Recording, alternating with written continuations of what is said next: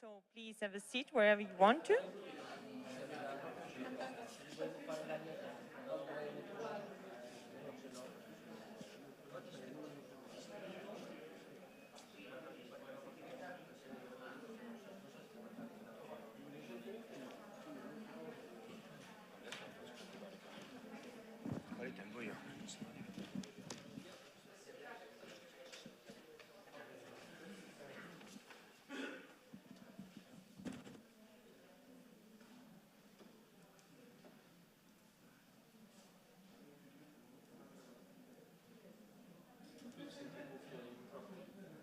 Io sento l'inglese. Beh, però quando chiama il video lo parla, c'è il video lo senti. Cosa?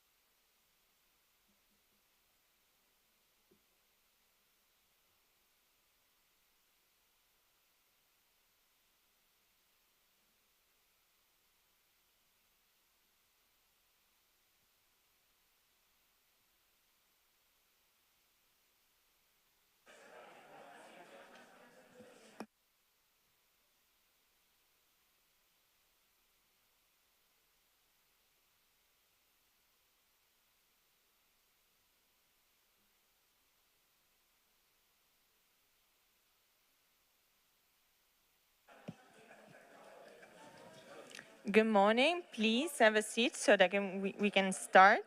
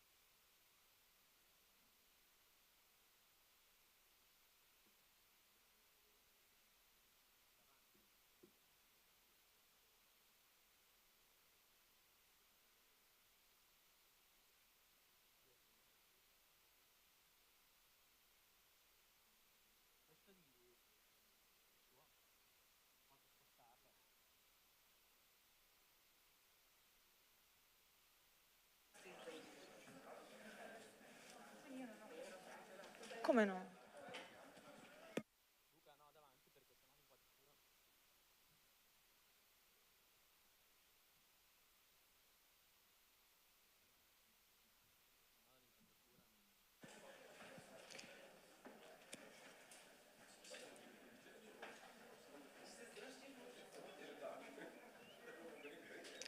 Good morning. Welcome at San Pietro Chiostri, Cloisters of St. Peter. Today we are starting our 10 days of activities, which will be entirely dedicated to the Urban Climate Justice Day. I would like to start thanking the municipality of Reggio Emilia for this wonderful space and this wonderful day, and the lab of Chiostri di San Pietro. So we would open this day with a welcome address from the mayor of Reggio Emilia, Luca Vecchi, and from the deputy mayor, Lanfranco De Franco. So please.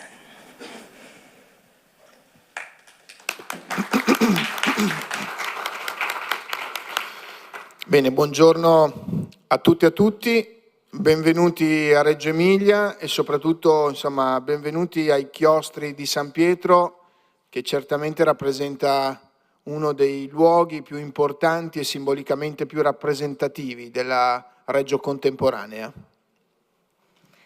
So good morning, everyone, and welcome to Reggio Emilia. We're very, very happy to have you here. We're happy to have you in the chiostri of San Pietro, which definitely represent a symbolic part of this city. Sì, mi limiterò ad un breve saluto. Io credo sia giusto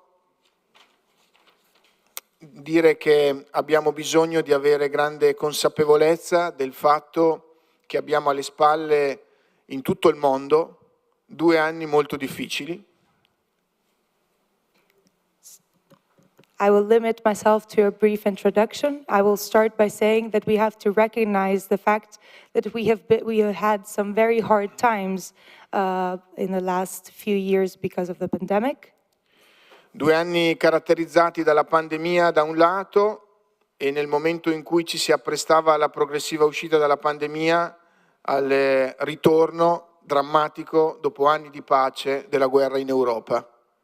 From one side, of course, we have the pandemic, but unfortunately, after we were starting to get back to the ordinary life of after the pandemic, we had, after years of peace, the return of war.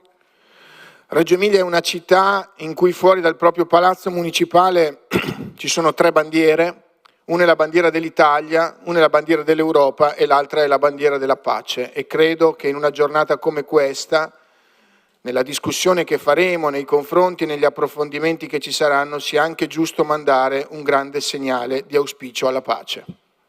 In front of the municipalities, there are 3 flags. One is the Italian flag, one is the European flag, and one is the peace flag.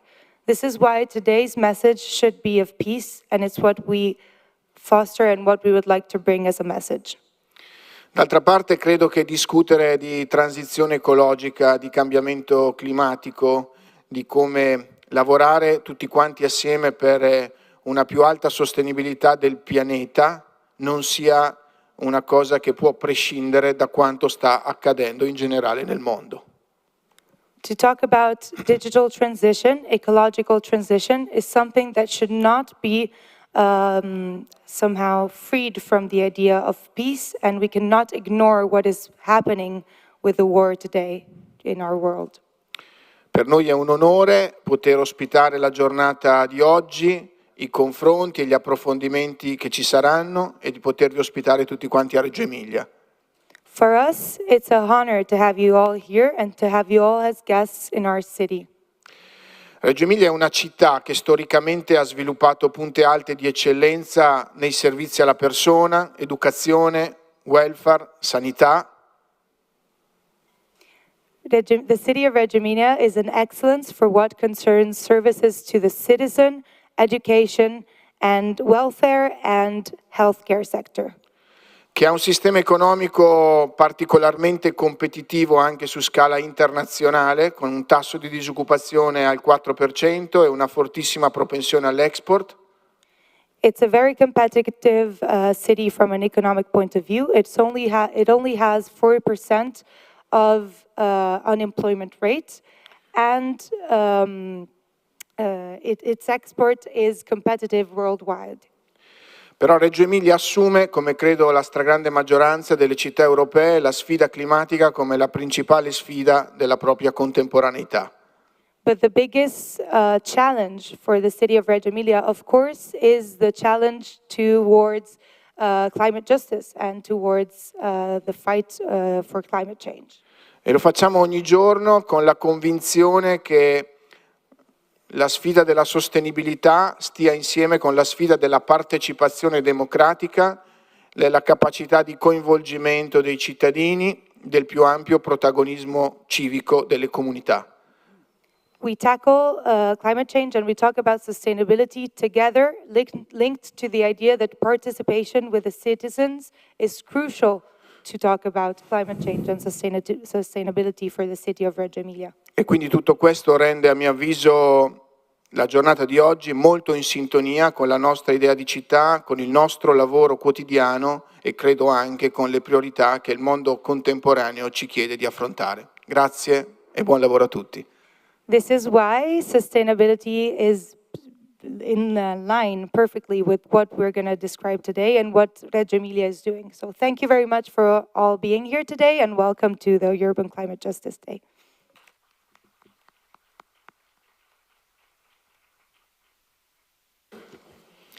Hi everyone, I would like to start with a brief video.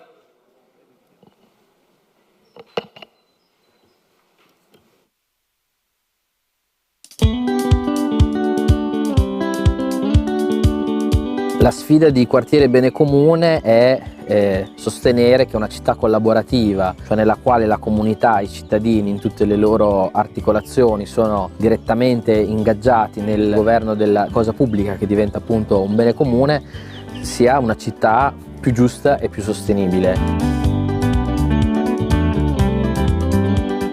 L'idea è che le persone possano partecipare ogni giorno, possano contribuire ogni giorno e non necessariamente solo ed esclusivamente attraverso meccanismi come quelli della democrazia diretta, ma anche attraverso una partecipazione alla costruzione della decisione pubblica nei suoi aspetti anche più complessi, alla discussione, al dibattito pubblico su temi etici, su temi valoriali, identitari, anche abbastanza spinosi, su decisioni strategiche, ma anche e soprattutto alla implementazione di queste decisioni, alla gestione dei processi, alla gestione della soluzione e chiaramente alla ideazione delle soluzioni. Quando siamo partiti nel 2015 non avevamo chiarissimo come doveva funzionare il metodo di ingaggio, di coinvolgimento delle comunità. Abbiamo deciso che avremmo lavorato per quartieri, quindi dando importanza ai territori, alle comunità dei territori.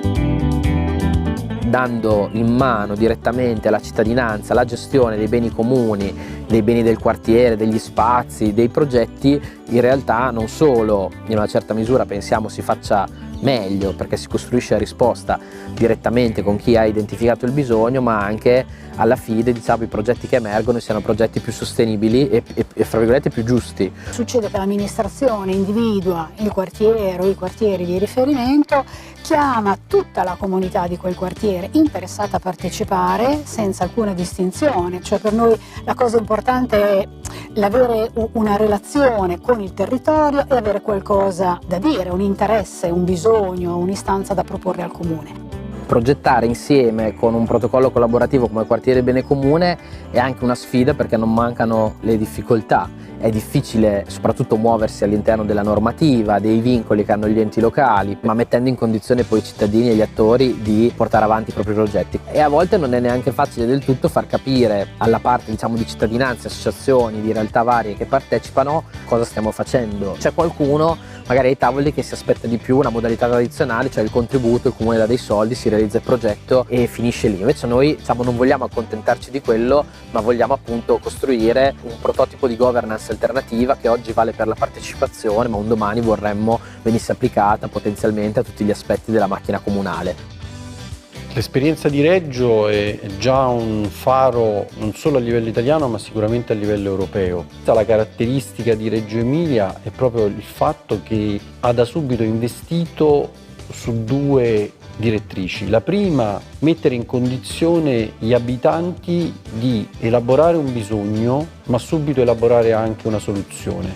Quindi non si è limitata a raccogliere l'abaco dei problemi, delle criticità, ma ha condiviso questo potere sostanzialmente. E questo è stato un elemento di forte innovazione che nel panorama internazionale non ha tanti ancora epigoni.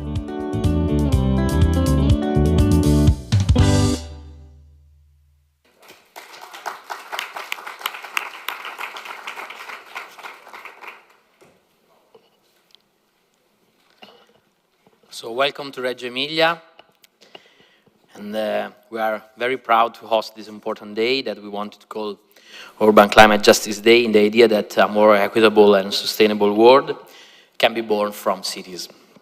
In a context in which the economy is increasingly globalized and digital, in which large investments often more move regardless of the will of democratic institutions, in which parliaments, governments, international law institutes are perceived as increasingly distant from people, We believe that cities, in particular we hope our cities, can be a different model of democracy, justice, sustainability, and being together. Our idea is that participation, understood as the active collaboration of people in decision and action in public life, and administrative innovation, understood as the ability to face the challenges of modernity, together lead to a more sustainable and equitable world.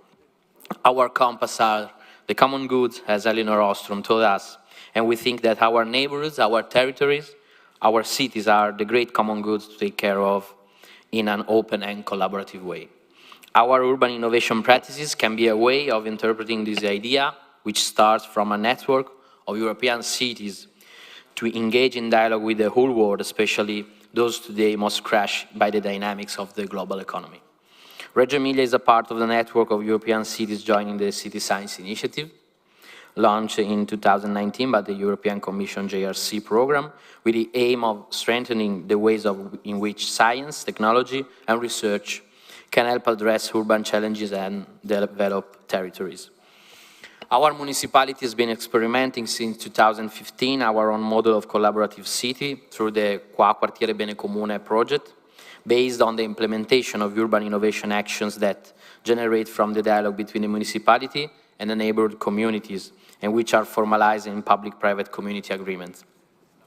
Our municipality approach is based on the most advanced theories of co-governance, in particular on the co-city model developed by LabGov.cities that sees cities as commons.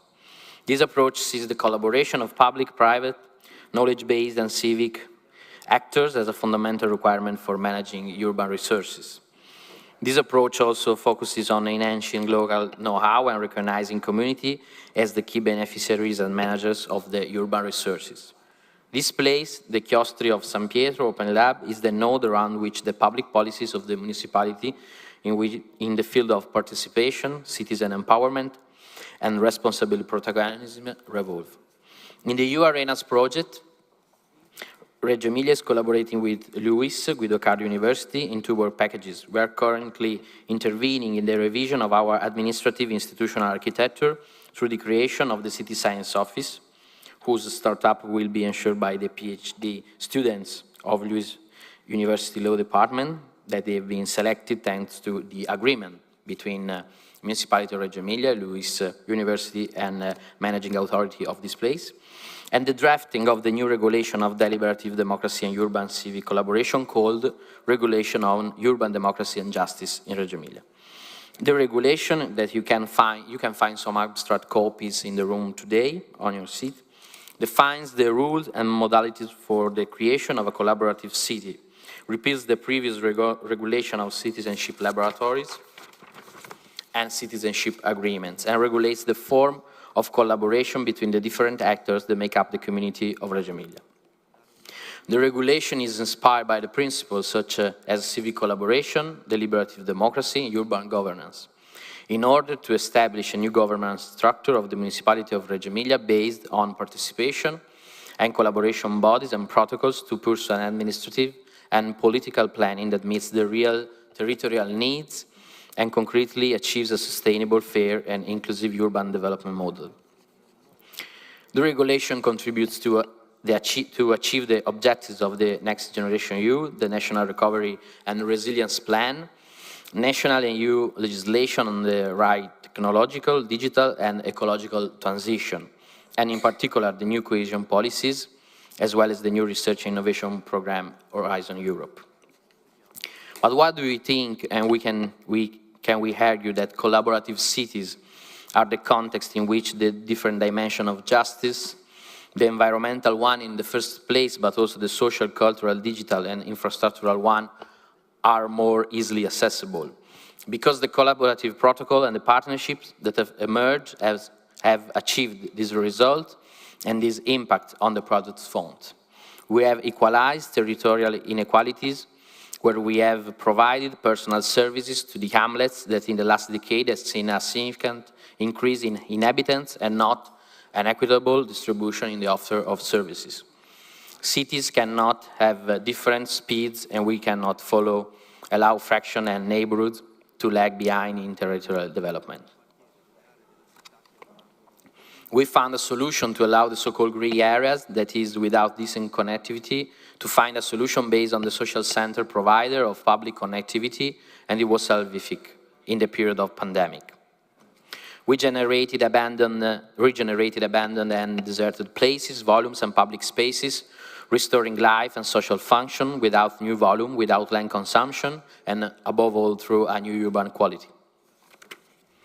But the results of a collaborative cities are also, above all, in terms of innovation of the dominant culture, which are the real variable if we want to change the development model. Collaboration and co-governance means distribution of responsibilities, a collective and choral action on a single objective, the government of a city and a territory that belong to everyone. Otherwise, it's just an exercise of delegation that often results in distancing from the institution, society, and the scenarios that await us. Collaboration means distributing information, awareness, complexity. Also for this reason, we speak of civic science and city science, which means the right to knowledge to govern rational and just cities together, not just intelligent ones. This means redefining and proposing the criteria by which we judge public action as good or not good. They are no longer the criteria of efficiency, convention, calculation, but they are that of justice, environmental protection, the right to public space as common good, and a common destiny. Today we will try to deepen this vision together, thanks to some great thinkers of our times, to those who sit in the large European public organization, to young students from all over the world with their ideas that look to a more just future, a more right future, a more equitable future, to a network of courageous and active local administrators. For one day, we will be the center of global social and climate justice elaboration, with a commitment not to waste this effort, to remain as a collaborative good practice network, and to meet again in the future to achieve the ambitious goal of a more equitable world that starts from the cities. We would like that from Reggio Emilia, an average European city with a great history in terms of cooperation and education, could grow the idea of a network, of a pact that starts from the bottom to become a large community of good practices, and a message that a different way to be together is not only possible, but it's necessary, and local administration are an active part of it. That laws and regulation must not be an obstacle, but an innovative tool to support companies that want to move forward in a more equitable, right, and sustainable way. So thanks to the whole UArenas network, to the City Science Initiative, to Luis Guido Carli, to LabGov.City, to the managing authority of the Reggio Emilia Open Laboratory, to the Easy Care Foundation, and good day, everyone. Thank you.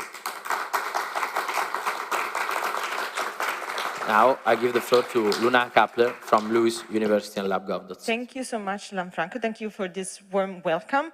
I would like just briefly to explain that today we are going to have 4 panels. The first one would be a policy seminar in which we will try to frame the World Day.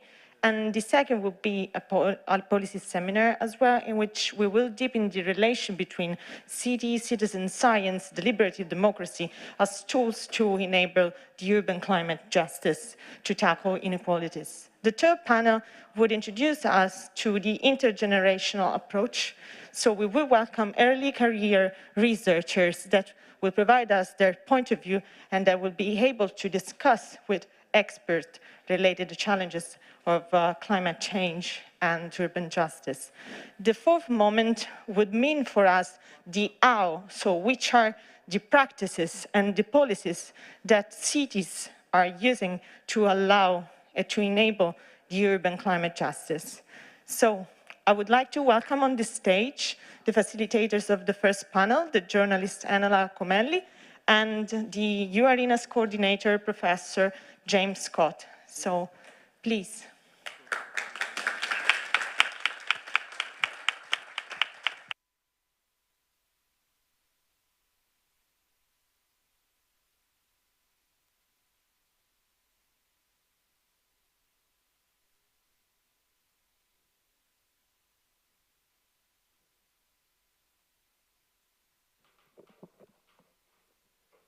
So good morning, everybody, and I will just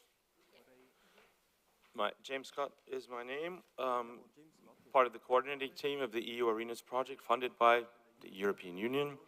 And the mayor of the city and Lanfranco have really gone to the core of what we are doing, so I don't have to elaborate too much on the project. But it is about local democracy as a platform for strengthening democracy in the European Union in general, given a rather challenging environment of populism, illiberalism in several member states, hostile environments to multi-level governance, to participation. What can we do against it? At the same time, it's not just about democracy, it's really about distributive justice, public goods, delivering to the citizenry, and trying to avoid the compounding of injustices, especially towards those most vulnerable members of local communities. And what more fitting topic to discuss than climate change, because it has a global impact, but cities are feeling it every day in a very concerted, concentrated manner. Okay, I think we can, I'm not going to go into any detail because, as I said, this has already been done by our gracious hosts, and it's really great to be here in Reggio, a very stimulating and inspiring place for thinking about democratic alternatives, futures that take us really beyond the traditional repertoire of participation. And I will give the word to my neighbor, to Elena. Thank you, James. Thank you very much for this short introduction. I like short introductions. I'm a journalist. I have been writing about climate and environment for the past 20 years. And, well, I'm very happy to be here. Thank you for inviting me. And thank you for being here, to everybody here in this room, and also to the people that are following us online. I guess there is some followers. So we will have the honor of hosting three very interesting people on this panel. We will have on the screen from Brussels, Matthew Baldwin, that I don't know if he is already here. Yeah, he is. So he is the Deputy Director General of DG Move. And his main current focus is as manager of the Commission's Horizon Europe mission for 100 climate neutral and smart cities by 2030. Then we will have here with us Caroline Nevian. I invite her to come to the table, who is the Chief Science Officer of the City of Amsterdam and professor at Amsterdam University. So her research is focused on designing urban experience. And we will have also Sheila Foster. Please, Sheila, if you can come. Sorry. Yeah, it's, yeah. So Sheila is professor of law and public policy at Georgetown University and co-director of LabGov. That's an international research project that has pioneered a new model of urban governance based on participatory democracy. So thank you for being here. I think I'll be very brief. So I'll give I'll ask Matthew Baldwin if he can with him. Okay, very nice, Matthew. Thank you for being here. So, it's your turn, please. Thank you very much. Okay, so I guess I mean you will be talking about the European Commission And the way it's possible to stimulate the responses of cities to the challenges of climate change through democratic tools, right? Yes. Yes. Right one. Greetings to everyone in Reggio. I'm so sorry I can't be with you. I'd already committed to be at a big cities conference here in Malmö, in Sweden. But I'm really sorry not to be with you. Many thanks for inviting me. It looks like a wonderful day, and I wish I could be staying with you for more of it. A few quick general remarks, if I may, to set the backdrop to what we're talking about. I don't think I need to say to this audience, after those wonderful speeches from the mayor and the deputy mayor of Reggio, why we're acting against climate change. It is, of course, an existential question. And what I find very interesting about this, and it really came home to me when I was at COP26 in Glasgow last year, is that, of course, it's a global existential problem. It's being negotiated at the national level in these series of commitments we're trying to extract from countries to tackle climate change seriously and quickly, but it will be implemented locally. And that's right, because actions against climate change are an intensely human process. And therefore, I think it's entirely appropriate, naturally, as night follows day, that justice must be at its core. I loved what the mayor said about justice bringing peace. And we should always remember, as we try to go about our daily business, we must remember what is happening in Ukraine, and remembering that the cities are, naturally enough, at the front line. And what Vladimir Putin is trying to do is to destroy the cities, the places where people live, the places where people grow and breathe together. And it is natural that they're at the front line. And we must resist this, of course, this action to destroy Ukrainian cities.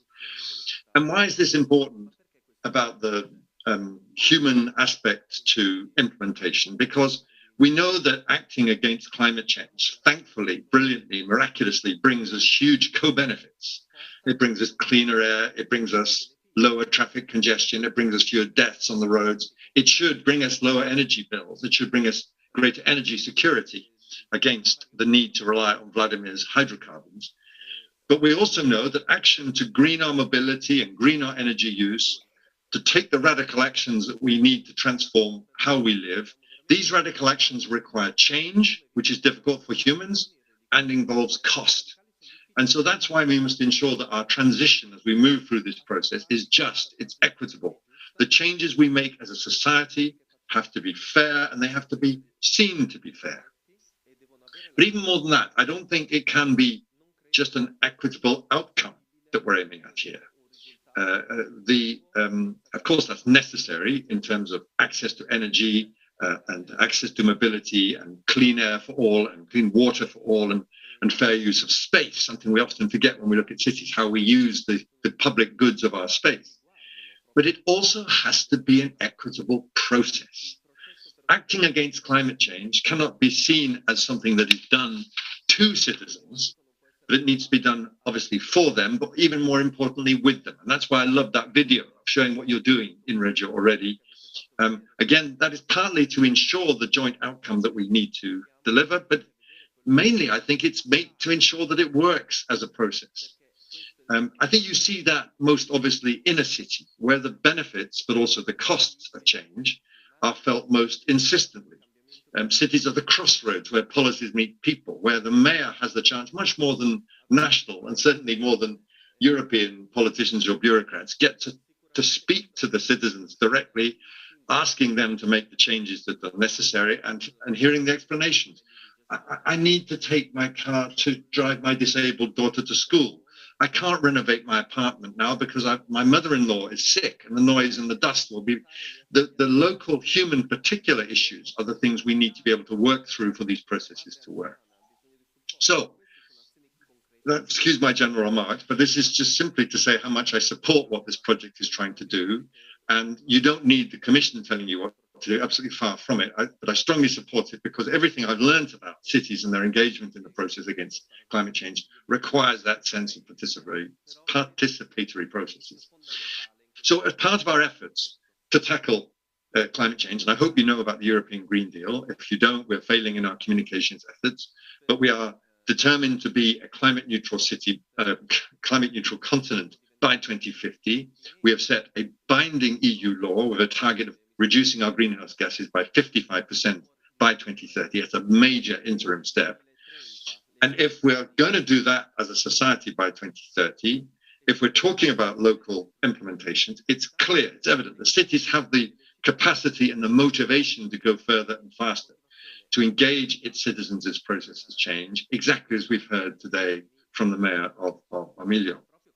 And as Professor Ionone said, my good friend, so eloquently in the video, citizens can and must be involved in these day-to-day decisions, in managing the public goods, in developing participatory budgets.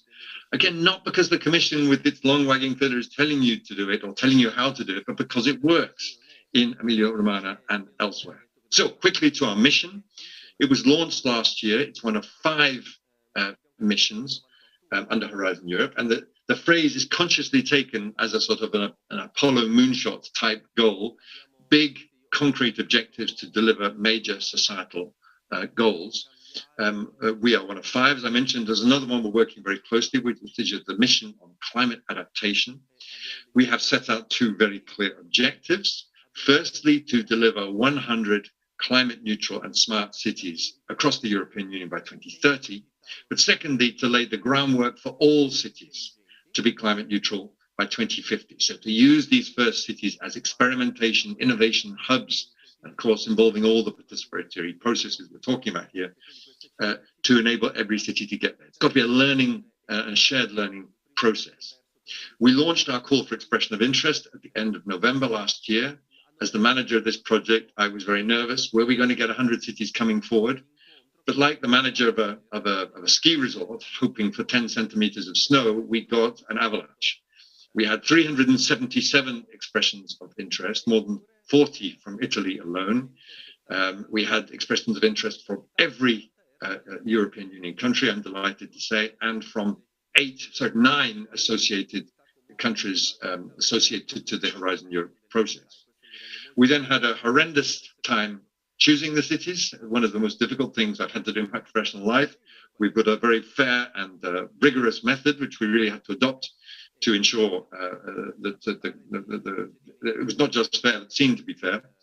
And we've announced the 100 cities on the 28th of April, plus an additional 12 cities from the associated and associating countries. Again, we've taken cities from each one of our member states, and the cities we've chosen cover 12% of the EU population. So as an indicator of how serious this could be in terms of its consequences, if we have 12% of the population living in cities committed to get to net zero by 2030, that can make a major contribution, not just to the 55% target by 2030, but to the climate neutral goal by 2050. We have 75 million people living in the cities in this program.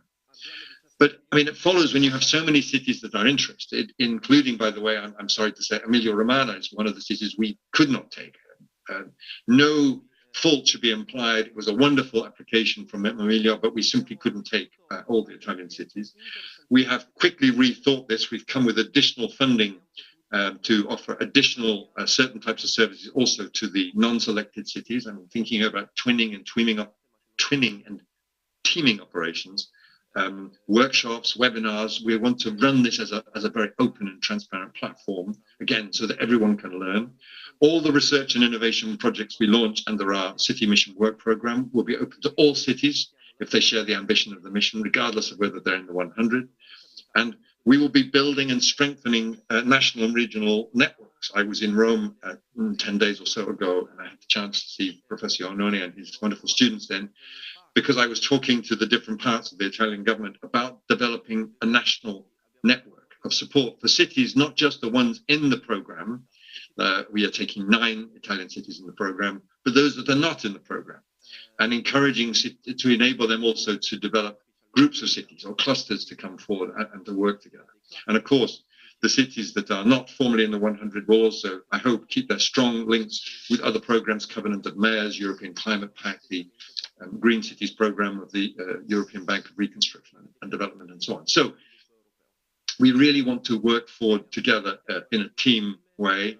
There is strong interest from at least 3 different Italian ministries, I think probably 4 actually, in developing this network, and I'll take that forward. And I really hope that cities like Emilia-Romagna do not think, oh, that's the end of the road, but that work continues. And having listened to what I've heard this morning, I profoundly believe that's going to be the case.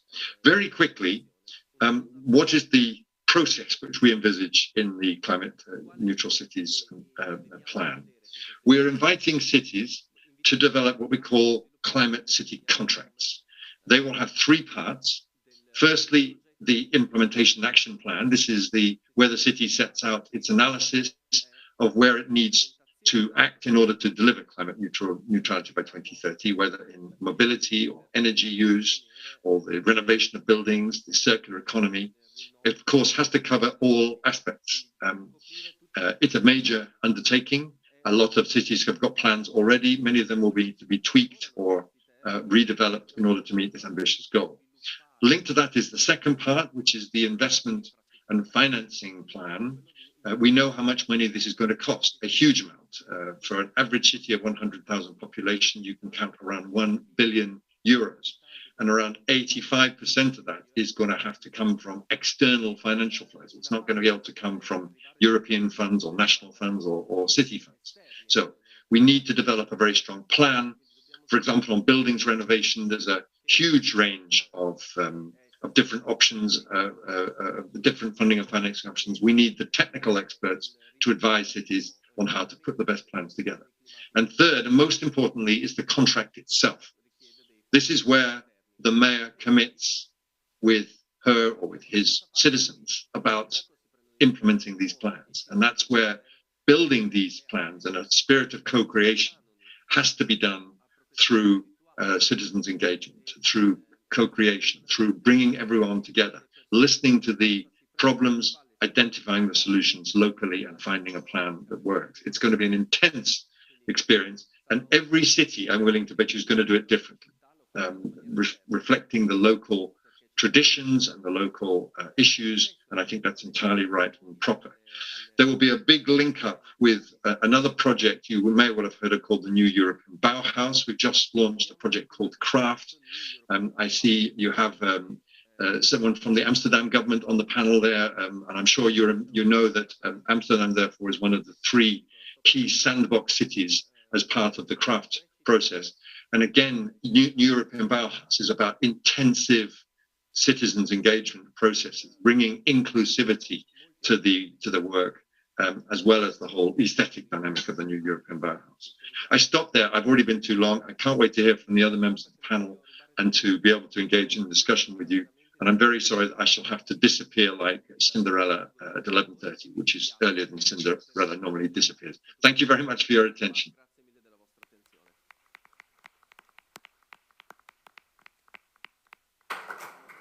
So thank you very much, Matthew Baldwin. We will come back to you afterwards for the questions, maybe. But I'd like to introduce Karin Nevian. That's, as I told before, the Chief Science Officer of the City of Amsterdam. So as Baldwin told us, it's climate policy can't be on the citizens, but for the citizens and with the citizens. So you are probably advising the mayor of Amsterdam how to do this. Please explain. It works, right? Yes. So I agreed that I could share my screen because to be faced with climate change, you know, it's a Commission problem, but it's also a problem for all of us. We live in a delta, so we will be flooded.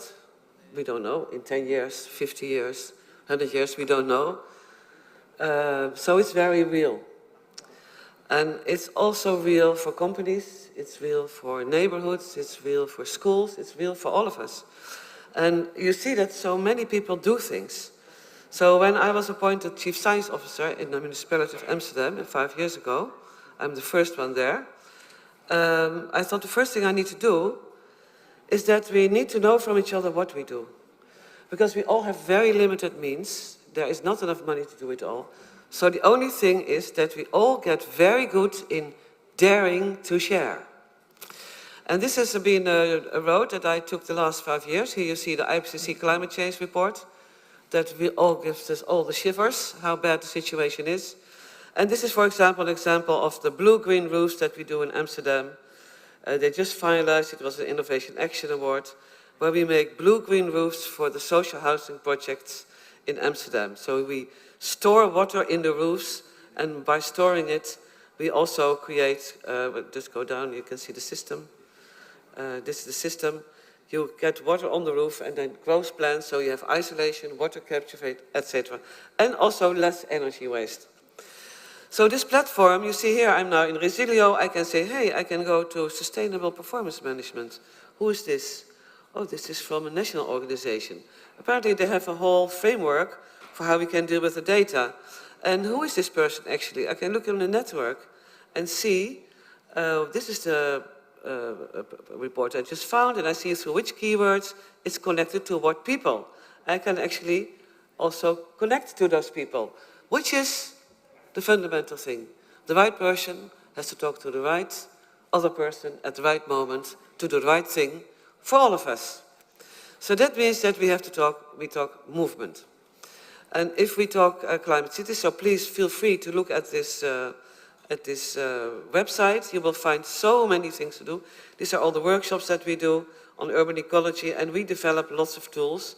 And I wish we had a platform in Europe which would be federated like this is, so not owned by the Commission, but a platform where each city owns their own contribution so we can give to each other.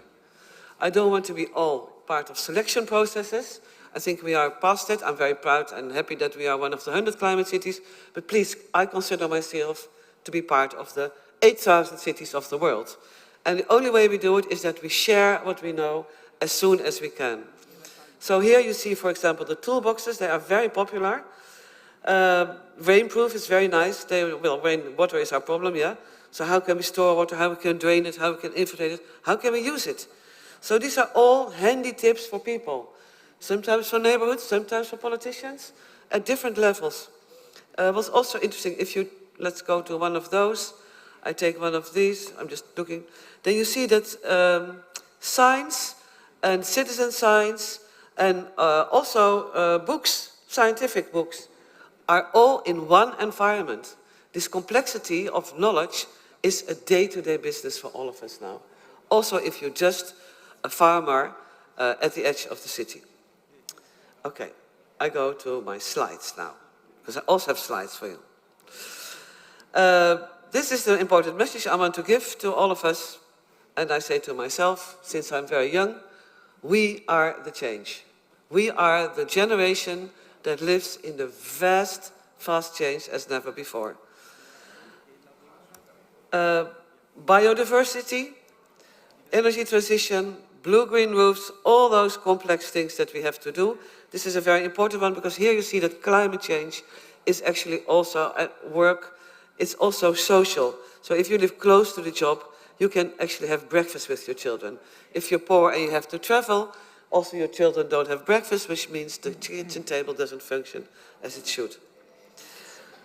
So how do we address this accumulating, accelerating crisis? Do we need to collaborate? And if so, I mean, some people really question that. So if I talk to consultancies who really rule European Commission sometimes, they don't need to share. So I think the policy that we have in the scientific, open access is a requirement. I think this should also be a requirement for all climate justice actions from now on. And how can we collaborate when we have no time?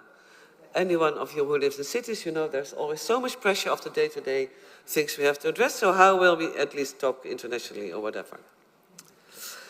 So with the pandemic, many patterns were broken and structures were trembling. I was very honored to be invited to work for the architecture of Biennale in Venice, but of course it didn't happen because the pandemic was there. So we decided to make local impact in Venice while not being there. Can we do this?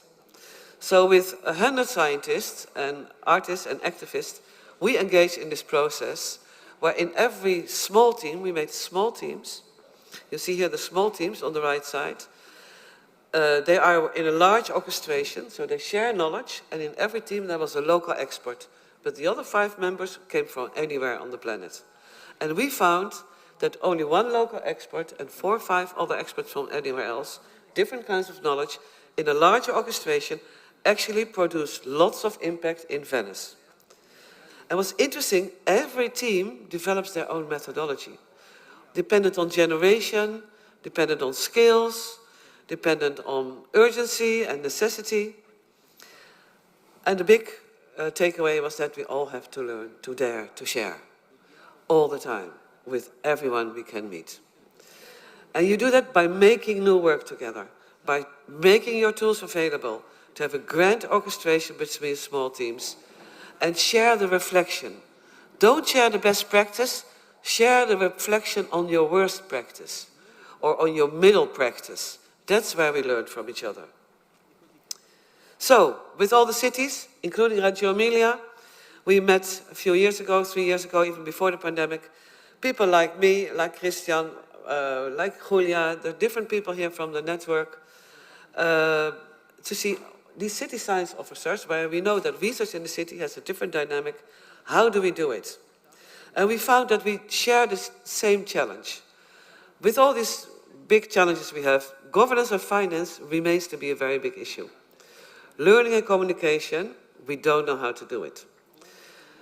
To develop the new research paradigm for city science, to which also scientists can contribute. I tell them regularly, my fellows in the university, I said, the complexity you deal with in 1 month is the same amount as my colleague in the municipality in 1 hour. Because there, anything you do has social implications, has ecological implications, does concern the finance department. Data exchange is a major issue where I really hope that the Commission is going to put huge effort on, because no city can do it alone. And the agency of the city, we all work to make it bigger. We asked the Commission to make the relevancy of the research that's been done bigger, to please translate it to solutions we can use, and solve the lack of access to data. We sent a letter to the Commission. Very nice, the Commissioners wrote us back that we are very important indeed. And so we now said, let's see what we really need when we work together, because we have so many initiatives, like I make a platform in Amsterdam, but how can we do this in a larger framework? And we came up with this notion of the urban regional research ecology. You see, it's created by Amsterdam, Reggio Emilia, Thessaloniki, Hamburg, Paris, Marseille, but also Espoo, Barcelona. Many cities contributed to this thinking. Because we realized that if we want to enhance the resilience of the cities, we need to include research in the primary process. This means we have to develop new methodologies and effective interfaces, and to be a solid sounding board for the Commission. Because societal impact happens in all steps of the research process, and research is relevant in all steps of the policy process. So it's about making blueprints for messy cities, where different kinds of knowledge, disciplines, stakeholders, experts come together, merging on and offline realities. I mean, it's fantastic that we have the IT as it is today, in culture orchestration, in rhythms of interactions. We also have to build on the emerging communities of practice, where theory and practice interact and where the sense of urgency is shared, the responsibility is accepted, and the shared values guide how we go. These are the 3 kinds of crises we have all the time now: acute crisis, chronic crisis, and predicted crisis. And the research ecology can help to make an all-the-time structure where we can access just-in-time knowledge when we need. I'm going to skip this one. So this is the last one before we go into the ecology. So you use interdependency as a force for resilience, instead of a hindrance to independent science. We turn it around. We build on a community of practice. Values direct the policy and research process so everybody can contribute. And we have to be transparent to newcomers. And this is very fundamental, because if you just enter this field, it's like a forest in which you cannot recognize the trees. So these are the values we have identified: research for democracy, evidence-based policymaking, societal impact, and design for planet, people, and profit, in that order. These are the dynamics that you need to organize in your city if you want to participate. and make sure that it works, your ecology locally, regionally. And these are the elements that you need to put in place to do so. So the resource capacity in management, the fact that we have aldermen and mayor in Reggio Emilia today who support science in the city and city science, is fundamental to the possibilities that you can do. But also you need to have the formal agreements, the structured collaborations that also give context to temporary collaborations. And then you can make a portrait, well, this is a portrait of my city, where I can see, on the left you see all the sort of elements I need to have in place. I see the values and the dynamics. Where are we doing well and where are we not doing well? And I can also see what does the city contribute and what do the universities contribute. And there you can see the universities can really put a step forward. I'm also part of the university, so I'm allowed to say this, I think. And then in the end, I hope with the City Science Initiative, or your cities, or whoever makes a network, that we can make this exploratoria. This is just an example on urban heat, where we use the online world to work internationally for impact locally. And this exploratory way of working, grander orchestrations around a challenge, in this case I made an example of urban heat, small groups working on the issue, bringing it together, and that in my city I participate in urban heat, but also in wood, circular wood, in mental resilience, in children's rhythms, etc., etc. So I think we can do it. But really, values is core, and dare to share is one. It's a requirement to survive. Thank you.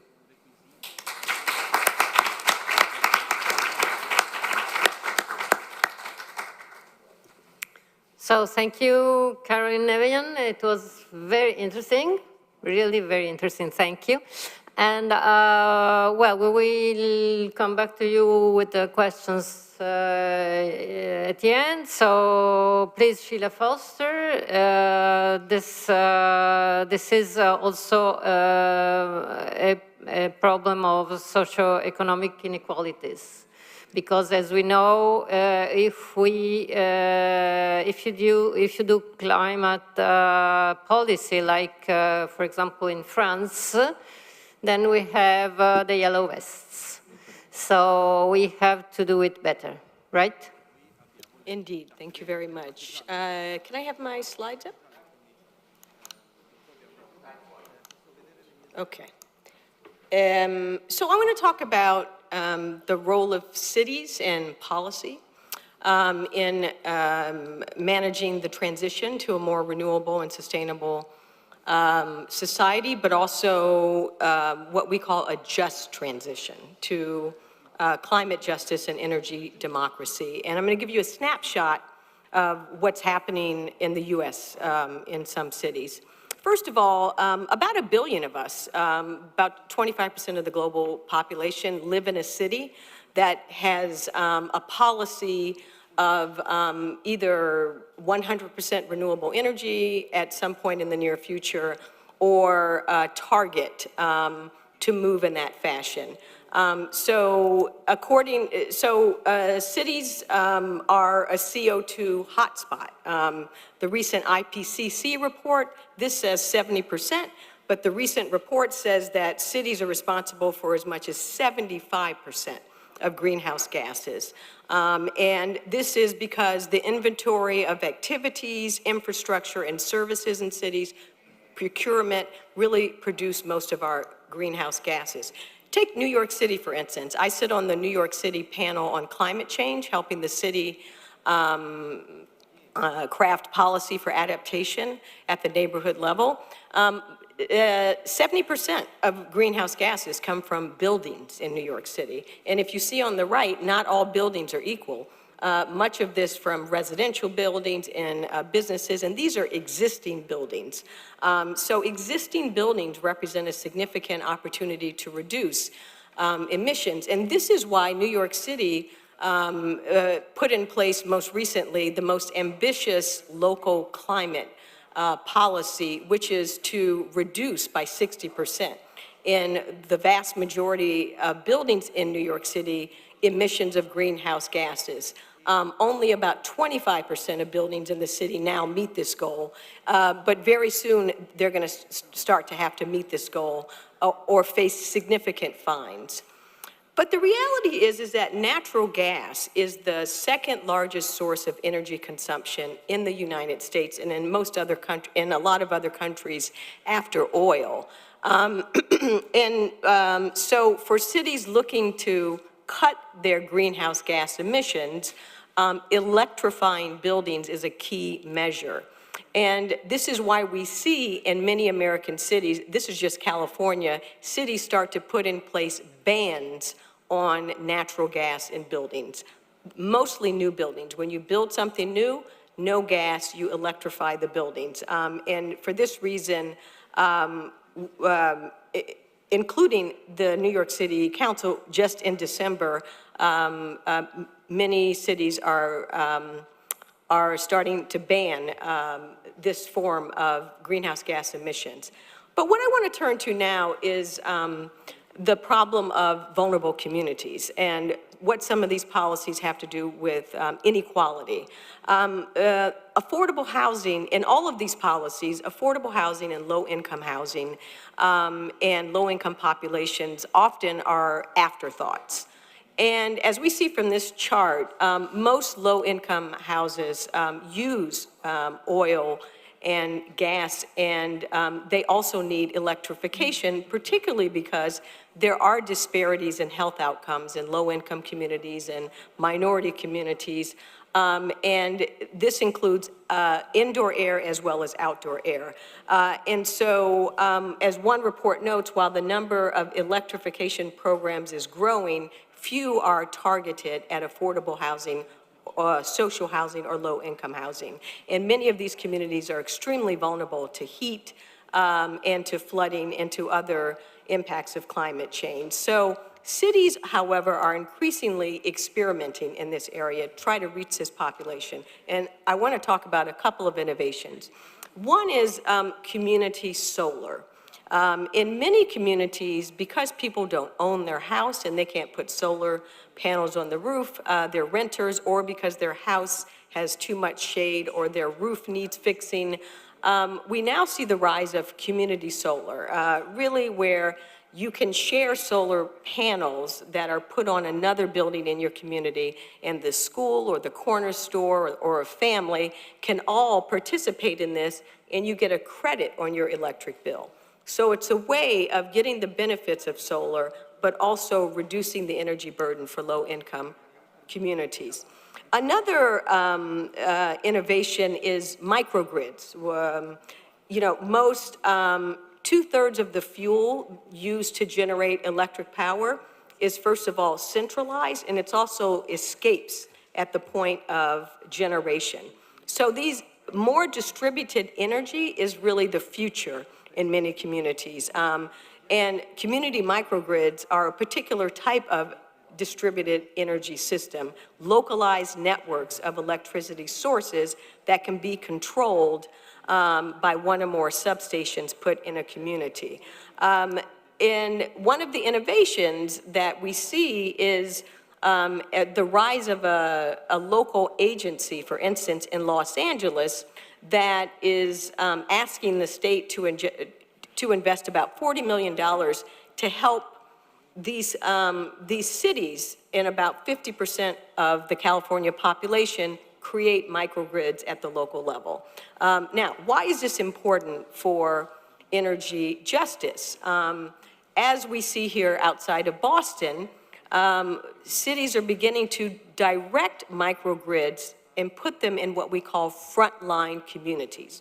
These are communities that are most apt to be impacted by climate change. So for instance, in California, outside of Boston, one small city called Chelsea is working to establish a microgrid that is cloud-based, because after a 2018 power outage left hundreds without air conditioning during one of the hottest summers, many of these poor minority residents were really left in a difficult situation. And so the local official here says, energy is a human right. We want to create fossil fuel zones around low-income communities. Low-income communities have no voice and say in the source of energy, but if we put substations, microgrids, they can have a say in how electricity is distributed in their communities and how it's priced. And this cloud-based these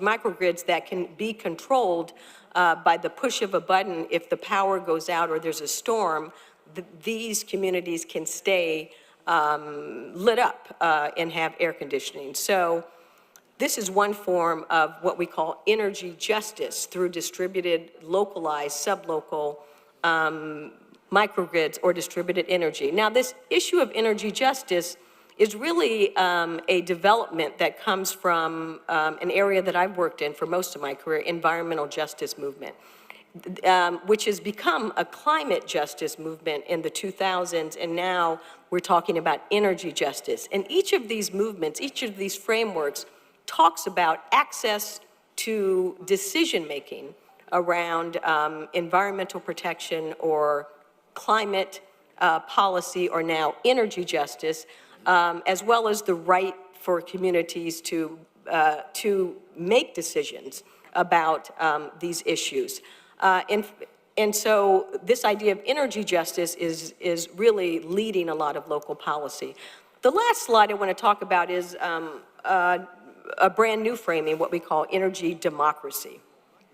And here, this is a slide that is the result of a listening tour of what's called the Tennessee Valley Authority, which covers most parts of the heartland of America, Tennessee, Alabama, Mississippi, Kentucky, Georgia, North Carolina, and Virginia.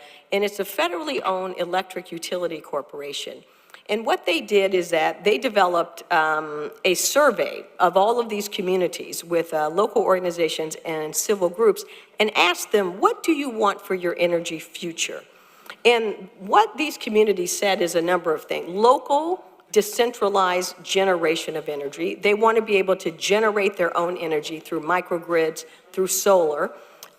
They want efficient renewable energy. They want a future without fossil fuels. They want democratic control. They repeatedly said they don't just want input, they want a real role in decision making. They want high quality energy jobs, so-called green jobs, that are safe and also that pay well. They want affordable electricity, equitable access. A lot of them are concerned about affordability as we transition to renewables. And they want an energy future that prioritizes health, healthy communities, not just for the environment, but for workers and everyday residents.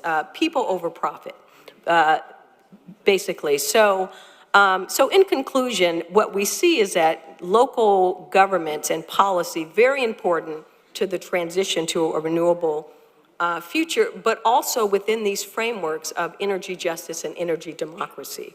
The idea of putting communities at the center, they're making decisions about how to generate their energy. We're reducing their bills through microgrids and solar, but also ensuring that they have good jobs for the future. Okay, I'll stop there.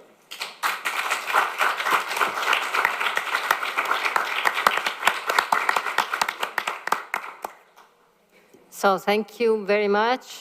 It was very interesting. I think that energy poverty is one of the main issues in a lot of cities.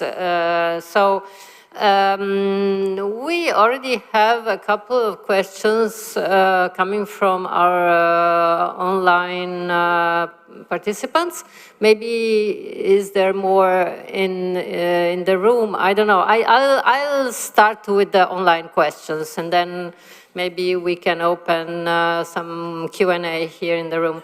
So to Professor Nevian, the first question that came was within your intervention, you discussed about European cities, but are you in contact with citizen science offices outside the EU?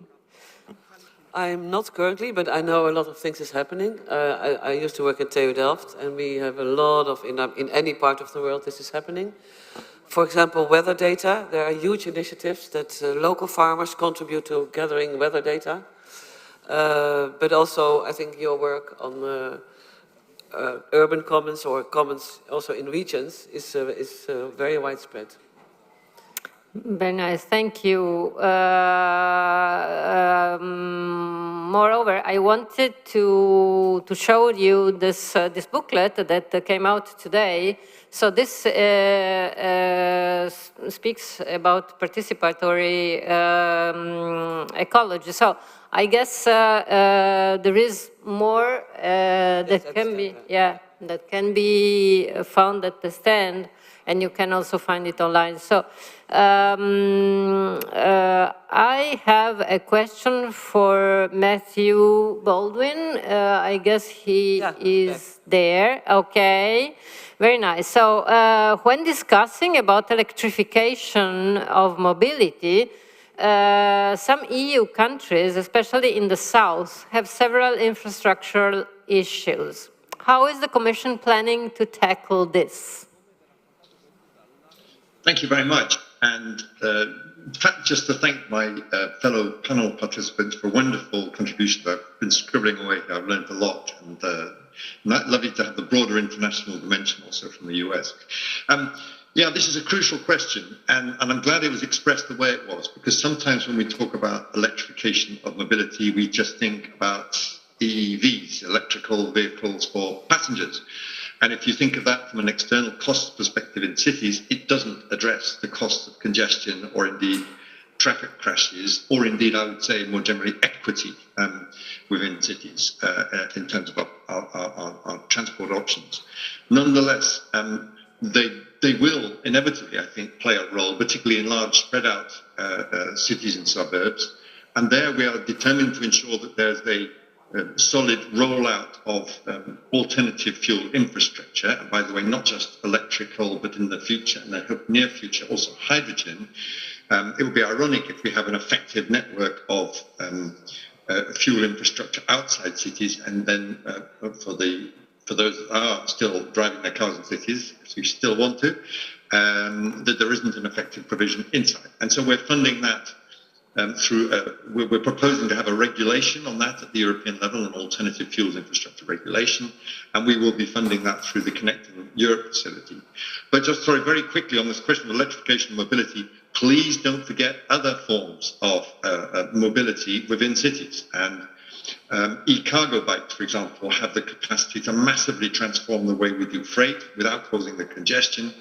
You know, many of us, I think, we're seeing how much our roads are all blocked up by vans dropping off e-commerce, and all of that can be transformed by a little more imagination. So we're also looking, as we ask cities to develop sustainable urban mobility plans, to include sustainable urban logistics plans as well as part of that. And last but not least, an appeal to cities. When you think about being climate neutral, please, please, please don't just focus on electric cars. Think about active mobility. Think about walking and bicycling and public transport. I'm often asked by my cycling friends, where's the plan for cycling in your climate neutral cities? And the answer is, try becoming a climate neutral city without a plan for cycling. The Commission doesn't need to insist on it. The cities that are doing this already, including here in Malmö and across the river in Copenhagen, they are building cycling, hardwiring it in. And I'm glad to say so are cities like Brussels. And I understand they also cycle a bit in Amsterdam. Thank you. Okay, and thank you, Matthew. I have one more question about the concept of energy democracy to Professor Foster. So it is a very interesting concept because it frames democracy also from a spatial perspective. So community energy is transforming the energy sector, making it more democratic and decentralized. On the other hand, there are powerful interests that oppose to this phenomenon. Do you believe these initiatives will receive support from policymakers in the short term? Well, I can answer for the for the Commission. There is a lot of effort about energy communities. So, but. Yeah, that's right. In the U.S., I mean, we see it happening, as I pointed out, through distributed forms of energy, this new agency in California. But there's also a lot of pushback, right? As local governments are putting in place gas bans and all of these innovations, the state governments, you know, we say we have blue islands, which is cities, in, you know, red seas, basically, which are states that are more conservative. And what they're doing is they're overruling some of the cities that are trying to do this. And so there's a real tension, and they're overruling it not just for ideological reasons, but because the energy industry is lobbying the state governments. Now, cities are finding ways around this, but it's still quite a struggle. So yes, there's tension. I think we're in a moment. Every policy that I talked about has been put in place in the last 24 months. So this is all kind of cities pushing forward on innovation, some pushback now. I think that the cities will win, actually. Can I comment on this? Of course. I would like to tell the story of the Netherlands, where water is, of course, a big thing, because we drown, we are underwater. So we have a special democracy for water, which is outside of the political parties, which is based on the regional water flows.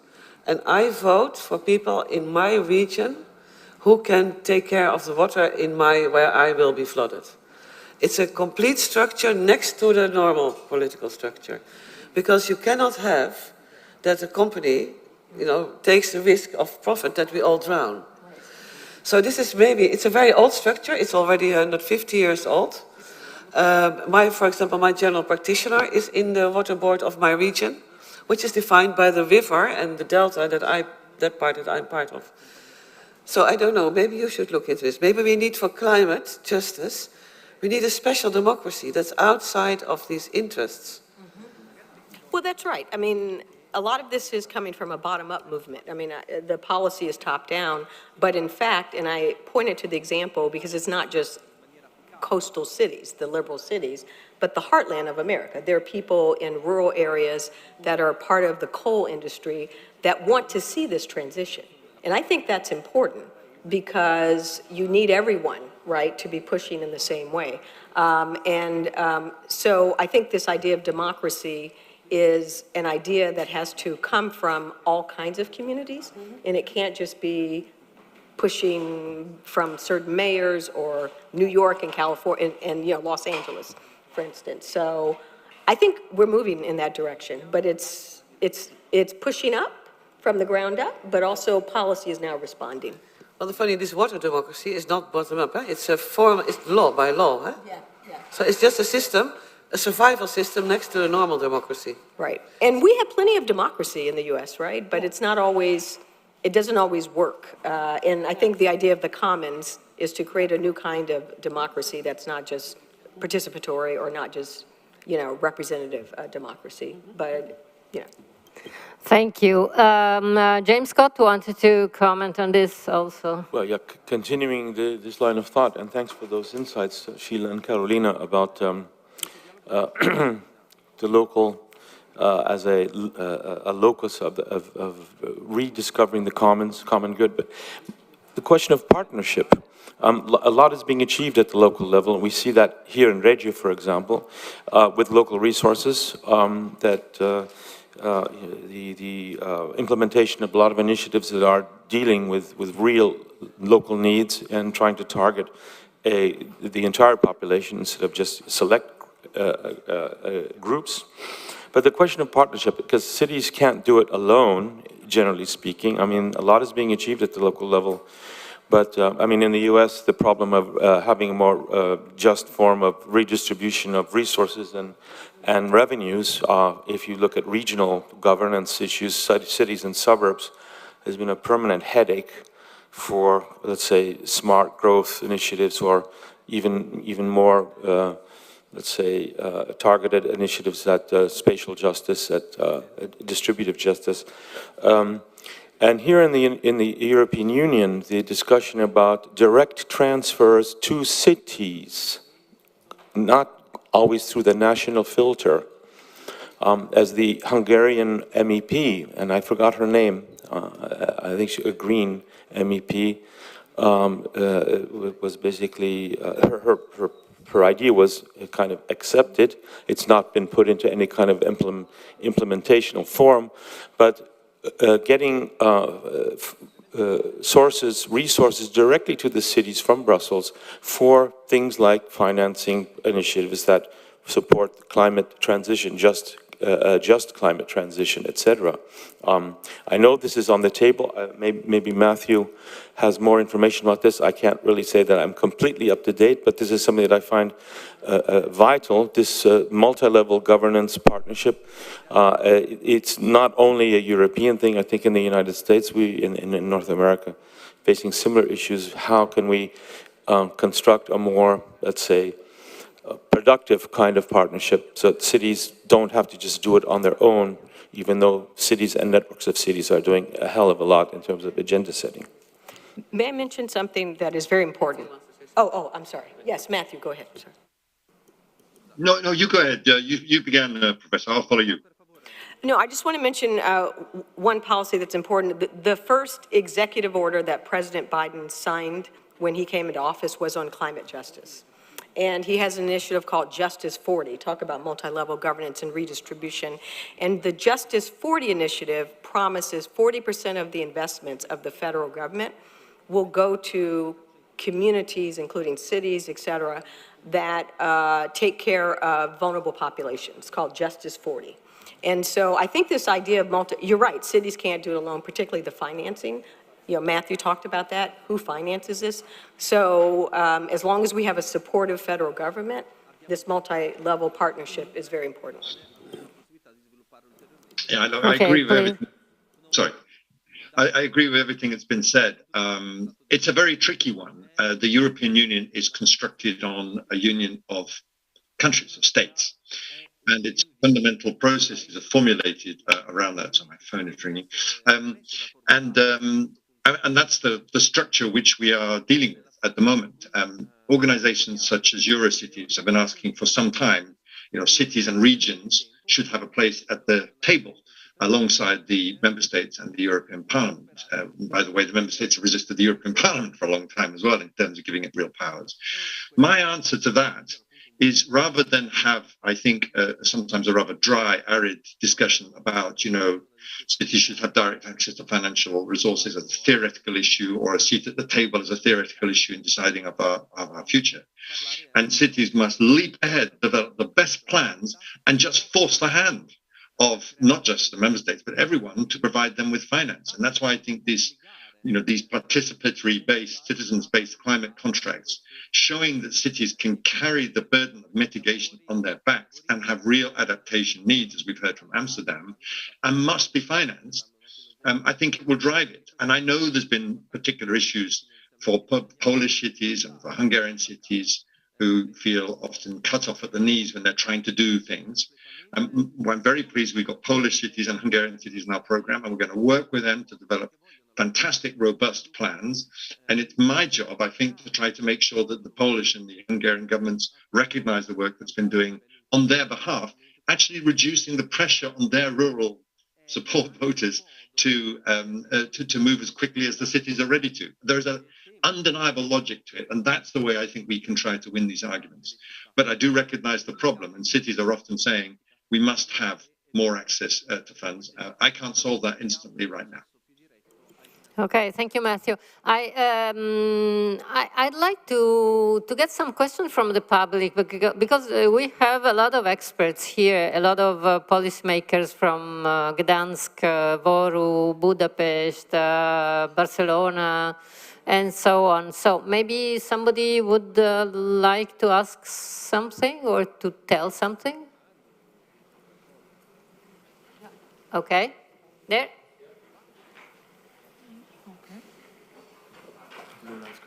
Should I run? So please introduce yourself. Okay. Hello, everyone. My name is Omolola Akini, and thank you, Professor Sheila Fuster, and that was quite an informative presentation.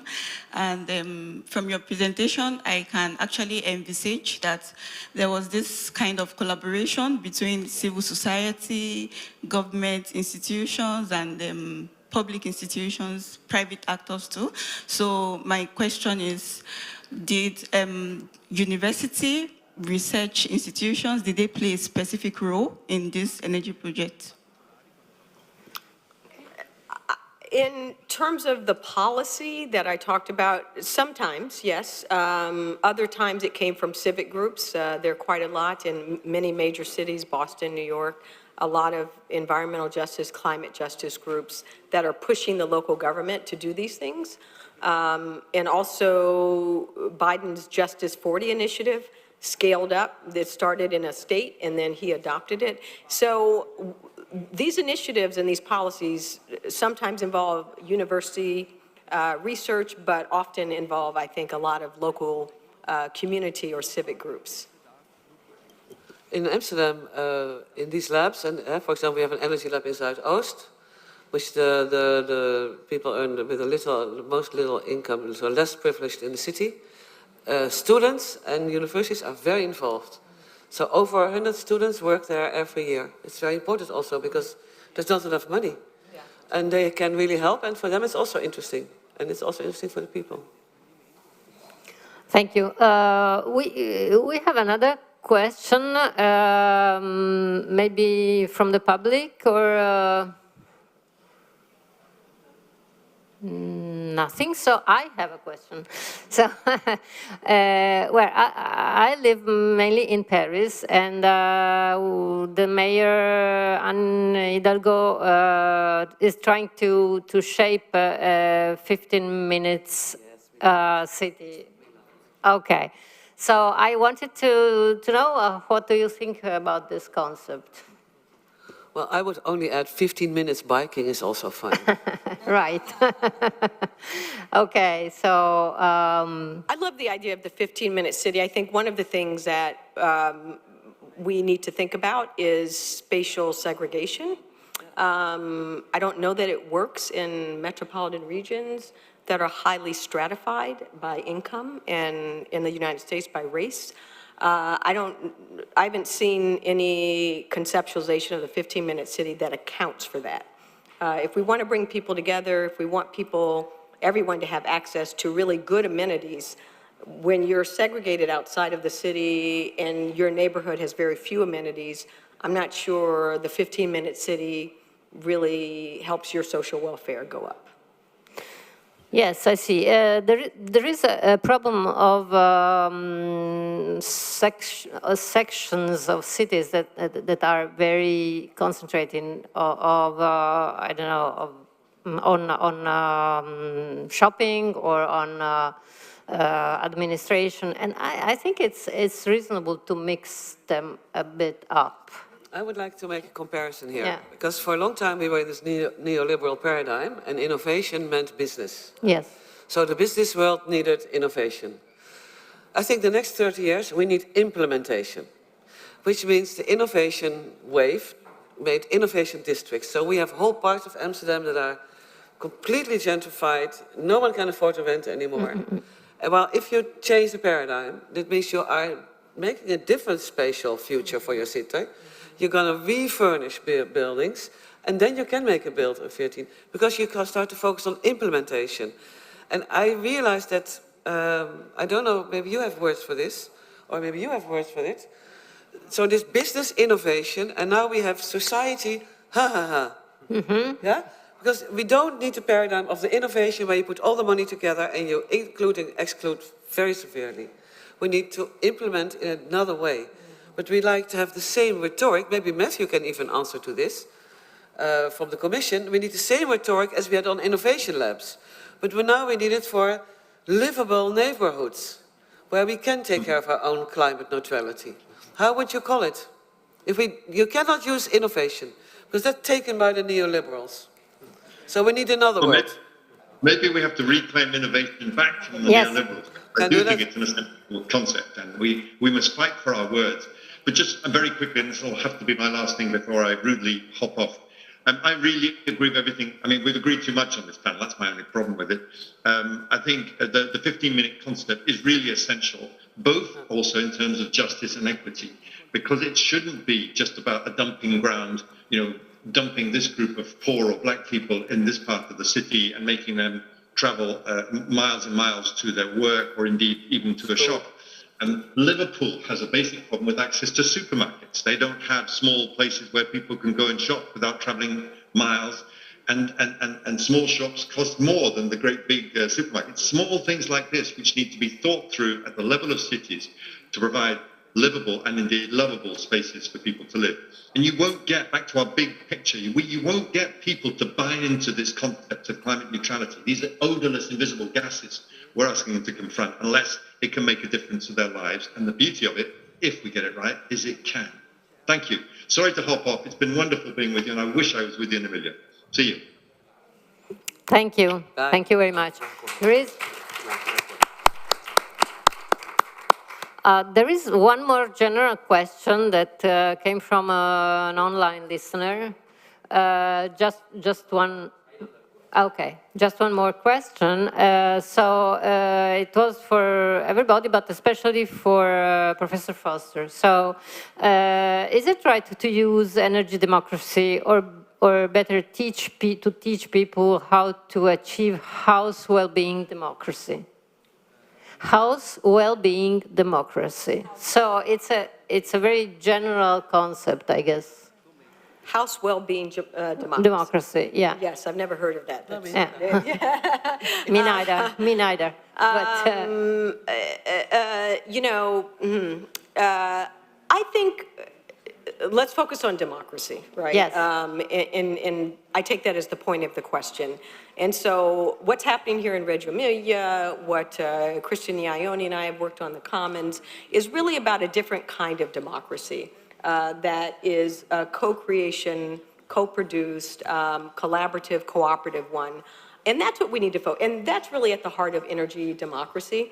You know, if you take out the word energy and if you put climate or house democracy, however you put it, the idea is that we need a different framework for how people are involved and who gets what say and how resources are distributed, including in the 15-minute city. Again, I love the idea what Matthew was saying, but if we don't think about how to get people within 15 minutes of a supermarket, in food deserts, for instance, or of green space in neighborhoods in which there's a lack of it, I'm not sure that we're doing anything that is really transformative. And I think the democracy part of this goes right to the straight, right. So we need to co-create and co-design the 15-minute. Of course, in order to apply it, you have to transform completely the way a city is urbanized, is organized. So I guess it's a long process. Yes. But I guess it's a reasonable one because, well, cities were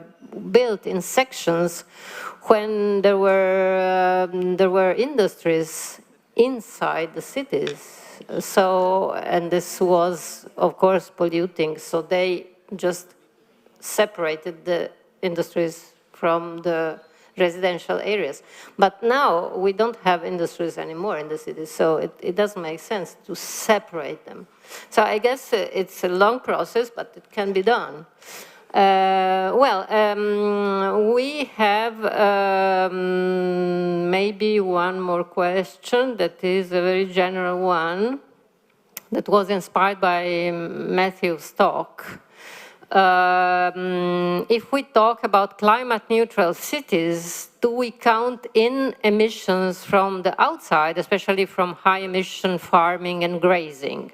And when talking about climate neutral continent, do we count in emissions from production of commodities imported to Europe from other parts of the world? This is very relevant.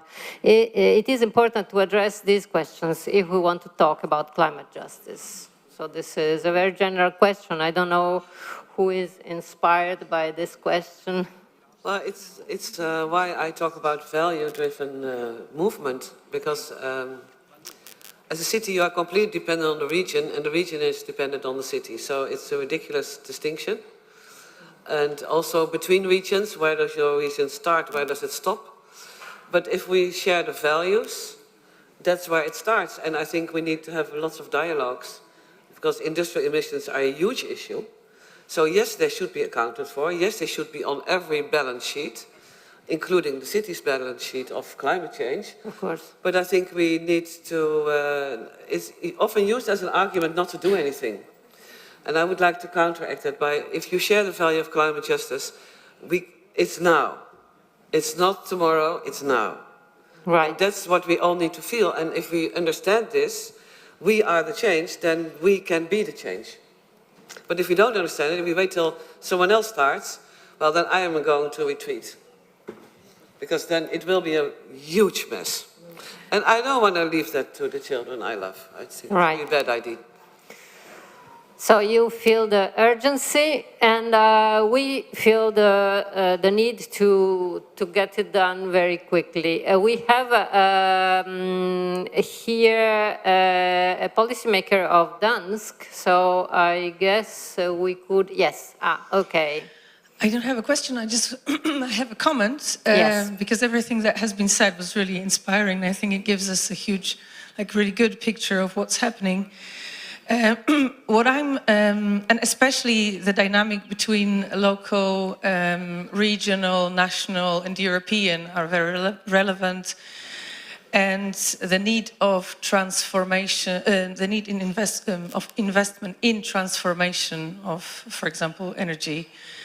But what I wanted to add here is a very individual dimension, not my personal, but the way what I observe in the picture is right now the lack of trust in this change that is caused by inflation and international situation, namely in Poland that would be war in Ukraine, which of course shows us how much we need to transform and get away from what we have been importing from Russia through Ukraine and all that. But from the individual perspective, especially those who don't have high income, it means that they will rather go back from trusting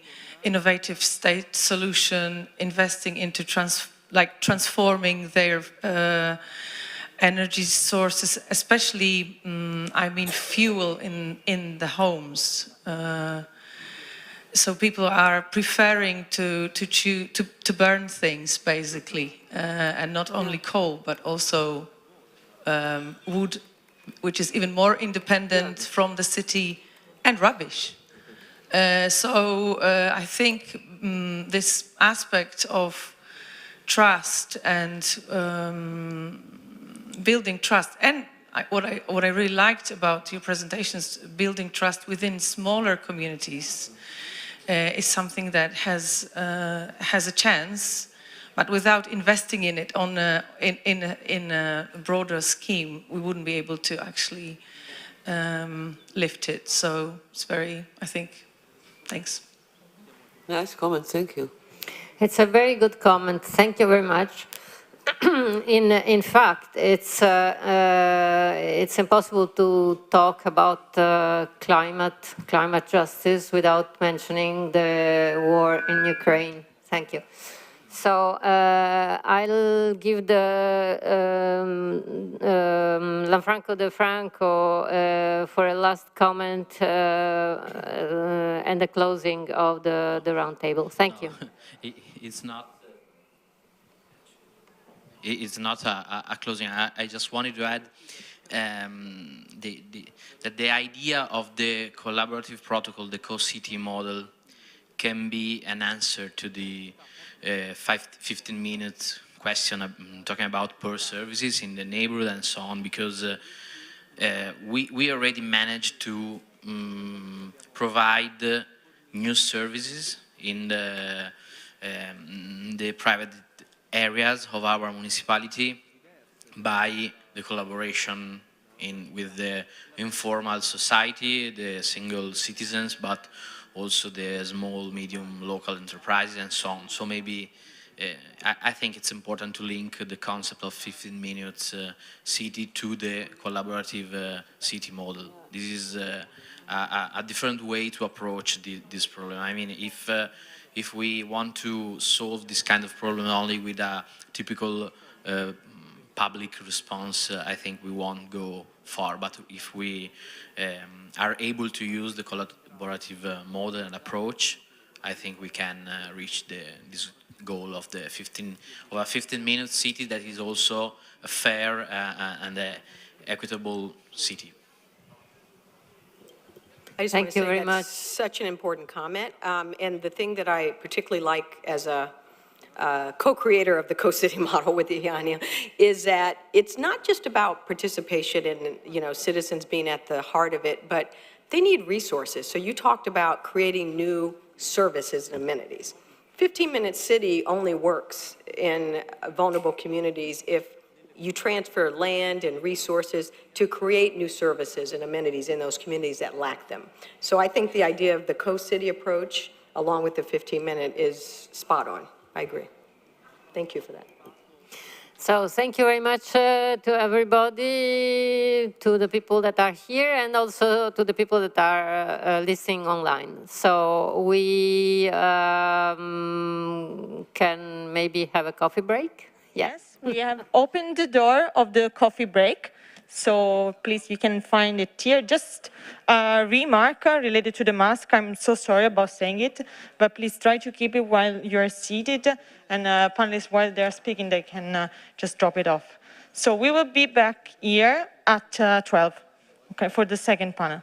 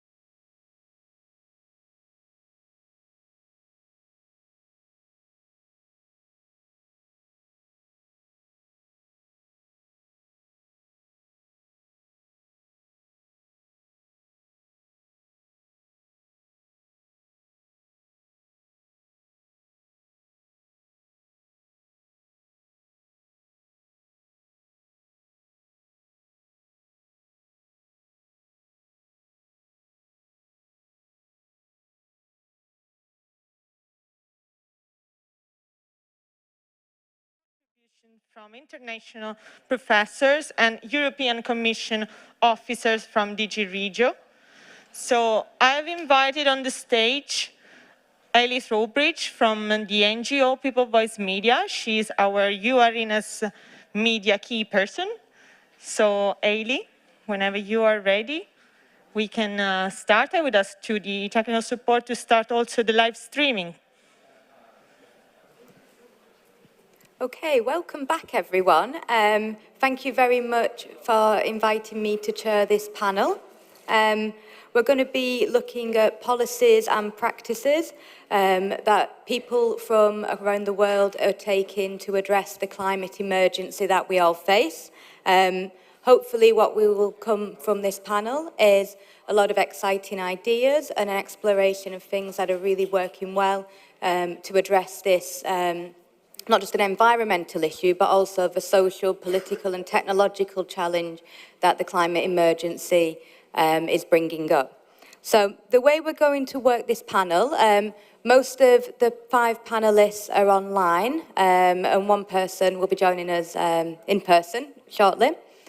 Each panelist will have between 10 and 15 minutes to share a short talk, and then there'll be time for questions after each panelist. If we're really good on the timekeeping, there'll also be a little chance at the end for some discussion and reflection overall. So we're going to try and keep it to time so that there can be contributions from both our in-person audience and also our online audience as well.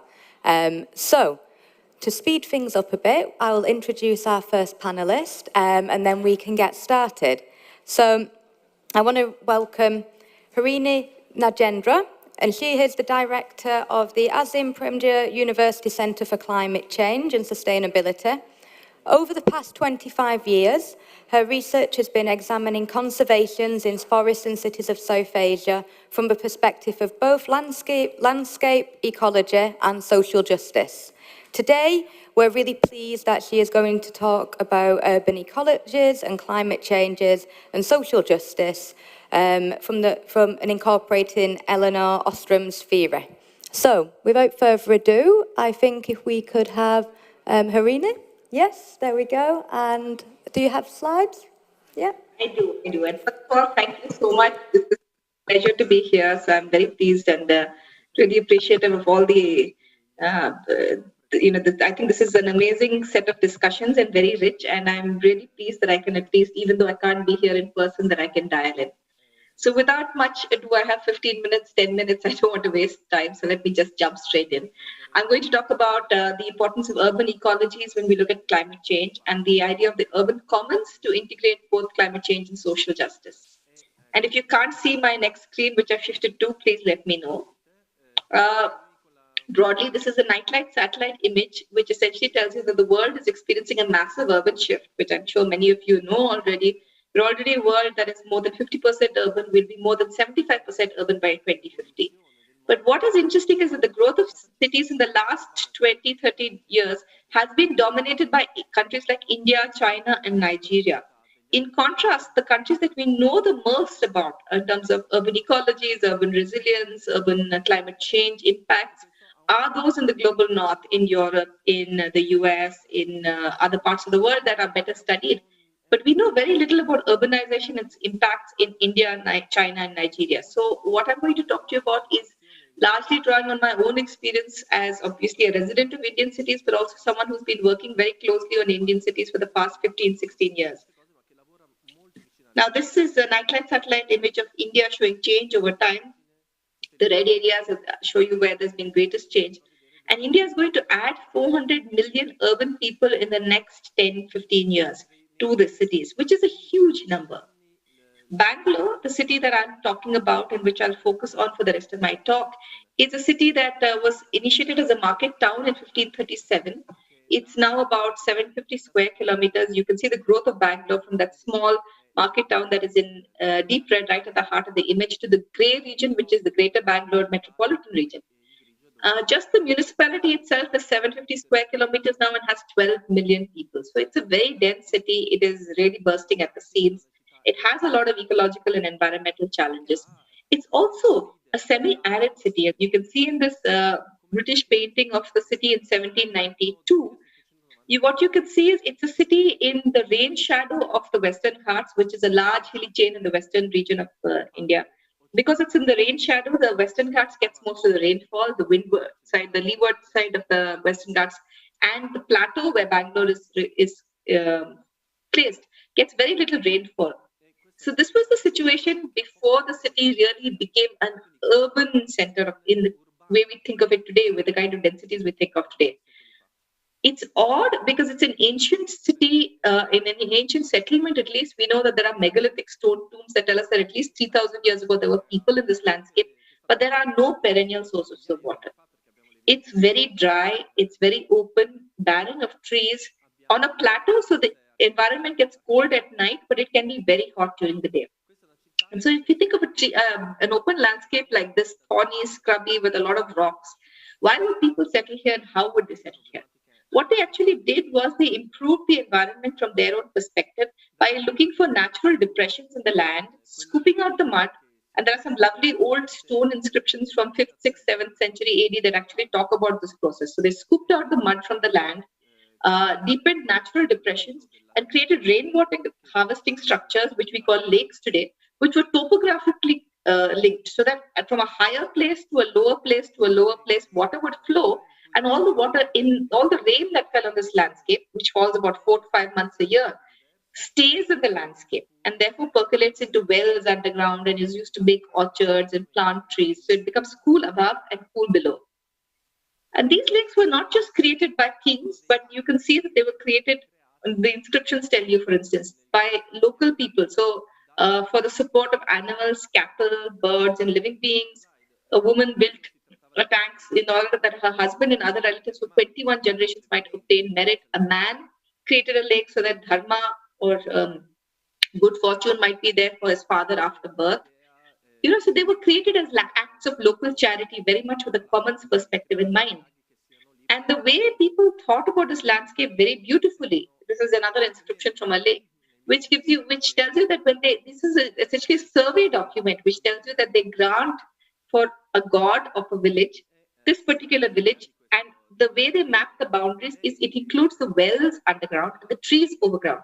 Again, they're thinking of nature as very much part of the village. I can't think of any modern survey document which adds the wells or the groundwater underground and the trees above ground as part of the survey document of the village, right? But this is there in document and inscription after inscription. So these were very much places of nature. And older communities, when you go and talk to them now, even now have this perspective of the city is a place of commons, and they don't say necessarily that they belong to Bangalore, but they belong to that local village around that area, which later the city is subsumed. So this is a map of 1791. I showed you the British landscape painting. This is a British map of 1791, and you can see what later became the British city, the boundaries of the city. And you can see that there were very few, there were water bodies, but there were very few trees. So as the British came in and more people, the population increased, they continued with this idea of creating these water bodies as spaces, and largely common spaces, creating many more water bodies, planting many more trees. But what we see by 2015, and really much more so by 2021, is a city that has a few trees still because they were planted, but almost all the water bodies in the heart of the city have disappeared, been converted to bus stands and malls and other kinds of places, because the lack of understanding of the importance of nature as commons. Now, that said, there are recent signs of hope, which is what I want to point to. Lake rejuvenation. A number of communities at the periphery of the city where lakes are there but were neglected and decaying came to realize that Bangalore is supposed to be one of the cities that is running out of water, just like Cape Town. There's been a lot of discussion of Bangalore going dry. And the scarcity of water, the rise in water prices have inspired many lake residents to start protecting and restoring their lakes, because we're all dependent on groundwater. And if you have lake rejuvenation, you have groundwater rejuvenation. And Eleanor Ostrom, with whom I had done a lot of work on forests across India. Just a little while before she passed away, we had started some work using the social ecological systems approach to understand why certain lakes were being rejuvenated in Bangalore, and was successful while others were failing. So she visited one of the lakes that I am also personally involved with as a community member in restoration, and planted a jackfruit tree at the lake, which is still there in her memory, though she passed away very shortly after this photograph. But this is the urban network of lakes or these, and all of these are created, as I said. All of these are areas that were dug by people and created and maintained and restored. And you can see that in the heart of the black line is the municipality of Bangalore. You can see in the heart of the black line that there are barely any water bodies. But it's around the periphery where there is still potential and where people are restoring and protecting water bodies.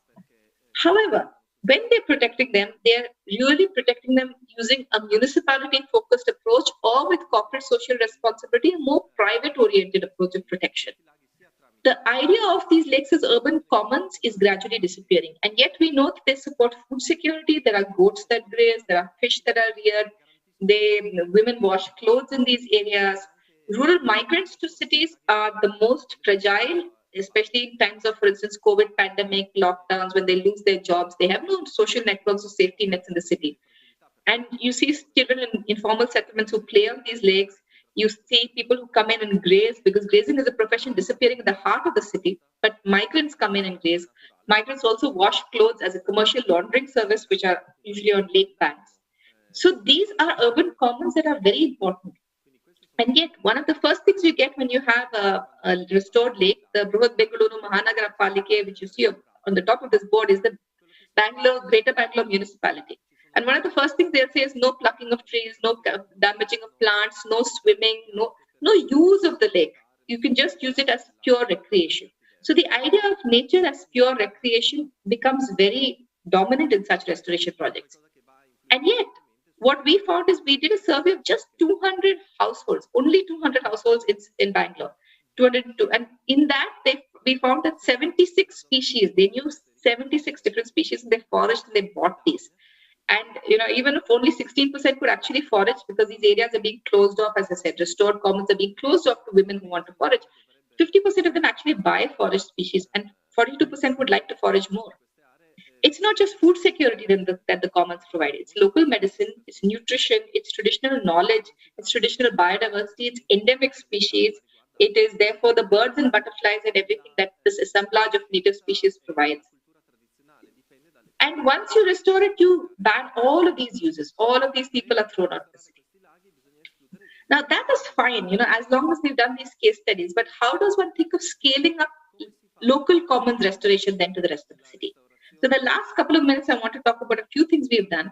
One of the things that a colleague Seema Mundoli and I did along with our students at Azim Premji University is there was a tradition of local wooded commons called Gundatops across the city, most of which have disappeared. So we came up with a little bilingual booklet in English and the local language Kannada that you can see there. So Kannada on one page, English on the other page, the story of Maranna, one ficus tree, sacred tree left at the commons, talking to a village woman who comes back, having got married and moved away. She comes back and she finds the city has swallowed her village and the sacred grove is gone, but one tree is left. So it's a conversation between the tree and her, a tale of nostalgia. And our students illustrated this beautifully with paintings. We're very pleased that the Karnataka State Library asked for their rural school libraries across the state 6,500 printed copies, which we've given them, along with a little teaching booklet, so they can take these children, very young children in primary school, out to these commons for outdoor activities. So that's one way of scaling up. Another way is to look at the idea of smart cities, which is a large policy initiative taking across India. And this is a beautiful artwork by one of the undergraduate students working with us on an internship. And how do you make ecologically smart cities, which actually have the urban commons, people walking, people painting, people carrying, women foraging for herbs, vendors selling things, people growing things on the top of their apartment, all kinds of things. So I'll just wrap up by saying, what does all of this rich work, very rich work, looking at the city tells us? We need to act on climate change resilience. And I think one of the hardest hit types of cities are, of course, coastal cities under climate change. But the second hardest hit type of cities that nobody seems to be talking about are cities like Bangalore, which are in semi-arid environments, where water scarcity is going to become a huge problem. So we are saying that action on climate change requires the following principles, drawing on Ellen Rostrom's theory. It requires that urban commons need to be the focus of revitalization of the city.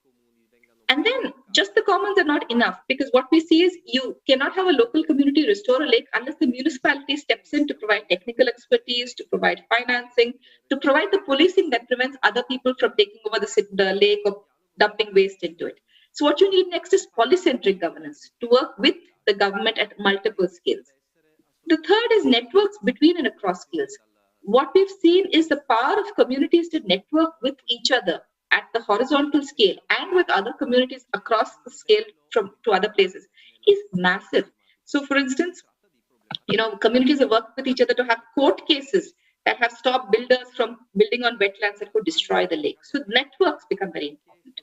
The fourth is a very important principle that Elinor Ostrom used to stress, that you should not have a blueprint approach to any action across the city. You have to have flexible place-based adaptive management, because the situations from lake to lake differ, and the situations at the same lake from time to time differ. And finally, you can't have restoring of commons unless you pay attention to social equity. And that's the core of everything. So I'll end with this, and these are two books of mine on the city which have more details, and I'm happy to answer any questions.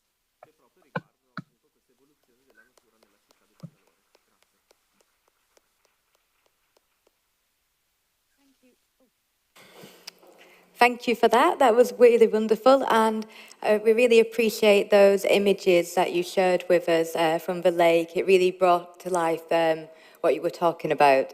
Really grateful for those. So before I jump in as chair with my own questions and comments, is there anyone in the audience who would like to ask a question or offer a reflection?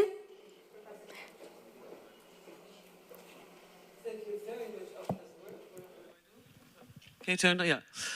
Thank you very much, Mr. Narinda. Very beautiful presentation. I love your city of Bangalore, and I remember that I was there in 2003, 5, 7, several times, and I was shocked by the role of the big companies in your city, because they were adopting parks and they were adopting trees. Can you comment on that, how that relates to the commons that is now developing? Absolutely. So there's an echo.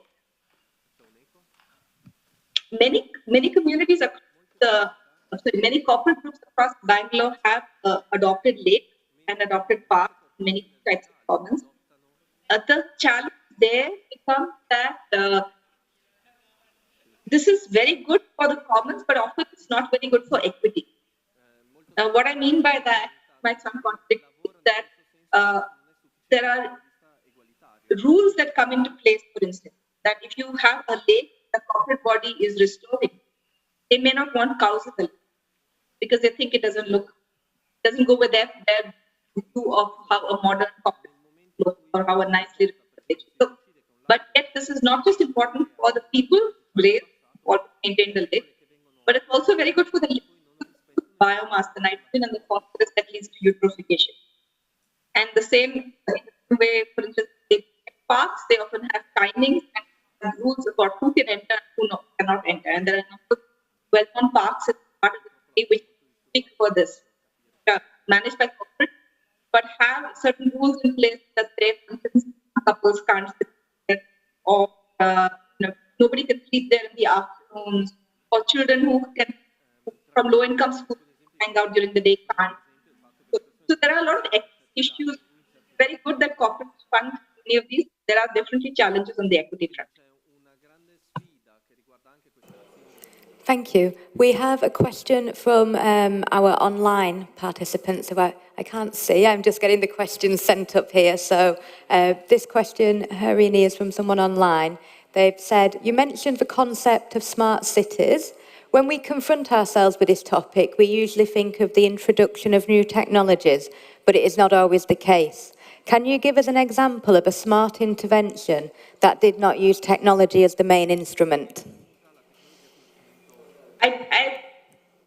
The Resilient Cities in Chennai has a chief resilience officer who's looking at low-income settlements, informal settlements in slums, and trying to see how they can grow their own food. And that is a very interesting idea, because what he's trying to say is that they're all very, they know how to grow their own food. It's just that they don't have the space to grow their own food and the water. So if they can provide them with seeds and the other necessities they need, can they grow food on their rooftops? And that's a way of growing organic food or growing medicinal plants. So there are interventions like these that are very interesting that some places are trying with some very forward-thinking officials. But what we need to do is get them very well translated across Indian cities. Thank you. I think we've probably got time for one more question if there is one in the room. If anyone has got a question or comment, yep, there we go. Okay, so looking at your looking at your slide, you mentioned the fact that to achieve climate change, there should be the concept of social equity. So my question is, if I get you right, social equity means achieving fairness and justice to achieve climate change. So the question is, being practical, in the practical sense, are there initiatives or programs or what has been done in the practical sense to achieve this in your city? Yes and no. Again, not at the scale, but a number of groups. For instance, there is a group working with peri-urban women who live at the peri-urban fringe of the city. And Suresh Samoha, who's a local artist, is working with women who used to be housemaids and dropped their job during the pandemic, but are excellent foragers. They know exactly what grows near lakes and what is used for what. So he's trying to set up a business initiative where high-end apartments in that region buy these greens and then they sell them and they get money. So you also protect the lake because they keep it clean because of foraging. They get money. And people from other areas understand that there's traditional wisdom and ecological resilience. That's one example. There are many more examples from communities that are actually working on the problem. Thank you, Harini. So can you join me once again with showing our appreciation for our first speaker? Thank you very much. Can I just say Okay, we will move now on to our second speaker, who is Elias Karianis, who is the Director of the European Union Research Centre and a Professor in Science, Technology, Innovation and Entrepreneurship at the School of Business of the George Washington University. We're really grateful for him today. He is coming to talk to us about the quintuple helix model, tech justice innovation and entrepreneurship for climate justice. So, Elias, I will hand over when your slides are up and ready to go. Yes, hello everybody. You can see the slides, I assume, I hope? Yes? Yes. No? Okay. So, again, thank you for the opportunity, and I appreciate the hospitality and opportunity. First of all, thank you to Christian and his team at Luis. I am actually reaching out to you virtually today from my native country and city of Athens, not in Washington. I would like to talk about things that relate to both democracy and the environment. Limited time available, of course. I apologize for rushing through some concepts, but the idea is how can we try to bring together challenges and define opportunities through them, through a particular prism that the term of art is the quintuple innovation helix. People may or may not be familiar with it. It's a simple concept. I am among those that have worked on the development of the quadruple helix, basically identifying and building together, bringing together the building blocks of modern, more or less developed economies and societies, knowledge economies and societies in particular, that is government, university, industry, and civil society. The fifth dimension, so to speak, making up the quintuple is the environment. I'll come back to all that, and the European Commission, among other organizations, have been actively endorsing and adopting these concepts, I believe, in many projects and policies. So the issue here is a rhetorical question. Democracy and the environment, from my vantage point, I see them as truly endangered for many reasons. What can be done about it? Can be partly, we can start addressing this rhetorical question with some of the comments I'll make, and I'm sure others will contribute. In the end, this is about justice because we're talking about very fundamental human rights, if you think about it in terms of the values and the implications of democracy and, of course, environment and the related aspects. I also have another term of art here that you may see, Industry 6.0. I'll talk about Industry 5.0 and Society 5.0 briefly. And this is my vision, what I define here as Industry 6.0, moving beyond and thinking about and leveraging the potential for technology. Now, yesterday there was a World Trade Organization gathering on trade and other related issues. And the Secretary General had this to say on Twitter, the idea of slow movers and so forth, and how we need to be swift, credible, just, and inclusive, just as a point of reference. Moreover, historically, the whole thing about democracy is about both making the world safe for democracy and democracy safe for the world. I have some comments there that I will not read, but the point is that there are, over the last 20 years, a lot of potential lessons that have been learned, or perhaps not enough, about how to do things better, faster, and smarter going forward. And this is about both prosperity, peace, and security. How to do that, first of all, is about unleashing our imagination and having the courage and humility to envision and think, as I say, beyond the box. Clearly, the challenges we're all dealing with in many different contexts today require this kind of thinking. And this is the challenge for both policies and practices.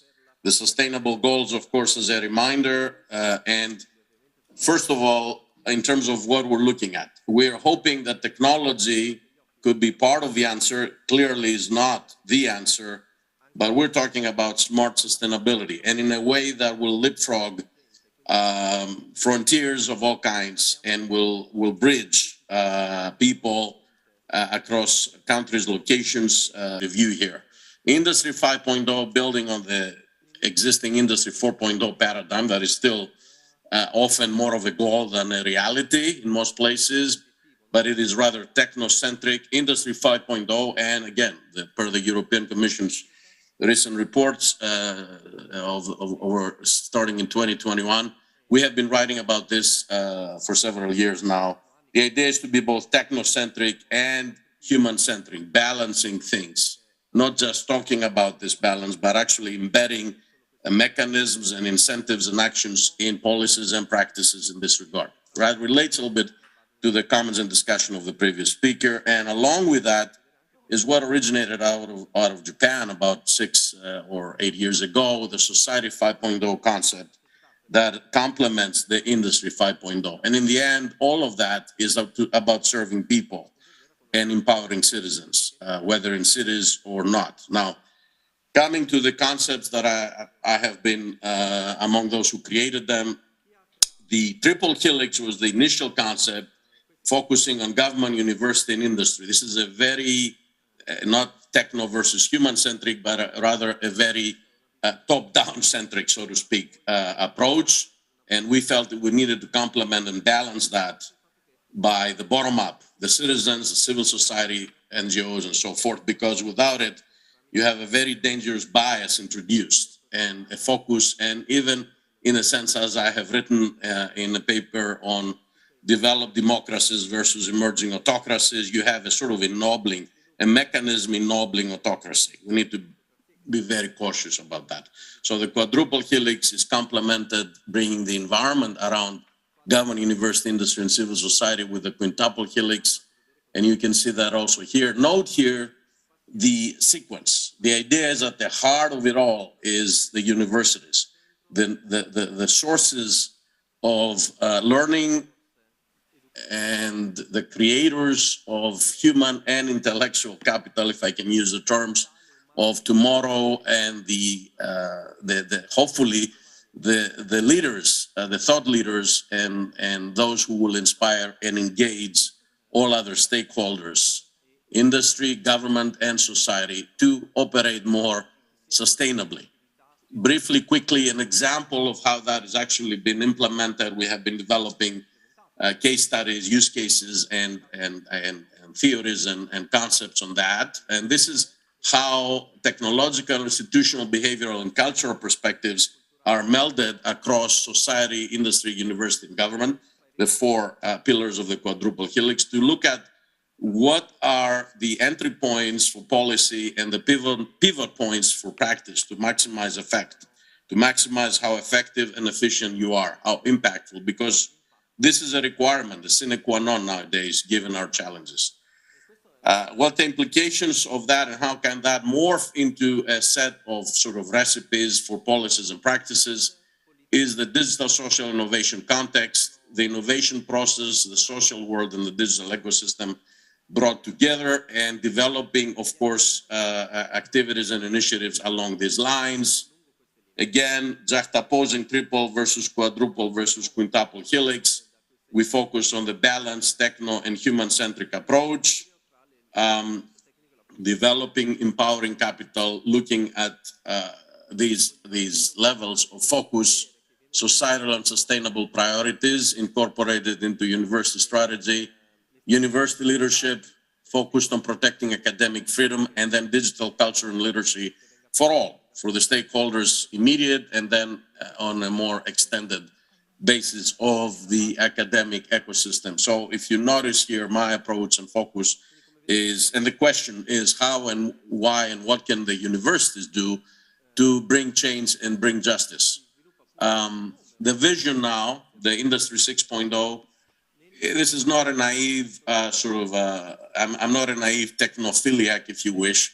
This is about what we should envision and pursue and work, like, for instance, the GDPR, Global Data Protection Regulation, to safeguard and drive, and as I said, provide both incentives and guidelines for ensuring that technology is part of the solution and not the problem as much as possible.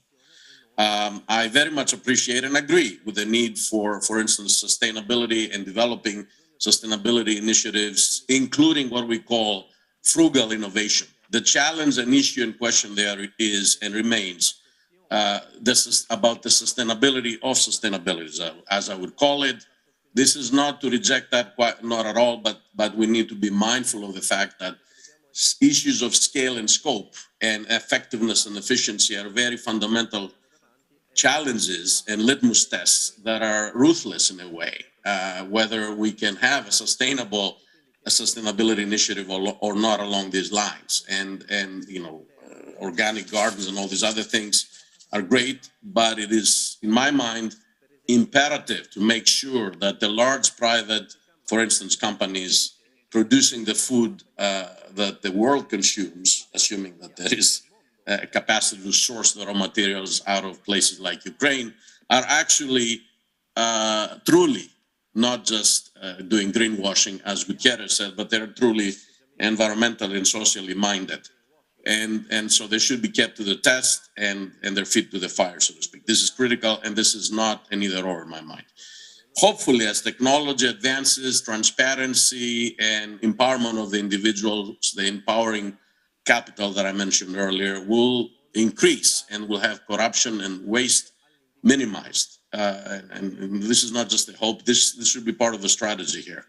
And having the vision makes the strategy and motivates and incentivizes everybody, I think, in a more proactive and engaged manner. The idea is that the more access we have to data, information, and knowledge in real time, we become more literate and more empowered. We also have more responsibility. We need to be, in that sense, more engaged. This is going back to the ancient Hellenic, if I may say, concept of the engaged citizens for robust and resilient democracies, healthy democracies. We're back to that really now, and this is why I refer to this revisiting the 5th century before Christ of Athens. The idea is that as that happens, and the more that happens, the more space for research and exploration and creativity we would have. And I realize there are so many challenges today that may sound, again, as I said before, naive. However, exactly because of that, we need to keep thinking more intensely and looking more intensely forward. The dimensions that are enabling, defining even ingredients of any policy and practice, as I mentioned before, along the lines that we're discussing, are people, culture, and technology in the end, and defining the basic building blocks and realizing what they are and how they can somehow be both supported and shaped to target our solutions more effectively and efficiently towards more robust, resilient, and remunerative, as I say, business models. And in fact, business model innovation is critical. Along these lines, different kinds of diplomacy, and this is one of the Ds I'll talk about: cyber, defense, development, democracy, and diplomacy. Next, this is the fourth D: diplomacy, science, cultural, and innovation diplomacy could be and should be part of the smart growth. The outreach, I think it was Clausewitz who said that war is diplomacy by other means, or was paraphrased in that sense. That is a very painful reminder of what's happening nowadays in Europe. The point is that we need, therefore, to emphasize the more healthy, peaceful diplomacy. How to achieve that does not, again, mean starry-eyed approaches. We need to have a cyber-physical landscape and perspective. I show here the defense, development, democracy, and diplomacy is inherent, underlying and supporting all these, and the physical as well as the cyber aspects are there. And this is very important because we can all, as I write here, become displaced in the future. This is to introduce, and I'm closing with this, the urgency. We're really, we have melting icebergs for many reasons: climate, pandemics, populism, and wars. We are all, in a way, dancing along the tips of melting icebergs. So we need to think in terms of what technology the digital revolution can provide. We need to think in the quadruple, quintuple helix sense. And we should focus, not just for our good conscience, but to also explore and discover effective and efficient solutions, as I said earlier, helping people with immediate challenges, that the results and the resolutions of these challenges may actually provide opportunities for all going forward. This is the safe harbor vision that, again, this should not be just reacting towards refugees, which is, of course, a requirement. And again, there are both internal and external refugees, social, economic, and political, but this should be about also a proactive, ongoing, standing policy, aligned with and complementing and reinforcing other things like structural measures and growth and initiatives that the European Union has, for instance, and so forth. In closing, I go back to one of, I think, thought leaders of the past that remains, in my opinion, relevant today. He was not necessarily very democratic. He was more aristocratically minded. However, his comment about philosophers versus kings, and that kings or leaders need to be truly philosophical in their approaches, is very, in my mind, timely, poignant, and pertinent, and also the system's perspective. That we're not dealing with things in vacuums. They're all connected. We need to figure out how to best cope with this type of dynamic complexity. Thank you. Thank you very much.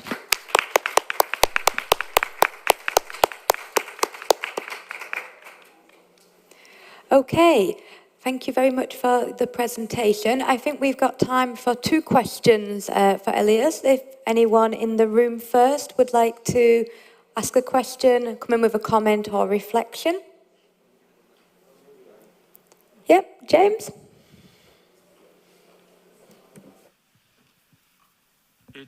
Thank you very much, Elias, for the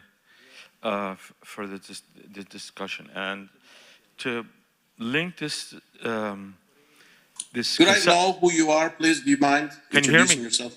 Can you hear me? I can hear you. Just tell me who you are. Oh, James Scott from the University of Eastern Finland. Yes, indeed. I should have introduced myself. I'm still trying to formulate it's not a question. It's just a comment. To kind of link this to, real world experiences of how this can work out. And linking this perspective, perspective on holistic development, on the rich research background that exists on smart cities and the smart city paradigm, which of course is not new, but a lot of work has been done on smart cities, which in its most radical revolutionary iteration is really a holistic, it basically mirrors what you've just been talking about. It's at heart democratic, it's technologically sane, it's sustainable, and it's about equity, and it's also about resilience and adaptability.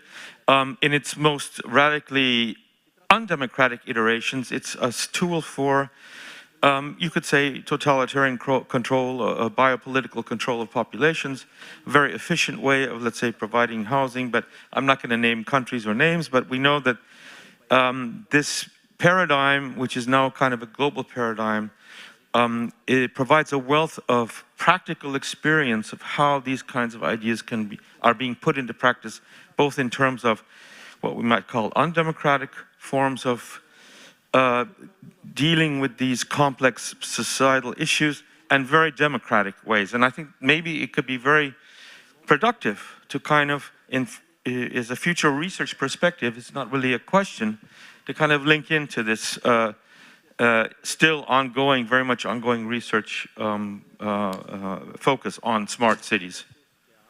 Thank you very much for the comment. May I comment briefly? Yes? Okay, I assume I can. So let me thank you, James. Indeed, we have been doing, I agree with your comments, we have been doing research on the connection between climate and democracy historically going forward. And to come back to my comments about displaced people, right now there are about 25 million people displaced in a large port city in a very large Southeast Asian country, as we all know, for example, among others. And this is really pandemic related, but it's part of, again, as you indicated, the autocracy versus democracy challenge. And this should not, in my mind and opinion, taken hostage to become part of the geopolitics in any way. This is about, in the end, about serving individuals and citizens of different countries.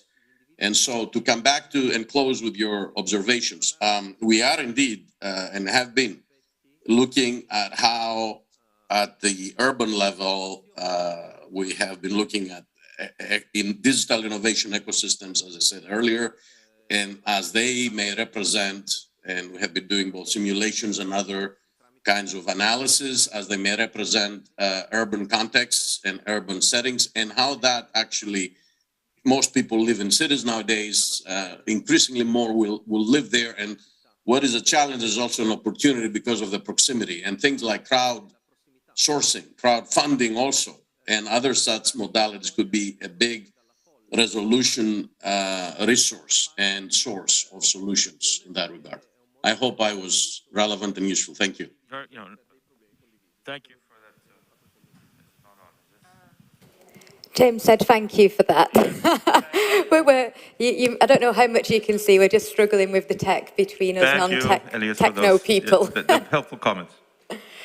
Okay, we have time for one more quick question, yeah, if that's okay. Okay, my name is Omolola Akini again.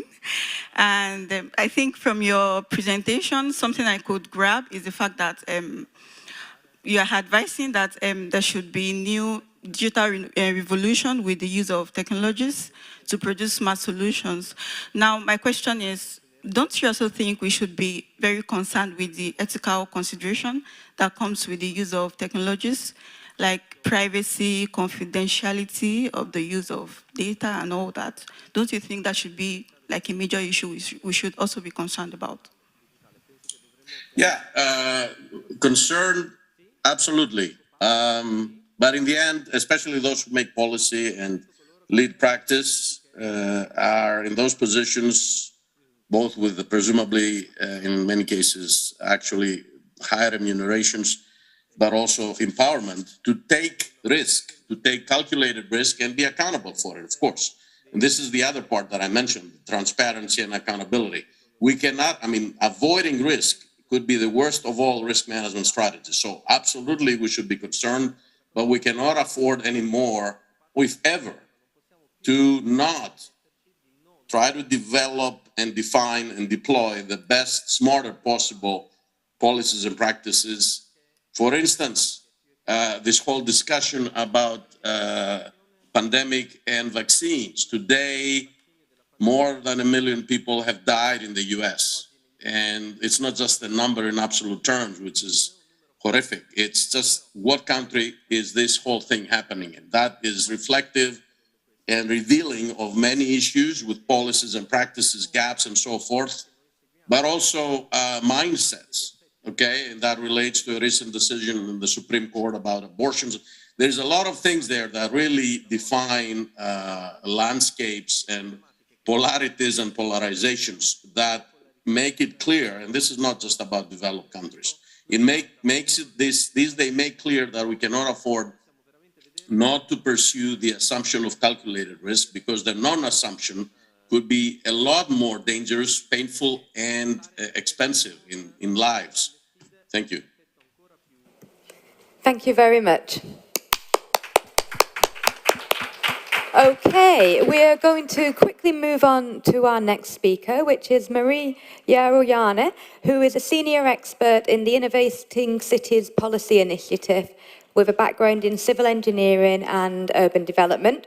She's been working with at the European Commission for 29 years and was part of the high-level expert group that delivered the Visionary Independent Report for Human-Centred City, Opportunities for Citizens Through Research and Innovation. So I'm going to hand over to Marie now, who will talk about her experiences with working with the European Commission on these issues and supporting innovation in cities. So I will hand over now. Thank you very much. Thank you very much for inviting me to this valuable event.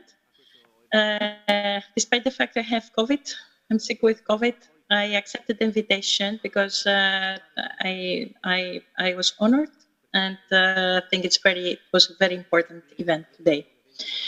Could you please start showing my presentation?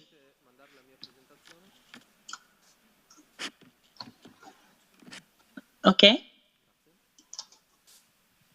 I think they're bringing it up now. Okay, no problem.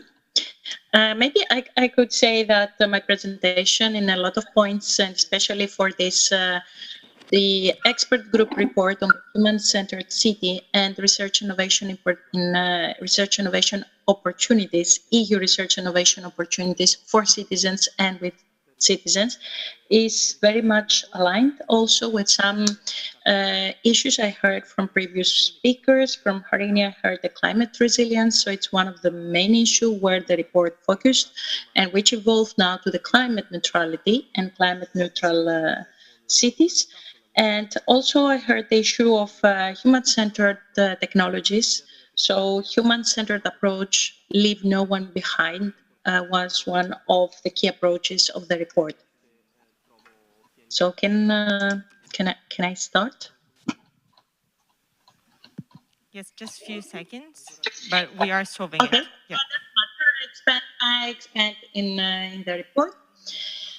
So you can the report developed an inclusive, holistic approach, cross-sectorial between city departments, commission city departments, commission departments, and so introduced and promoted, as I said, an inclusive approach, a holistic approach, a cross-sectorial approach, where citizens are the city makers. They are the co-creators of solutions and co-implement the solutions. Okay, I continue, or you have problem with? I think if you could continue with your talk, and we'll try and get your slides as soon as we can, if that's okay. And so one of the, just to briefly mention, the report is in the, you can share it maybe after, or I can share it with the participants. One, the human-centered city, the rights and the responsibilities of the city, focuses on the chapters of people, place, prosperity, and resilience. And citizens are the city makers. They are co-designers and co-creators of solutions for urban planning and design. And also, the report suggests long-term partnerships with cities. It's a report full of recommendations where we were based for the next program. So taking these recommendations from Horizon 2020 and continuing with Horizon Europe. Yes, thank you. I see my first slide. So during Horizon 2020 and previous programs, but especially with Horizon 2020, we did considerable and significant investments related to urban development and cities. Investments of almost 3.1 billion euro, and we are working on also analyzing now the factual impact of these EU investments and knowledge sharing and best practices and solutions. I'm going to talk about this later. Because as we all know, 75% of Europeans live in cities, and this is going to increase to about 83% by 2050. And this is why our cities are in the vanguard of efforts to deliver to the European Green Deal. Okay, yes, I'm going to ask you for the next one, to deliver so to the European Green Deal, and reduce the emissions by 55% by 2030, and also Europe to become the first climate neutral continent. But also cities are in the vanguard of efforts to deliver to the COP21 targets, Paris Agreement, to the UN Sustainable Development 2030 goals, to the urban agenda for the EU, but also to the new Habitat 3 new urban agenda. Horizon 2020 was the precursor for Horizon Europe. So Horizon 2020 program supported local and regional authorities to remain fully engaged and brought Europe closer with citizens and promoted new paths of digital transformation, of sustainable transition of cities related to climate, energy, and mobility issues, and created a network of more than 500 cities in Europe, but also all over the world. So this network of cities and task forces on several issues, I said the climate, so climate resilience, energy, mobility, health and well-being, social inclusion and innovation, circular cities, and other issues, really covering the whole urban portfolio. These cities are twinning, the cities which participate in Horizon 2020 large demonstration projects are twinning European cities with the international cities, and they are co-creating, they are co-implementing research and innovation solutions with their citizens. So these cities of Horizon 2020 are living laboratories of open innovation, of open access, and places where all the challenges related to urban issues and current challenges can be addressed. All these solutions, next please, to the yearly mapping. We have to move now, at least 2 slides, because I was quicker. Yes, okay. Yes, you can stay here. Yes, thank you. So all the solutions, the networks, the platforms supported by Horizon 2020 were all mapped in consultation with all European Commission departments dealing with cities and urban issues. And so you see this online publication because we consider knowledge sharing very important. to continue working with cities and not to reinvent the wheel, but really take stock and capitalize on the EU investments of 3.1 billion euro, as I said. So this yearly mapping, urban mapping report is going to be updated with the addition of 2022 to include what we missed maybe in the first mapping of networks, stakeholders, platforms, initiatives, publications, EU publications, so all at the European level, but also trying to cover a very big, significant part of international initiatives and activities, platforms and projects. And here you can find the publication. You can use the same site for the 2022 update, which will be coming out with the EU Research Innovation Days in September. So this ensured, first of all, this report ensured the sharing of knowledge, the sharing of these solutions and practices as a knowledge base for the mission on cities, on climate neutral and smart cities that we launched with Horizon Europe. Next one, please. So this report supported very much a lot of initiatives and very much the City Science Initiative. The City Science Initiative, which was launched with leading city, the City of Amsterdam, was launched by GRC, jointly working with DGRTD and with DG Reggio. The City Science Initiative promotes a science city.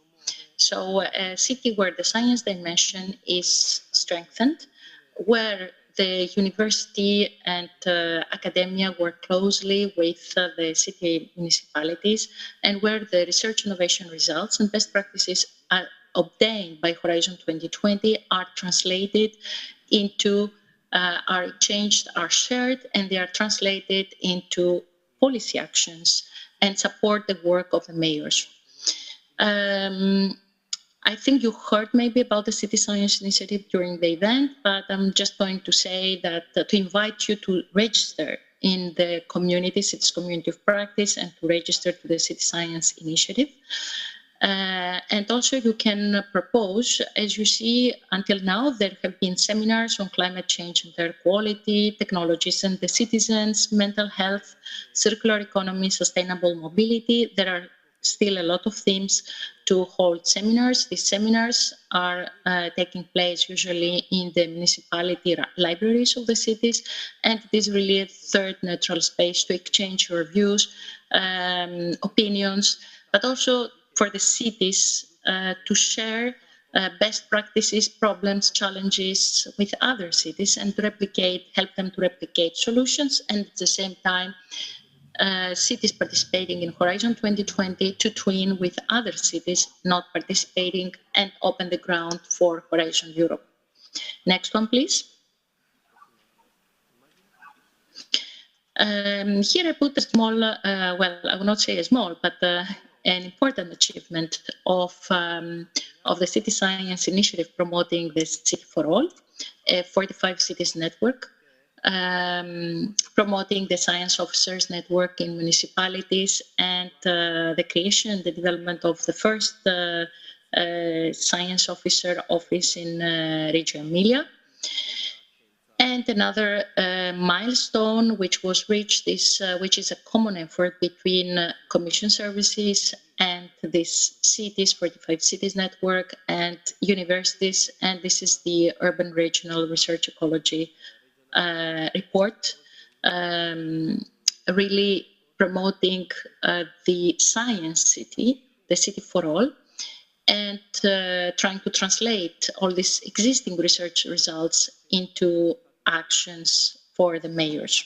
Next one, please. So finishing on the last one, I invite you to join this initiative, the CSI initiative, and to also you can suggest a next seminar which you think that has not been on a theme, on an urban theme, which you think has not been dealt, and you need to discuss on it. This knowledge acquired by Horizon 2020 has supported and supports the work of the cities mission, Climate Neutral and Smart Cities mission, which was launched with Horizon Europe, with the aim to deliver at least 100 climate neutral cities by 2030, and these cities to act as experimentation labs for the rest of the European cities to join by 2050. Next one, please.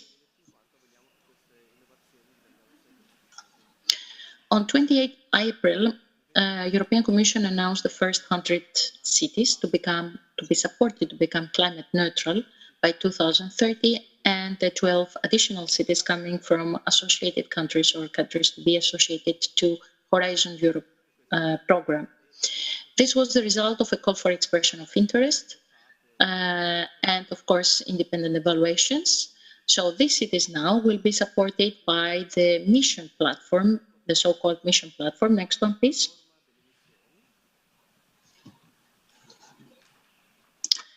So this mission platform will support the cities to develop tailor-made plans on how to reach, so on their journey to climate neutrality.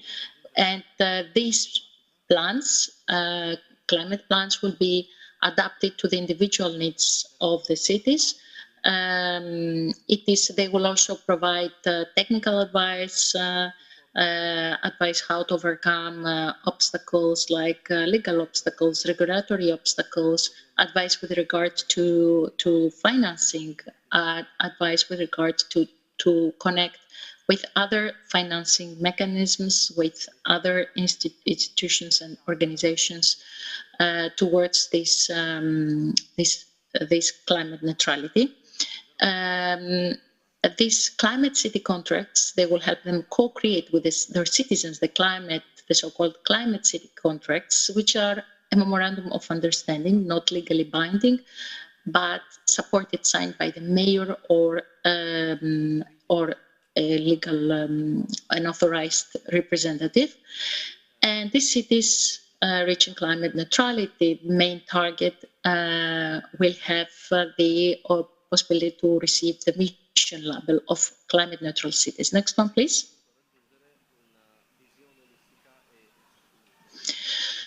But of course, there are financing opportunities and participation to the program through Horizon Europe. There are actions that have been launched with the first and the second call of Horizon Europe to implement the mission, the climate cities mission on the ground. Here we supported, that's why I have it in red, urban planning and design for just, sustainable, resilient, climate neutral cities by 2030.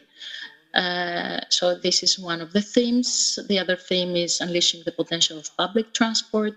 The other theme is with the deadline in September now, the global cooperation and exchange on urban climate neutrality, so supporting the international dimension of the city's mission with a global knowledge center to share best practices, best in research innovation practices. And of course, another theme which was supported is the positive clean energy districts. Next one, please.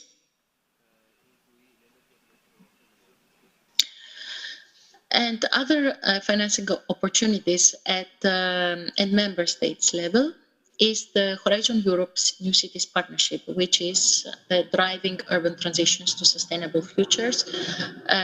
This is a member states partnership where you have as partners the national funding agencies. And I'm not going to expand a lot on this because I'm going to share this. It's a multi-stakeholder. It's most of the member states participating there and launching calls under this New Cities Partnership. So there is the Climate Neutral Cities Mission and the New Cities Partnership. So several opportunities for cities to participate in Horizon Europe. Next one, please. So it is really capacity building, and I said launching calls for proposals. The consortium is 60 national research innovation program owners and managers covering 22 EU member states and 4 associated countries and 1 third country.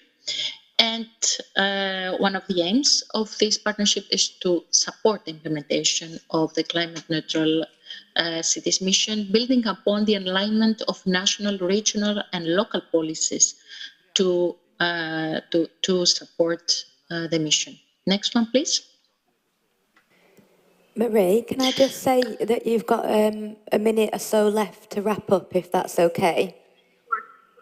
Of course, no problem. Okay, I think I spoke about this. Next one, please. Okay, and the rest, I'm going to conclude here by sharing with you some very important web links where you can be informed on the development of the city's mission implementation. Next one, please. The recent press release where the cities, the 112 climate neutral cities have been announced. Next one, please, and the relevant video. Questions and answers. And next one, please. And many thanks for your attention and interest. Thank you. So I will open up the floor to the people in the room. Does anyone have any questions or comments or reflections for Marie?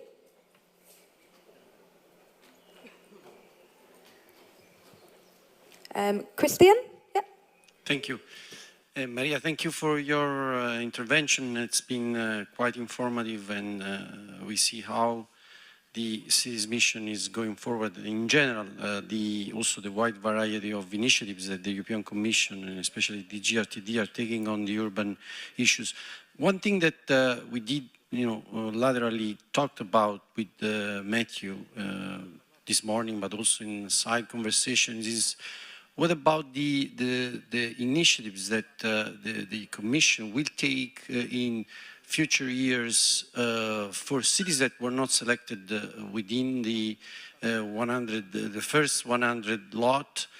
He did talk about the possibility of a twinning program, and related to this, what do you see as, and when I say as, I include you, taking the city science initiative going forward in future years? Thank you. Thank you for this very important question.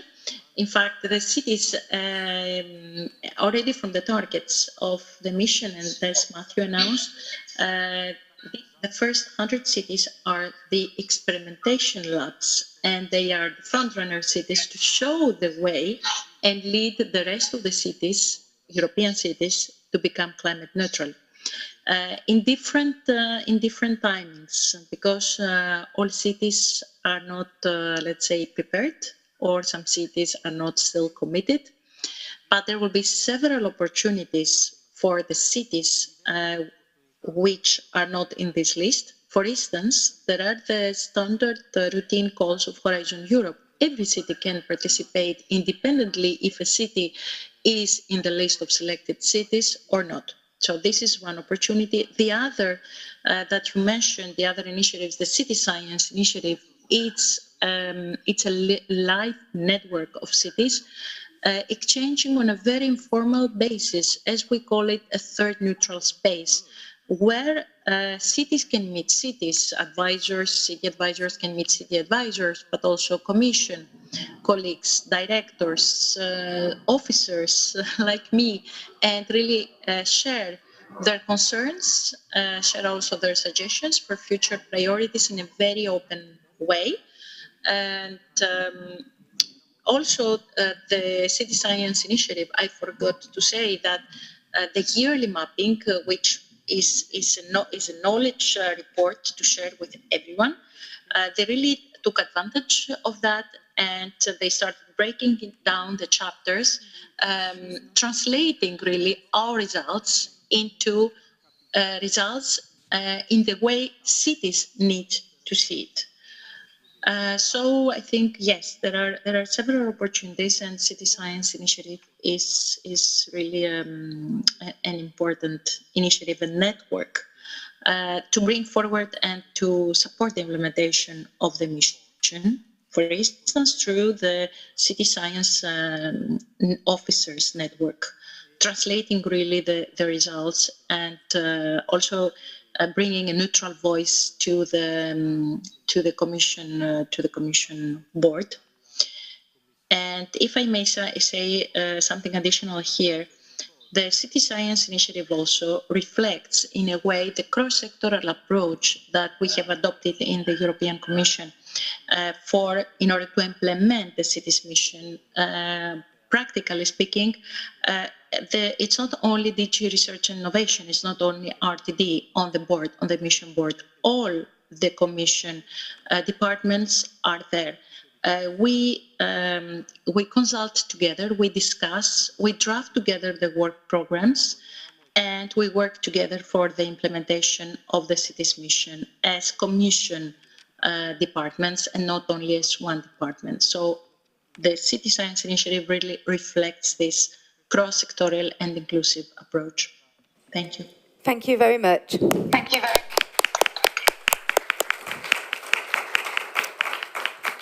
We're now going to move on to our next speaker, who is Pia Laurella, and she is a policy officer in the Regional and Urban Policy of the European Commission in the Unit for Inclusion, Growth, Territorial and Urban Development. Pia will be talking today about the European Union Initiative of Cohesion Policy and how climate change and the green urban transition are important topics under this, and how they are being used to tackle the climate emergency in a fair and inclusive way. So, Pia, we do have your slides. Do you want us to share them for you, or are you sharing them yet? We share them for you? Okay. Just tell us when you want to move on to the next slide then. Okay, thank you, Haley, for this introduction, and good afternoon from Brussels. I'm very, very pleased to be here today and share with you our support for sustainable urban development and a cohesion policy. So in comparison to the previous speakers, I would say that we are now entering closer to the deployment and practical work on the ground. What are our instruments and support measures to really make a step forward to the climate neutral society for the cities across the European Union? If I have my next slide, before I move into this main topic of European Urban Initiative and Urban Agenda, that I will say a few words in the end, I would like to share some, let's say, policy messages that are very fresh, because 2 weeks ago we were in the beautiful city of Sevilla in Spain, and we debated 2 days on the topic of, as you see, EU cities acting for just transitions and climate adaptation.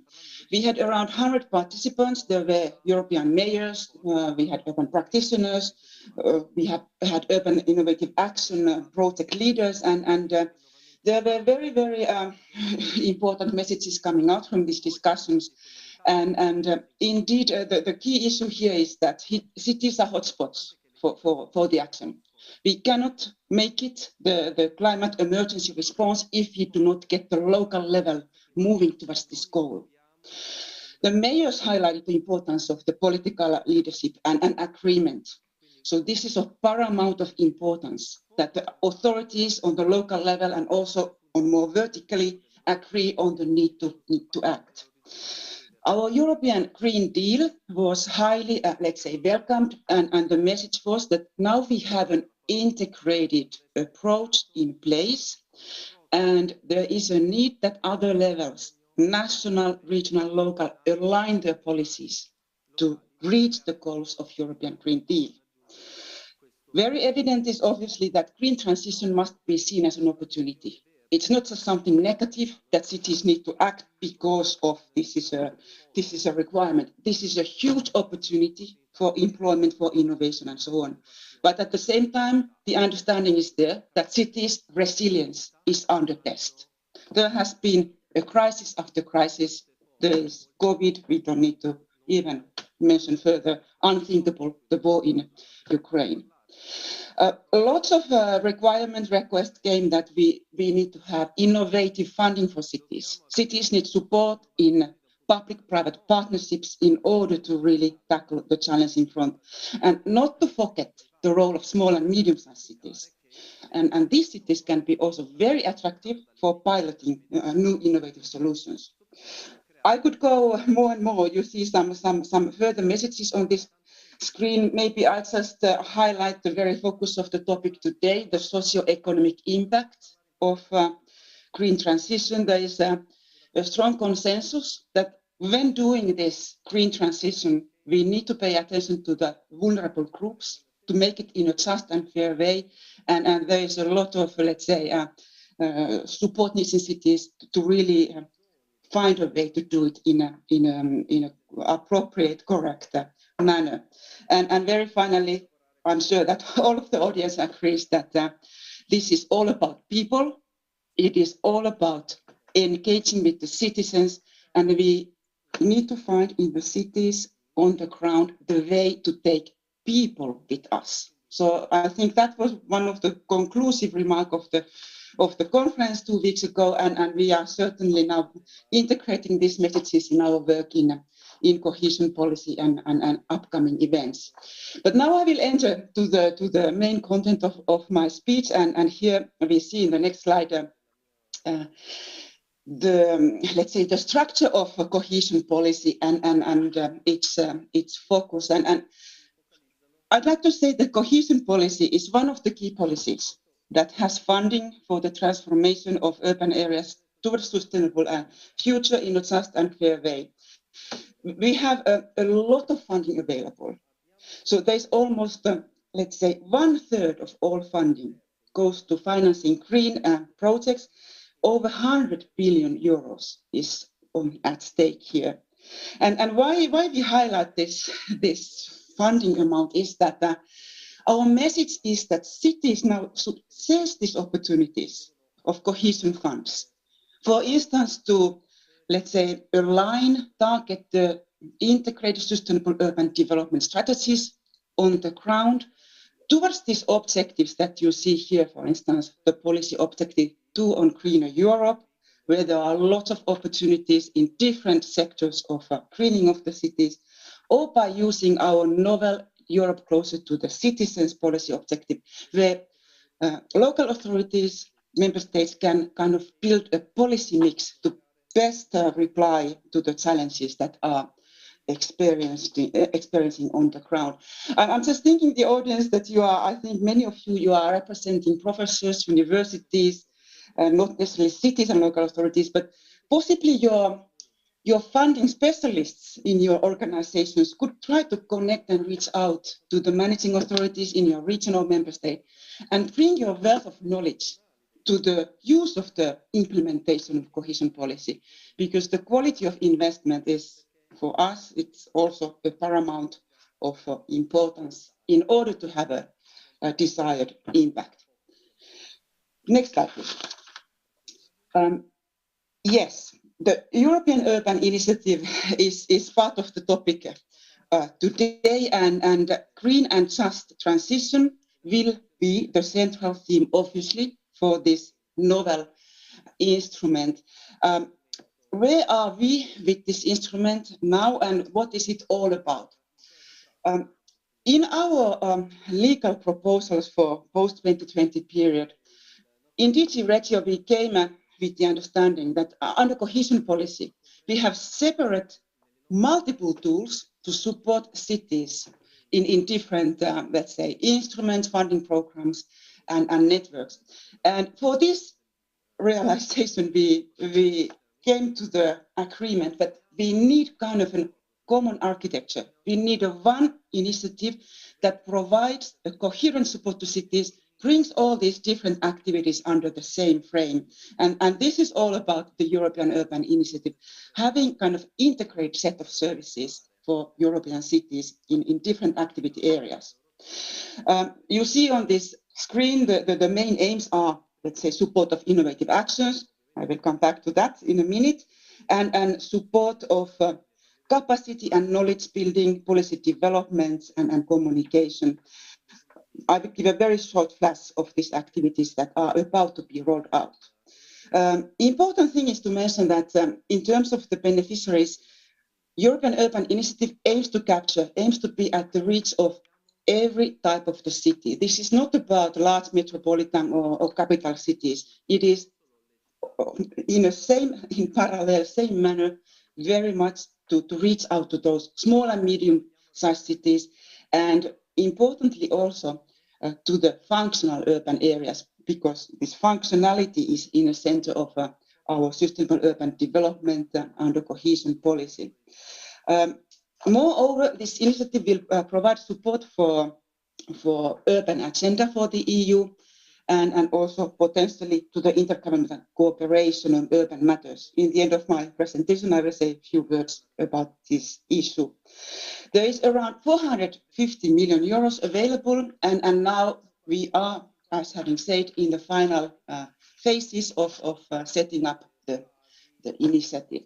Can I have a next slide, please? Here you see the activity areas. I will not go in detail to them. I will just give a very short flash of each one. Can I move the next slide, please? So I have mentioned several times urban innovative action, support of innovation under cohesion policy.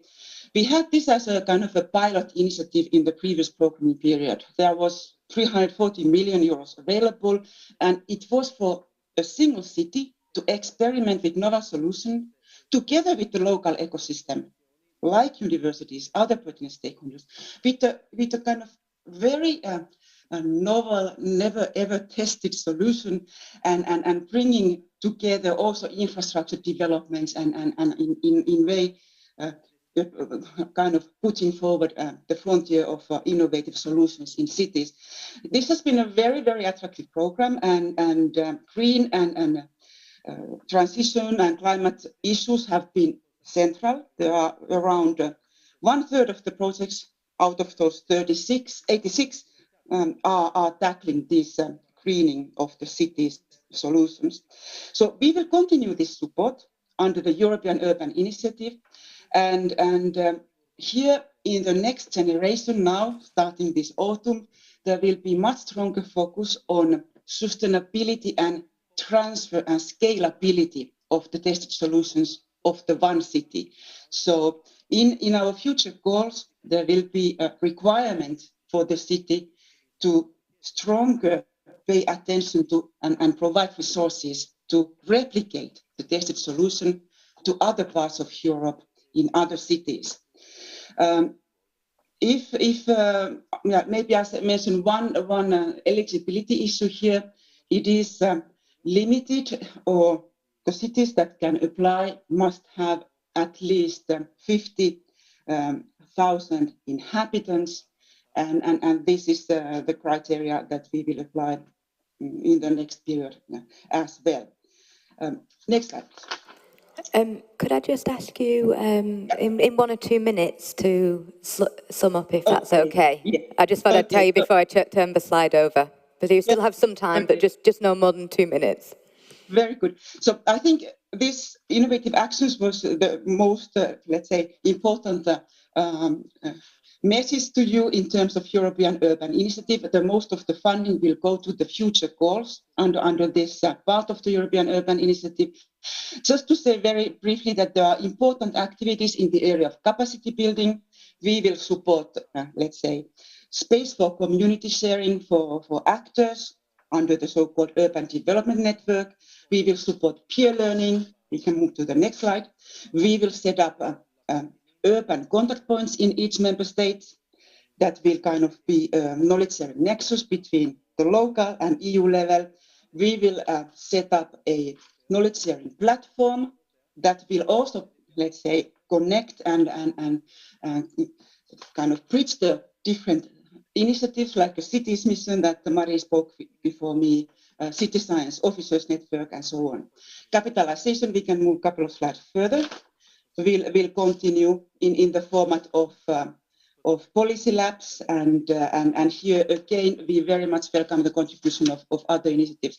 So if the person moving the slides could go towards the end. I just want to say one further. Yes, urban agenda for the EU.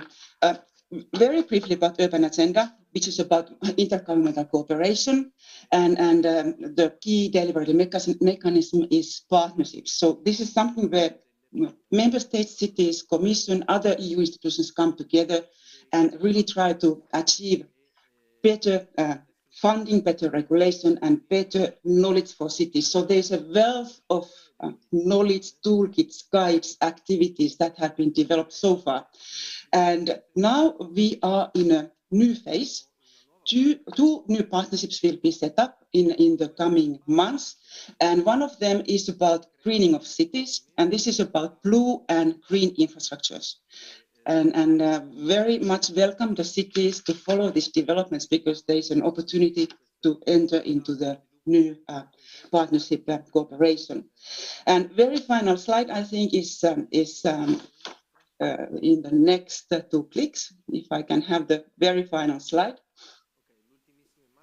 Because one more.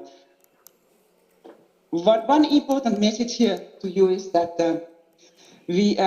we will launch this Urban Innovative Actions Call under the European Urban Initiative this autumn, and it will be about new European Bauhaus topics. So cities should and hopefully follow these developments and be actively preparing that there is a funding opportunity coming up in few months of time. And currently we have an open call for small and medium-sized cities. And again, this is about support to new European Bauhaus local initiatives. And the deadline is end of May, 30th of May. And again, it would be very, very, very welcome that the cities actively seek for applying to this call and receive then technical assistance to develop further the innovative ideas in the area of European Bauhaus. So this is in a nutshell and very, very quick manner what we are doing in cohesion policy. So lots is going on, and we very much like to dialogue and continue this connection and networking with cities and with academics as well in this area. So thank you for your attention. Thank you. Okay, we have time for one question in the room. If there is a burning question for Pia or a comment in the space, we can take a question. No? Okay. I do have questions, but I know we're also very tight on time because there's been a slight change of the agenda. So to bring it back, Pia, I'm not going to ask you my questions now. I'm going to ask our next speaker to come to the stage, if that's okay, to make sure we can finish by 1:45. So I'd like to invite Rodrigo Martinez Suarez to the stage, and as he's coming up, we can give Pia a final round of applause. So thank you. So Rodrigo is the Country Academic Director in Architecture and Interior Design at the Universidad Latina de Costa Rica for more than 10 years. He's a teacher who has delivered sessions on design workshops, theories and histories of architecture, seminars, construction, landscaping, heritage, and a range of other topics. He's also a design consultant and a technical director of architectural projects, and it's our joy to have you here. So over to you.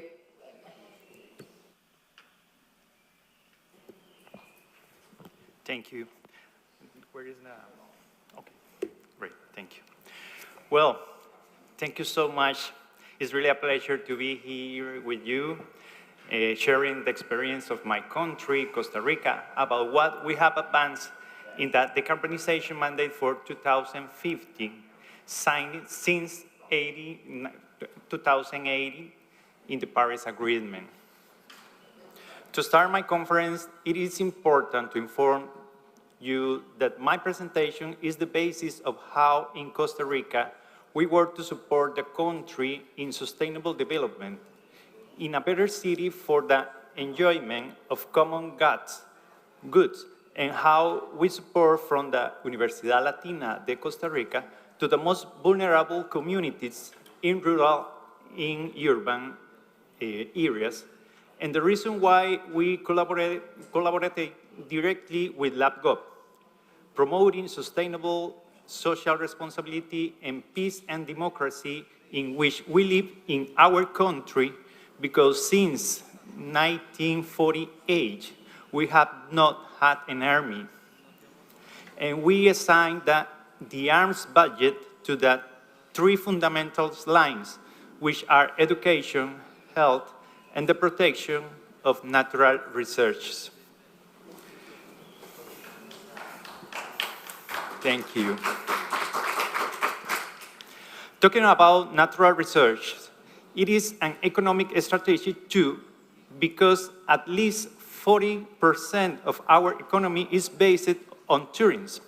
And this allows us to have government policies to protect our nature. This fills us with great pride, because it has allowed us to be an example to the world in relation to the protection of nature, to the prepared use of natural energy resources, and the protection of flora and fauna. With this introduction, I am going to start showing why we are Green Costa Rica.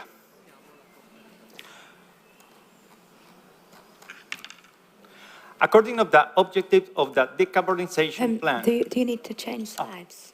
You can see them. Right, thank you.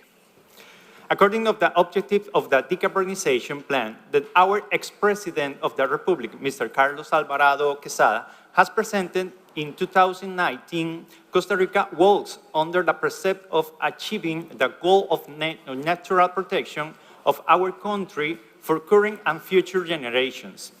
Since this work visualizes a protection to the future with the impact and relevance it deserves, as long as we all commit all service to supporting the initiatives to combat the circumstances that climate change affect us. Costa Rica, being protected for several years as the country par excellence that seeks to care for, respect, and maintain biodiversity, the environment, and the natural space. This is how more than 55% the natural territory are protected areas, and we have management to recover more than 50% of the forest. This is just 51,000 square kilometers of continental area, thanks to structural changes made in the economy and the priority awarded to the conservation and sustainable management of forests according to the state of the world's forests.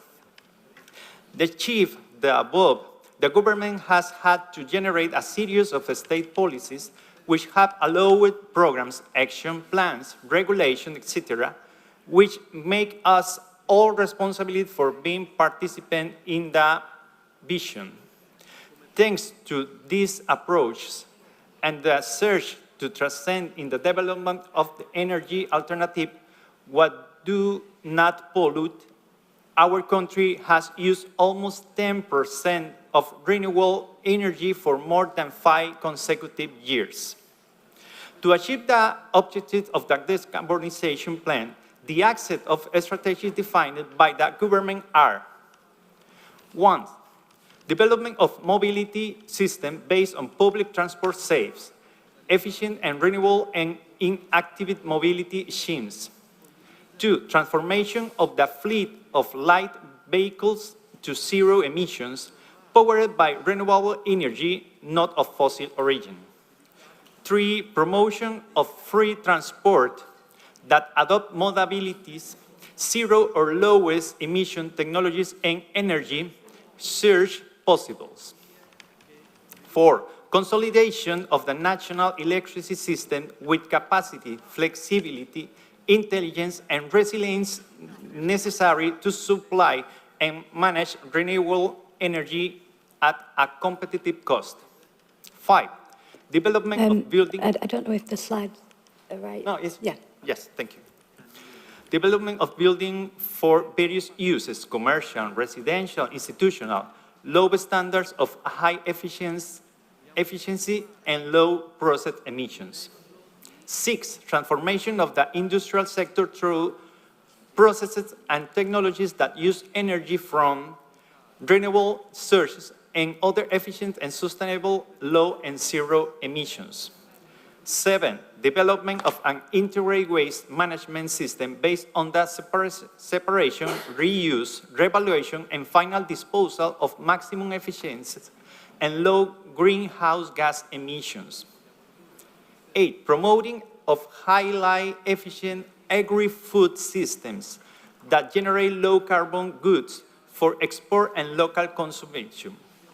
9, consolidation of the eco-competitive livestock model based on production efficiency and reduction of greenhouse gases. And 10, consolidation of a management model for rural territories, urban and coastal areas that facilitate the protection of biodiversity, that increase and maintenance of forest cover and services ecosystems from nature-based solutions. How travel at the stage, comprehensive reform for the new institutionality of the bicentennial, green tax reform, financing strategy and attraction of investing for transformation, digitalization and economy strategy based on knowledge, just transition labor strategies, inclusion, human rights and promoting the gender equality, transparency strategy, metrics and data open, strategy in education and culture, the Costa Rica bicentennial free of fossil fuel. Okay. The country has been showing that its work had been on the right track, also receiving world awards such as the one awarded by Prince William of England in 2021, the prestigious Earthshot Prize Environmental Award, referring to the country project protects and restore nature, as indicated by Andrea Murillo, Minister of Environment and Energy. And you can see in the web of the Earthshot Prize, forests are home of all of plants and animals and their quarter of our birds. They suck carbon from the air and return the oxygen we breathe. Yet in 2020, more trees were felled than even before, causing 10% of global warming. In the 1890s, the vast forests of Costa Rica were devastated, half their former size. But the people of Costa Rica and their Ministry for Environment had a plan to save them. Its programs paid citizens to protect forests, plant trees, and restore ecosystems. The result were extraordinary. Costa Rica forests doubled in size. Flora and fauna thrived, which led to a boom in economic tourism, contributing $4 billion to the economy. The government is now taking to approach to urban areas. It believes 30% of the world's lands and ocean could be protected this way too. Winning the Earthshot Prize will help it share knowledge and practice globally, especially in the global south. Costa Rica's motto is Pura Vida, or pure life. Those words could soon echo across the world.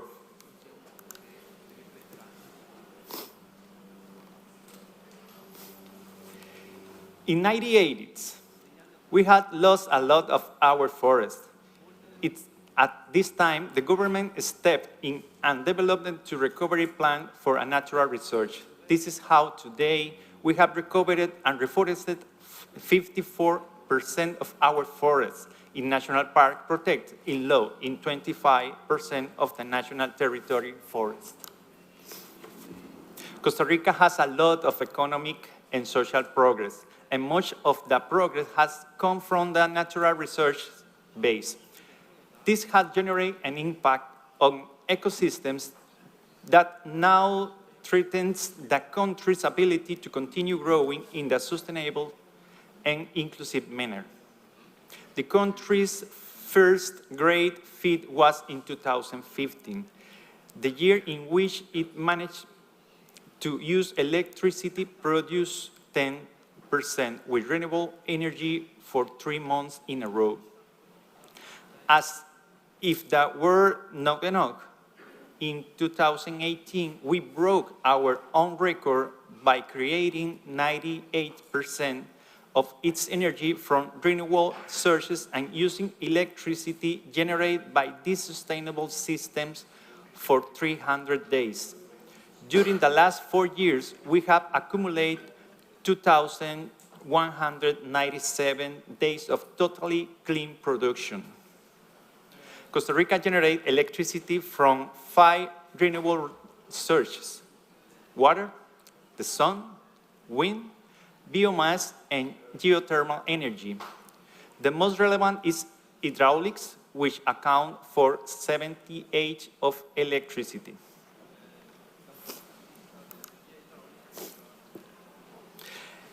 As we can find in the Essential Costa Rica program of the website, it says the following: we are the only green country brand in the world.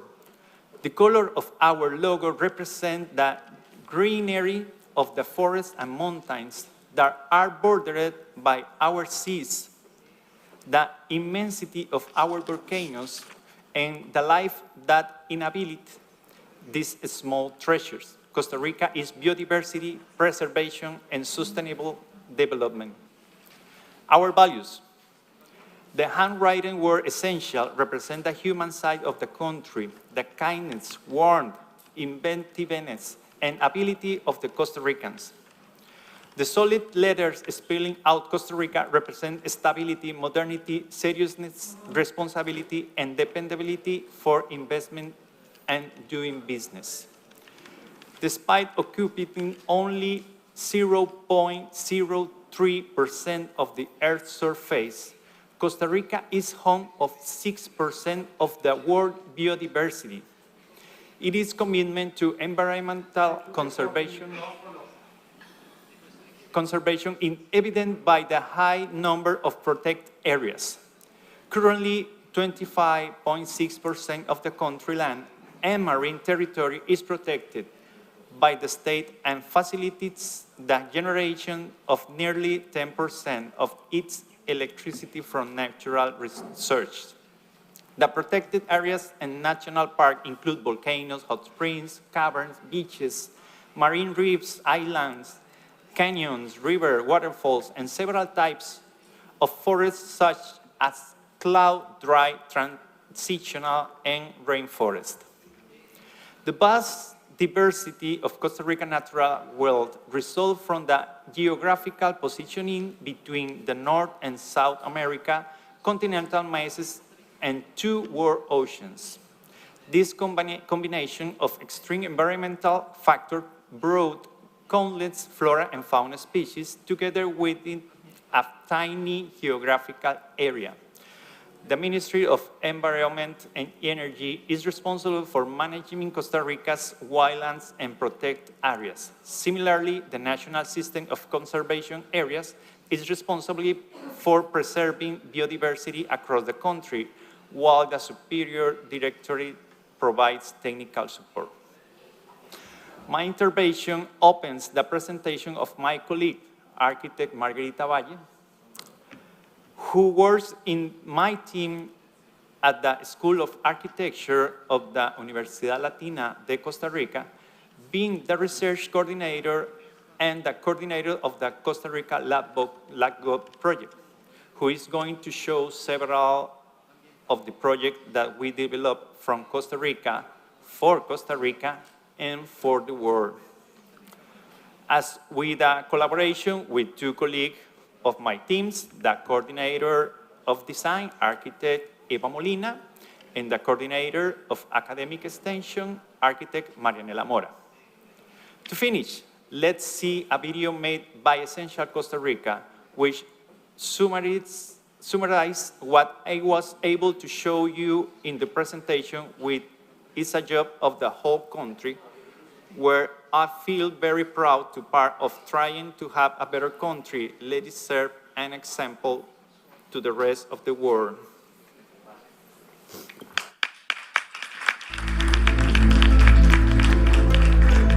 Someone defines themselves when they reconnect with their spirit, their true essence, the nature that shapes who you are. Who am I? I am an alluring concentration of beauty, rainforests, beaches, and biodiversity. I live in the heart of the Americas, guarded by 2 seas. I am the deep green that entices those seeking relaxation and adventure. And I am so much more. In my essence live the warmth and authenticity of my people. People with open arms who look forward towards the future and welcome opportunities. I am a unique, happy, and caring nation that expresses itself through the diversity of its cultures. I am cradle of human talent, proud people who embrace challenges. I am a nation governed in peace with a solid, long-standing democracy. I stand behind health, education, and the pursuit of self-development as the cornerstones of happiness. In my essence lie the preservation and care for the environment, a model to the world. I breathe the riches of my land, and I recognize the wit of my people, ever capable of giving more than expected. I am a trustworthy and reliable nation, distinguished by the value of what I create. Human development, innovation, and a proven international competitiveness set me apart and enable me to export quality to the world.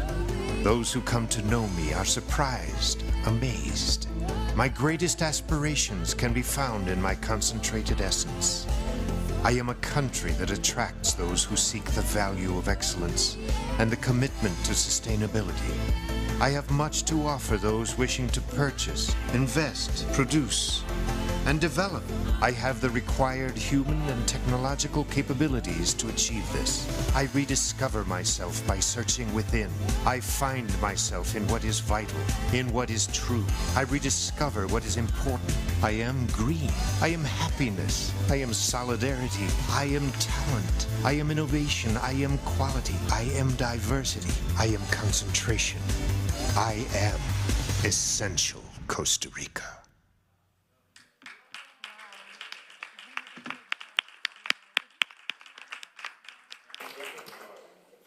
Thank you, Rodrigo. Thank you very much for that and for sharing the video with you. And all the panelists, I don't know if they're still online, but I think if we could just a quick round of applause for all of our panelists today.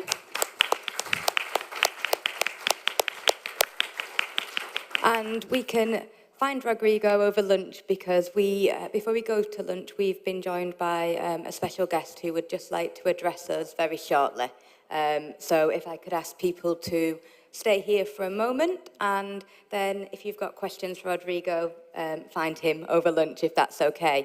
And I would like to invite both Eli Schleinen, the Vice President of the Emilia-Romagna region, to the stage with Lanfranco Di Franco, who we all know and love from our EU Arenas project.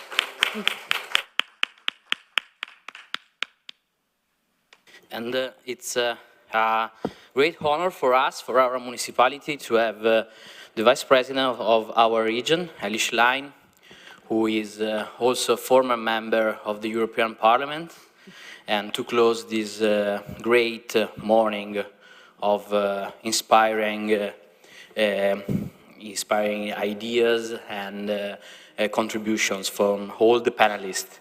So I really give the floor to Eli Schlein, our Vice President. We are really proud to have her in our regional administration. So thank you, Eli, for being here.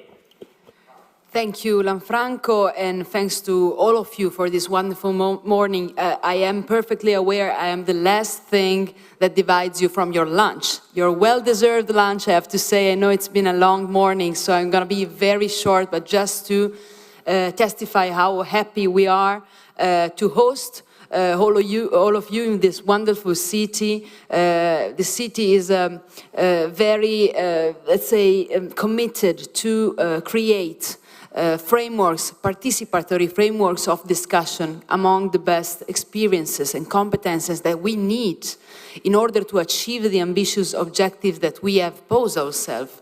At the European level, with a Green New Deal and also with the idea in the climate law, let's say, of reaching decarbonization by 2050. I would say if you can manage to make it even before, it would be better, because we don't have much time to change our patterns of production, consumption, of life. And we need to do that, particularly in a region like ours. Regione Emilia-Romagna has co-signed with all the municipalities, the universities, the schools, but also the organization of the economic organization, but also the trade unions and civil society organization, a document. It's a strategy, it's a vision. It's called the Pact for Work and Climate. And it has, let's say, underlined the shared objective that we have co-written with our partners, because we are aware that you should be able to write the best decarbonization strategy for a territory like ours, but it wouldn't work if it's not shared, if it's not based on what you have exposed today, science, competence, innovation and technology and research, but also it looks into the different choices and strategies that we need to implement decarbonization. It's going to be very different from, let's say, the transport sector to the agricultural sector to the strong industry that we have in a region like Emilia-Romagna. So we have a lot of work to do. The good news is that we have now more opportunities than before. What we need is a strong political will and also the idea on how to reorient in a much more coherent way our policies with a comprehensive and holistic approach, because we have to do efforts in all sectors of public policy in order to reduce the impact of greenhouse gas emissions, but also to go towards a pattern of more, let's say, sustainable work in agriculture and all the other sectors.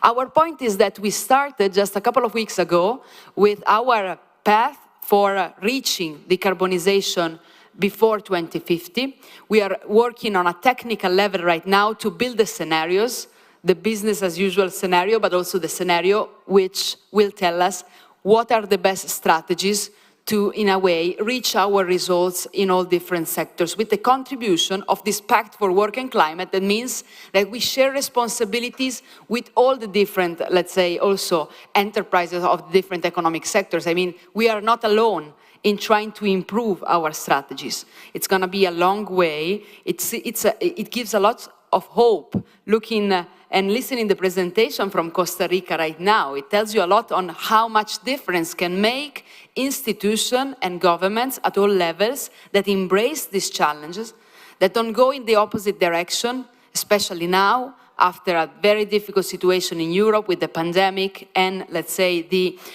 terrible war in Ukraine, but we cannot allow to go back to the past, in a way, to go back to normal, because normal was part of our problem. So let's take it as an opportunity to change deeply our models. It's going to be a challenge, but now we have more resources than before. Now we can try to convince also those that we were not able to convince with arguments, also with reorienting our resources, but with credibility. It means for us that we have to learn how to monitor and in a way, how to monitor all the impacts, the environmental impact, the social and economic and occupational impact, the gender impact of our investment, in order to make sure they realize both at the same time social and climate justice, which are deeply interconnected, you teach me, because if you look around the world, who is paying the highest price of this emergency, of this climate emergency, it's always the poorest and most vulnerable parts of our world. It means developing countries, for example. I talk frequently about the example of Lake Chad, that you probably know better than me. I mean, it has been, let's say, it was squeezed by climate change in these years and leaving a lot of people in poverty or forced them to migrate elsewhere. And so, if you look at that, you understand how we have to keep the things together and to embrace also a just transition that accompanies whole society in it, starting from the most vulnerable parts of our society. So thanks a lot, because what you have been discussing here it's very useful and fruitful for our administration in order to understand what we can do better, what kind of strategies were implemented in other cities in these EU arenas that I thank very much because it's a very, very important project, and I thank obviously Comune di Reggio Emilia e Lanfranco De Franco for their personal commitments. I know that we are not alone, and this is the best way to try to implement and achieve concrete results. Let me just end by saying that I am worried about what is happening around us. But I think that we have one opportunity. Yes, it's hopeful to listen to what's happening in Costa Rica, but let me say from Italy, it's also frustrating because we are lagging far behind from that strategy. We don't have already an Italian strategy for decarbonization. We are hearing arguments to go back to use natural gas and other fossil fuels. This is not the way that you should embrace in such a beautiful country that has a strong potential on renewable energies, for example. Solar, wind, what you have heard before. We have a potential also to create new quality jobs and new good enterprises in this new direction, and this is the commitment that we are trying to implement by putting also public resources in finding the new innovation and technology solutions for every sector to bring them on. So thanks a lot, have a good stay in our wonderful region and this wonderful city, and please, let's non perdiamoci di vista, we say in Italia. You understand? So it means let's not lose ourselves. Let's keep in touch. Let's keep in touch because we will need your wisdom and your knowledge to find this new solution and to implement them. Thanks a lot.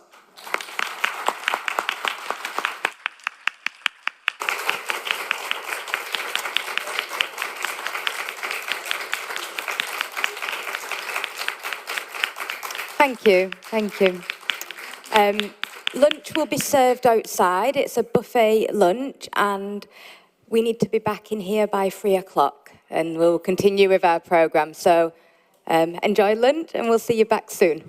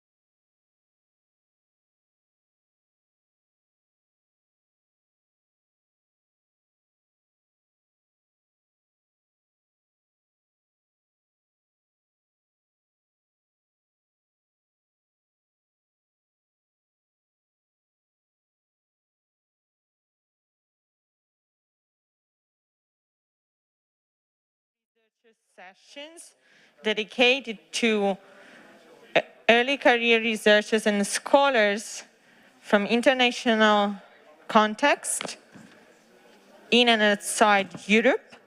And then the Cities Roundtable, which is meant to introduce you to a collaborative cities network and to share policies and practices related to urban justice and climate change.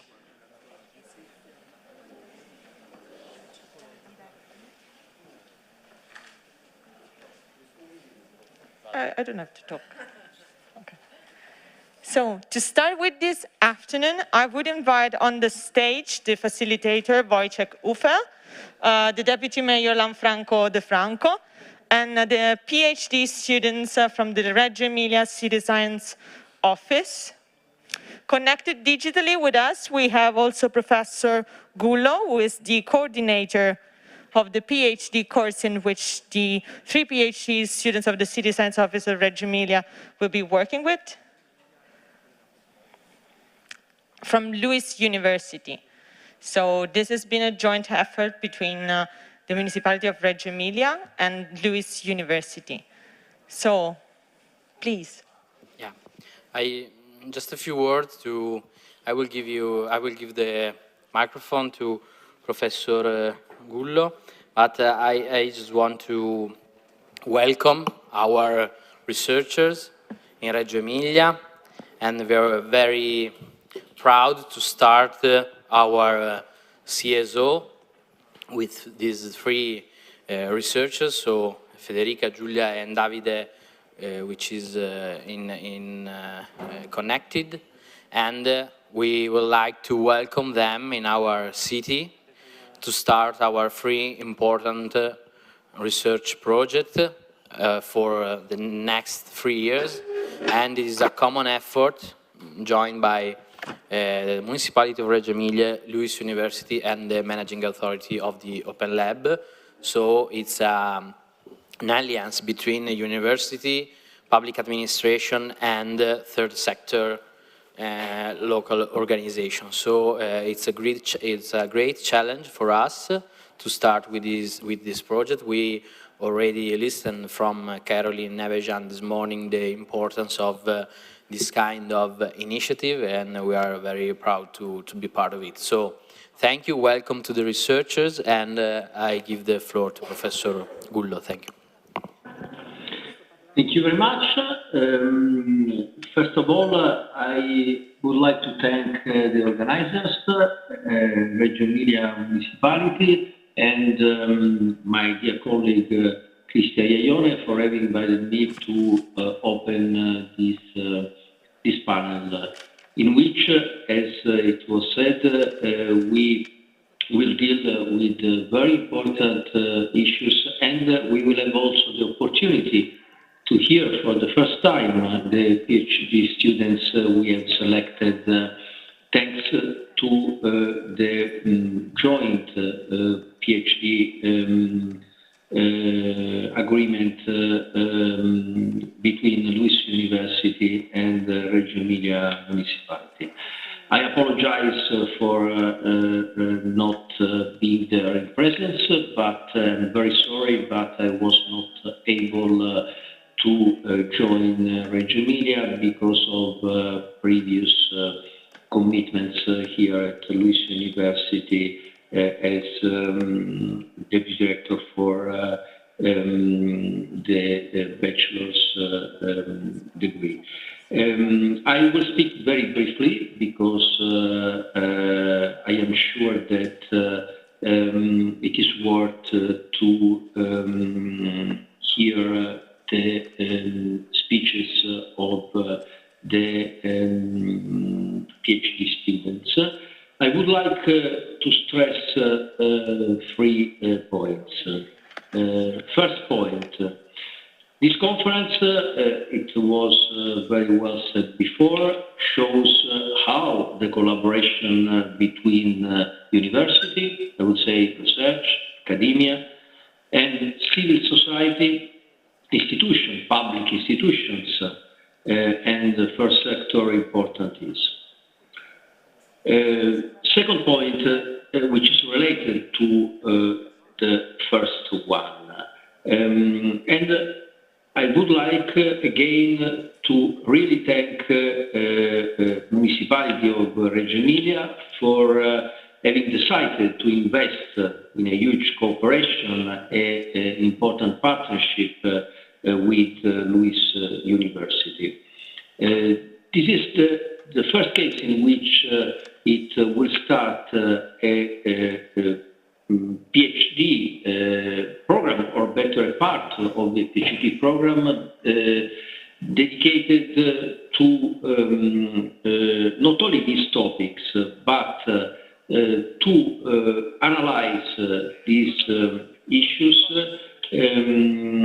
working together with a municipality. And I am sure that it will be a great experience. I am really convinced of the importance of sharing experiences between private and public sector, and I think that it is also a very good message to bet on the new generation. Thanks to the work of done in our department, we started in the last years having a lot of initiatives, and for sure Christian Iaione played a crucial role in this field. We started with a lot of initiatives in the field of sustainability and climate justice.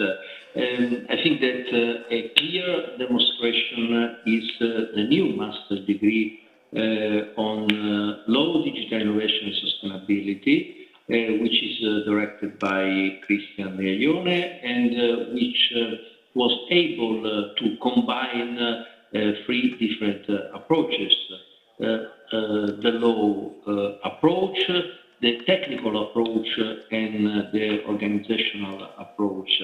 And this is a clear case in which we tried, and I hope we were able to build a really multidisciplinary program. The last point, sustainability, climate justice, smart cities are keywords of the Luis strategy in the future, and I would say also in the last years and today. And this conference and this cooperation with Reggio Emilia municipality is the best way in which we can clearly demonstrate what I am saying. This is also really a way in which we can, as I said, improve more and more this approach concerning the combination between law and new technologies. So we will have in the future a lot of opportunities to follow together this path, but I think that is a very good achievement to be able to select very good PhD students and to start immediately working on these topics. I am sure that this conference today, it will be the first step of a very interesting, as I said, common path. And I hope that we will meet in the future, in the near future, here in Rome, to discuss these topics and to host you at Luis University in our one of our campuses, and to stay together speaking about these crucial topics, but also to behave as a whole community. Thank you very much. I will attend, I'm sorry also for that, only the first part of this conference, then I have to leave the conference because I have to participate in other meetings. Thank you very much again for having invited me and for the possibility to really thank Reggio Emilia municipality for this important cooperation. Good work, and I hope we will see in Rome.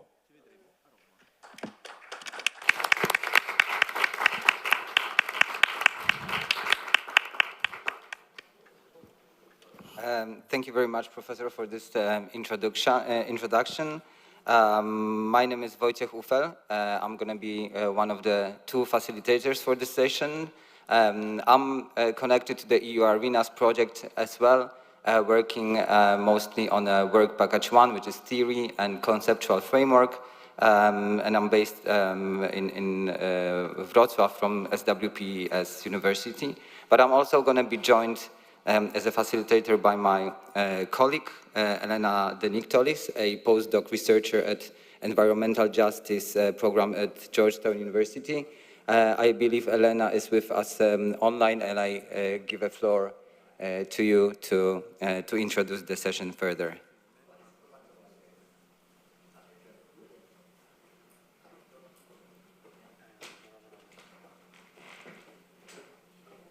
Unless we have some connection problems, but I believe that Elena was connected a few minutes ago, so I'm sure. Okay, yes, we can see you. Hello, Elena.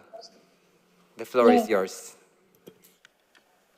Thank you. I hope you can hear me well, despite some little connection problem, which might create some delays. In that case, please interrupt me. So, good afternoon, everyone, and thank you for having me. I'll be saying a few words and introducing the session with my colleague Wojciech, just to contextualize a little bit why we decided to, why the EU Arenas project decided to organize this session within this project. This Urban Climate Justice Day, it's part a result of the efforts of the first month of work of the EU Arenas project, which is research on deliberative democracy and urban justice in general.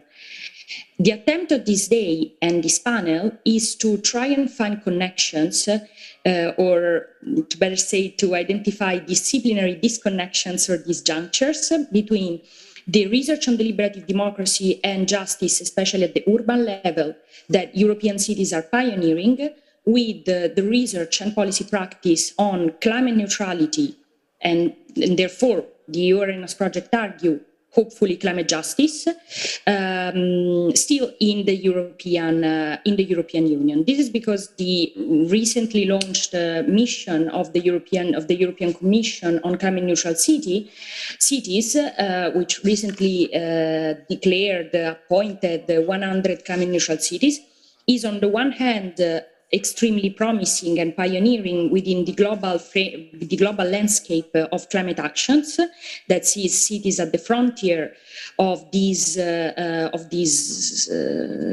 action. While on the one side it bears several promises, on the other side it also entails challenges. Our humble proposition is that we should work on an interdisciplinary level, and this is why we have today early career scholars coming from urban planning, urban policy, environmental law, employment, labor law, and many other fields. Several other scholars applied but could not attend today.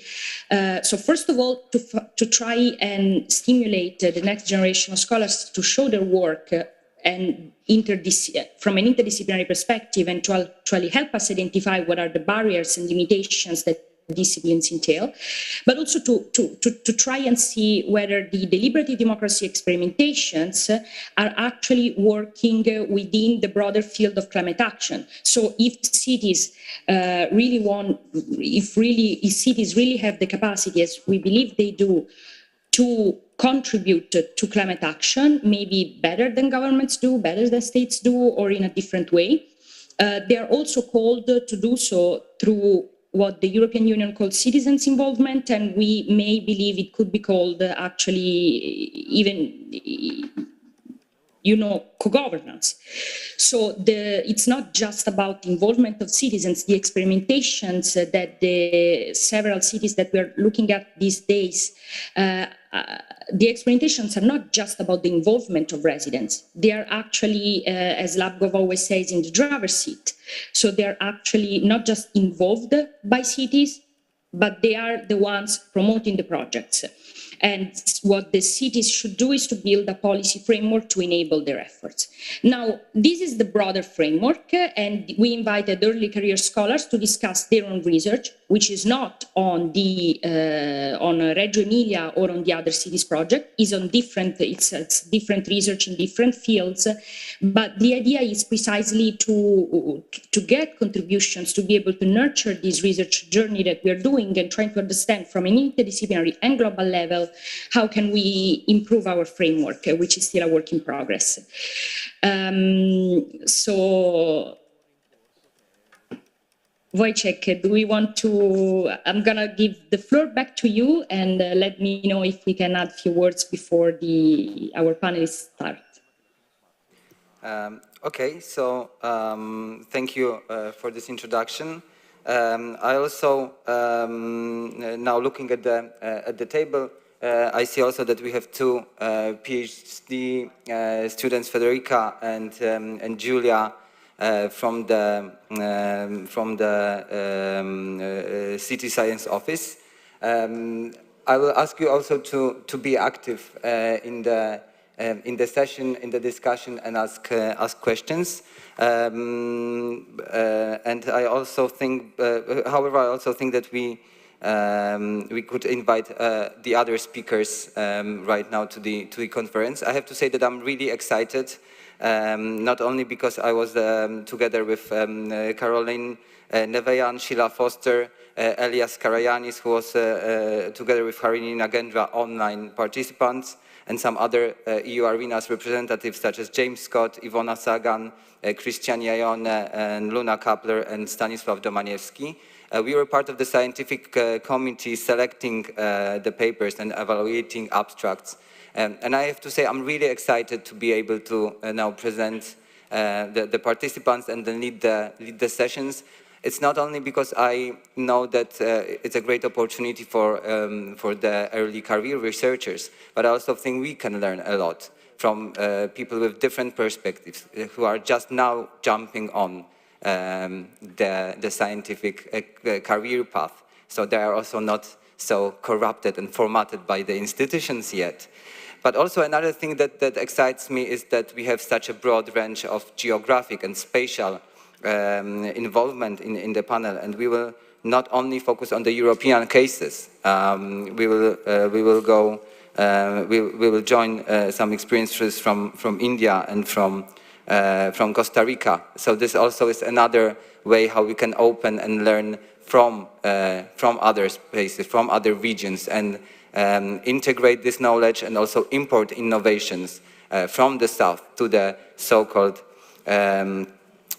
north.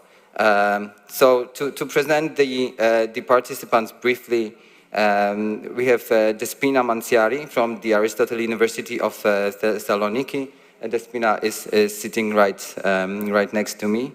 Then we will have Omolola Akini from Lewis University. Omolola, I'll ask you here. I think everybody already have heard you because you were active in the discussion, but I hope we can find a place for you at the table.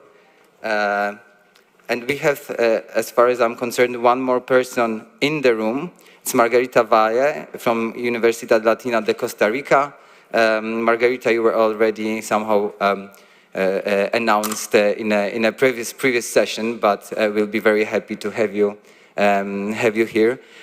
I'm afraid I'll have to maybe ask you to move to the front line just for now, and then we'll ask you to go back to the debate to make room for. Or maybe I can move. Yeah, sorry, I'll just move one place to here. I'm sorry. Yes, I think we can all fit. So Margarita, if I can ask you also here to join us on the stage, and then we have two online participants, Nathan Stanisev-Volpe from Lewis University and Nikita Odichia from University of Delhi. I hope that we will be able to connect to them without any problems.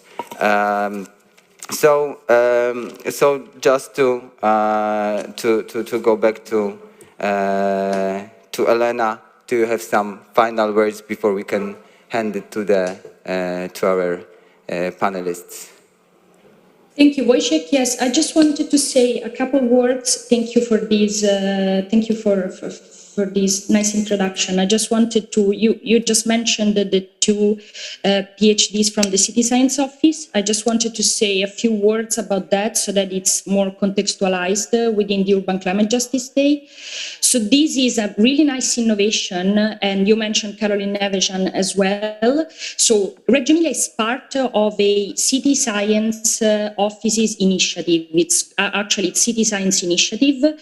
It's led by the Joint Research Center of the European Union, and the idea is that to tackle this twofold challenge of deliberative democracy and co-governance on the one hand, and climate neutrality and climate action on the other, cities can equip themselves with organizational innovations and policy innovations, such as interdisciplinary teams of researchers that are researchers, so their career is that of researchers, but they are somehow in secondment or hired temporarily within the city to provide empirically robust evidence for these kind of policies, so to support the city in implementing these kind of policies. So this is more about the role of science, maybe, and this is probably, Wojciech, what the Arenas project is all about, if you agree. It's about what researchers and scientists can do to support these policy processes while maintaining objectivity.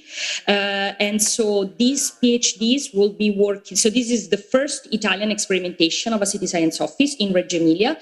And these researchers, their PhD will be granted by Lewis University, but they will work within the city of Reggio Emilia. They will live there and they will work within the city. So it's going to be very experimental to support the city of Reggio Emilia doing these kind of policies.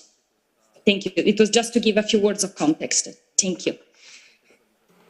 Okay, thank you very much. So without further ado, I think we can move to the first panelist, Despina Manziari, with a paper called Thessaloniki, an experimentation playground with and for citizens, decades of the Thessaloniki Living Lab. The floor is yours. Okay, thank you. Good afternoon.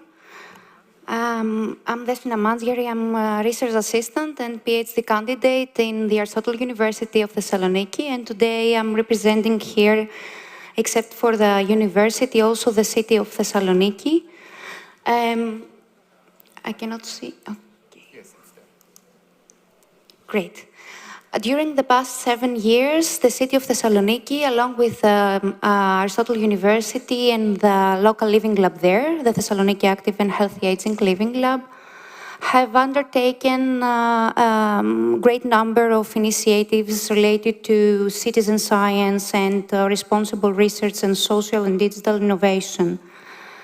To do so, the city and the university have formed a kind of a coalition of mutual experimentation, knowledge transfer, along with other local actors of the regional ecosystem. And now this coalition operates as an interconnected digital and social innovation hub, performing activities related to key societal and environmental challenges in the urban area and the wider urban metropolitan area of Thessaloniki, having on the core of all the activities citizens.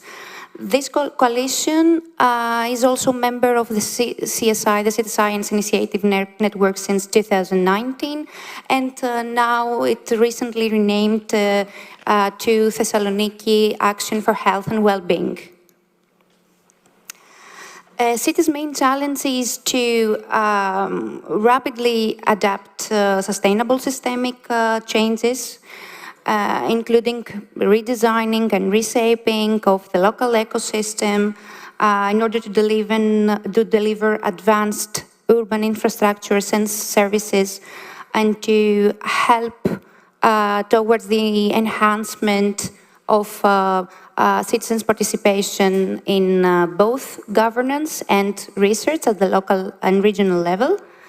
And together to explore and find solution on everyday living needs of the city and citizens, addressing different areas, including, of course, urban environment, urban health, and Thessaloniki's well-being in order to transform it into healthy and resilient city.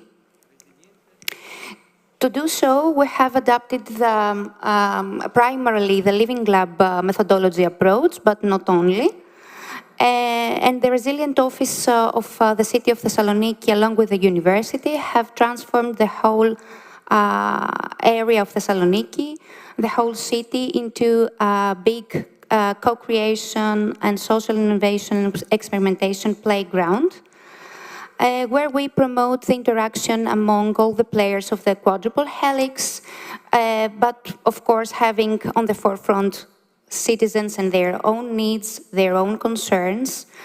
And we focus on find solutions, sustainable solutions that will meet these needs, and to build concrete policies towards urban climate neutrality and enhancement of quality of life in our city. Regarding the tools and methodologies that we approach, except for the Living Lab methodology, which is which is on the core of our approach, we also have a bunch of different tools, methods, and activities we perform whenever and wherever is needed, depending every time on the objectives and the aims that we have. But in all of the cases, citizens are on spot. They perform like researchers, applying the research methodology step by step, but in a more experiential way, or they become ambassadors of our activities, creating trust and helping to the expansion of the network, or they even act as consultants to the local governance and policymakers. In this way, they feel that someone is really listening to their needs and to their thoughts, and the sense of belonging to the community is highly increased. Our vision and mission, and this is my last words for today, is to highlight how important is this coalition between the city and citizens and the university. And we try to open the academia and the city to aspects of our community which very often perceived as closed elites, and to highlight that they are not closed elites, but they are there to embrace citizens, and develop solutions with and for them. To this end, we have established and we perform activities with an alternative experiential research group, which comprised only of citizens, the partners of experience, how we call them, And they are the core vehicle for requirements and solicitation, testing, piloting, designing, policy making in our city and our activities. And that's all from my side. Thank you very much. Thank you, Despina. Especially thank you for being such on time and time discipline. Here now will allow us for a longer discussion later on. So these were not your last words. We'll definitely all be coming back to all the papers. But for now, I ask Omolola Akini from Lewis University to present her paper on how effective is climate litigation as a key driver for climate justice in the EU.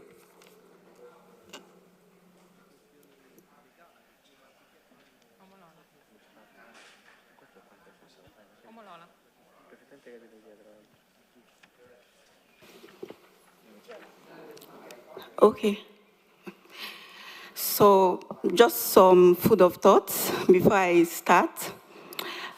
I was just thinking that can Mother Planet still be a mother when all our children are swallowed? And what do I mean by that? When our trees are already gone and our waters have become unfit for use and our lands have been poisoned. When climate change keep messing with this planet, in as much as our planet is beautiful from the sky, I feel Mother Planet still shakes and is shedding tears because she fears that she might soon be totally gone and there will be nobody to help her. And I don't know why you are here, but for me, I think I am here to help Mother Planet. Oh, before I continue, I would like to introduce myself. My name is Omolola Akini, and I'm a young researcher from Lewis University. And thank you for the privilege to come here and save the planet. I think over the time, many drivers have been employed in addressing the impact of climate change. And one of such drivers is climate litigation. And that is why I chose my topic, climate litigation as a key driver to drive climate justice. But for this purpose, I'll be focusing on the impact of climate litigation so far in EU. And here, why do you think it is important to discuss this topic right now? I feel there is a need to challenge climate change litigations and legislation and policy because it entails not just enacting laws and policies, it is also important to implement it. And furthermore, it is important to prevent future emissions and contribution to climate change. And I also feel that awareness needs to be raised more and pressures need to be exerted on corporate actors. They need to be held accountable for fossil fuel activities. It is high time we make them responsible for whatsoever they cause. And I also feel this is like my main priority right now. The global south is actually left behind. And I think we need to learn from EU. We are looking up onto you as our landmark to help us to strengthen the climate litigation in global south. And here is basically, this slide is basically talking about the effect of climate change litigation so far. And as we can see from here, there has been so much commitment globally. And there has been rapid climate litigation worldwide with US leading with 1,390 cases, and we also are from EU, and yeah, again, Africa is left behind, but we are coming up very soon. So yeah, I think, and the next one, basically I discussed here 2022 trends. For me, I actually feel that these particular trends, they are catalysts for further strengthening climate litigation in EU. And as you can see here, some of the new trends are the fact that there are new laws and treaties that are actually encouraging climate change right now in EU.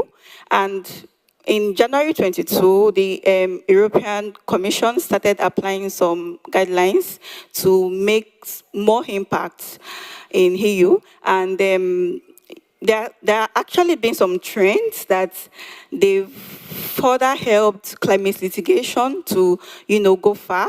And I feel this will further strengthen climate litigation as a key driver to help climate change, to help us address climate change impact. And here I'm talking about critiques of climate change litigation. As you all know that there is no advantage without disadvantage.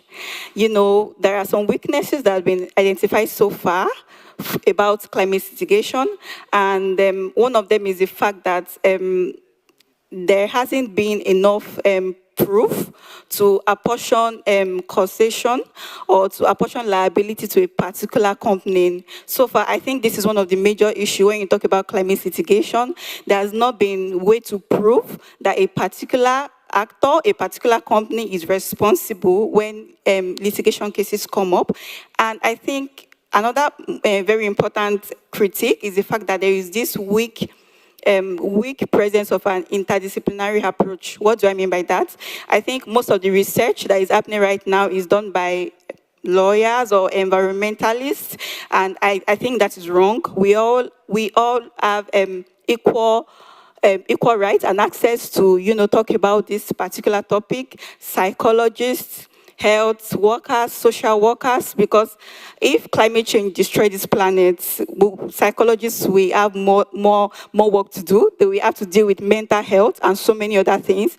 Social workers will have more work to do. So I think there is this weak presence of interdisciplinary approach, and I think it is high time we work more to bring so many fields to actually discuss and talk about how to bring a change to this issue we are talking about. And then there is also this issue of cost of climate litigation. As you all know, to be involved in legal litigation cases for litigants is a whole lot. You put so much cost into it, you put so much time. I don't know about Airbus. I know for where I come from, it always takes much time. And then very quickly, talking about more works to be done, I think EU litigation needs to, we need EU litigation to be a landmark to further strengthen litigation in Global South. And also, as I said earlier, we need to strengthen interdisciplinary approach to research. And because of my time, I think it's already there. Some works I feel should be done. And I think I'm going to conclude by saying that the court has and will always be an arbitrary empire of climate justice. Climate litigation will forever remain a driver in enforcing climate justice. But now it lies in our hand to be able to know how effective it will be. And I'm going to conclude by saying that let's not forget that Mother Planet is still crying and beckoning on us all to save her from the claws of climate change. Thank you.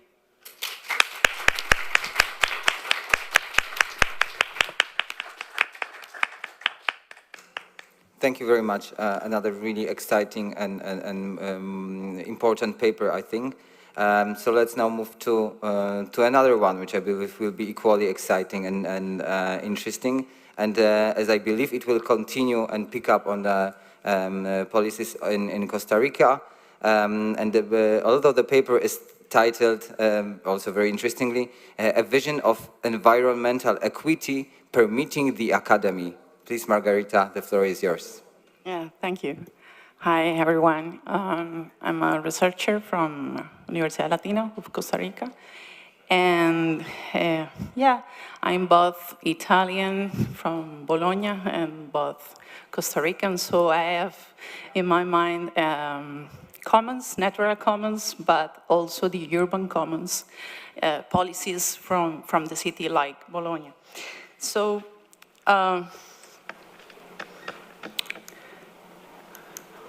the background of the project is that starting from the notion of the responsibility that the Academy has in the way of facing the imminent crisis of climate change, together with the social transformation that brings with it and the constant technological advances, it is necessary and understand the main transformation and the engine of change is the planning the human activities.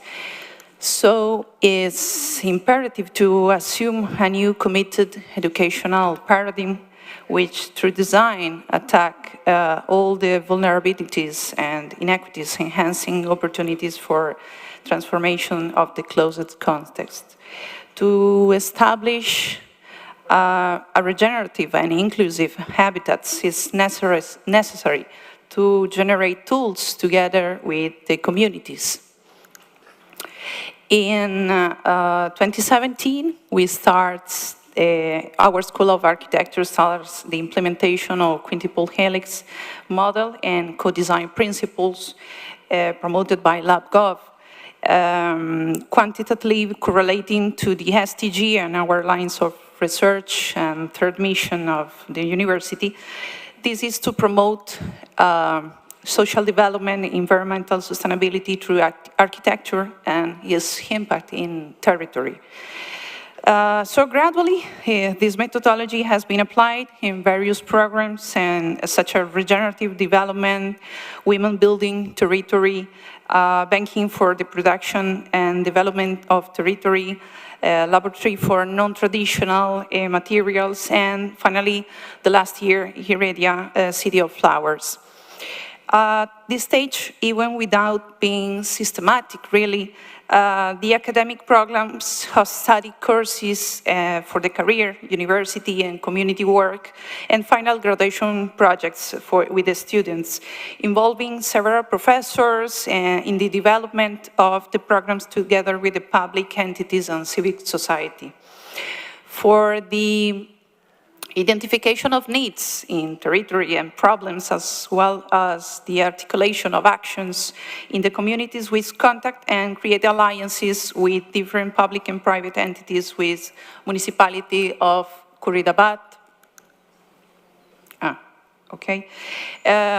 the Alliance of Costa Rican Women, the University for International Cooperation, Regenerative Costa Rica, the Institute of Rural Development, INDER, in Costa Rica, Ejército de Salvación, and Solidarity Architecture, and Colectivo La Mitad Más Uno.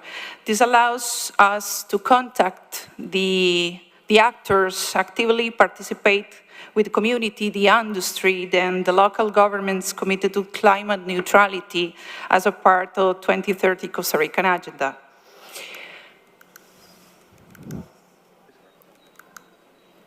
Okay.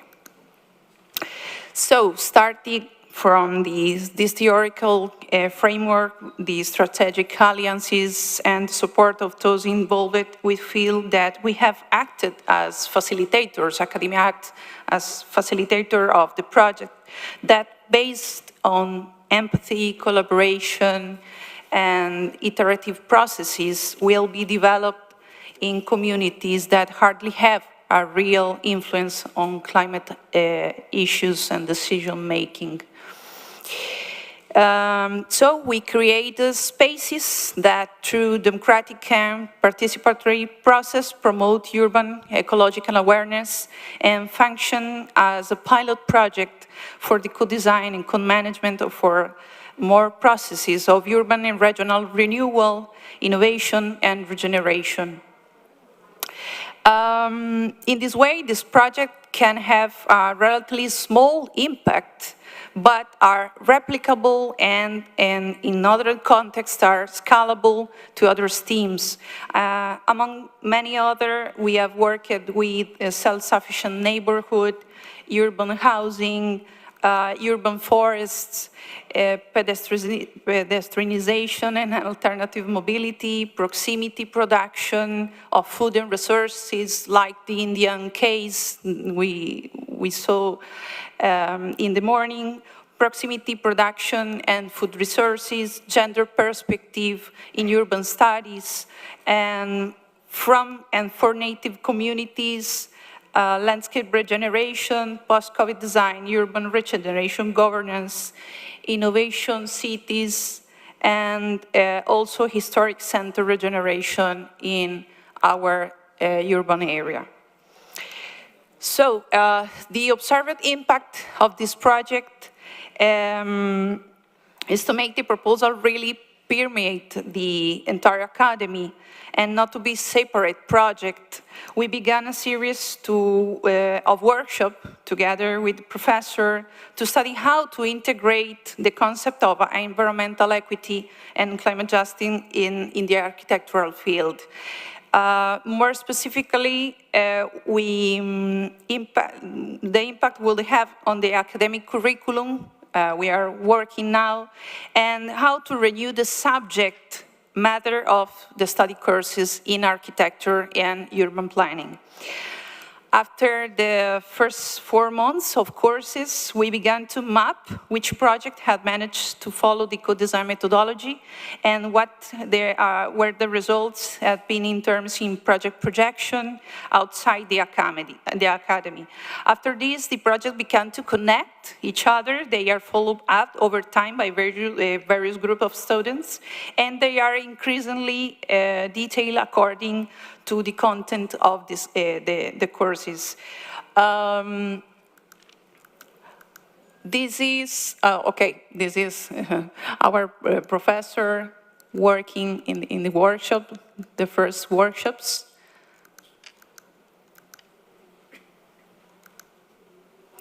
And this is the Barrio San Jose Park and Human Development Center in Curridabat, a project that integrates outdoor education and a project with the urban acupuncture.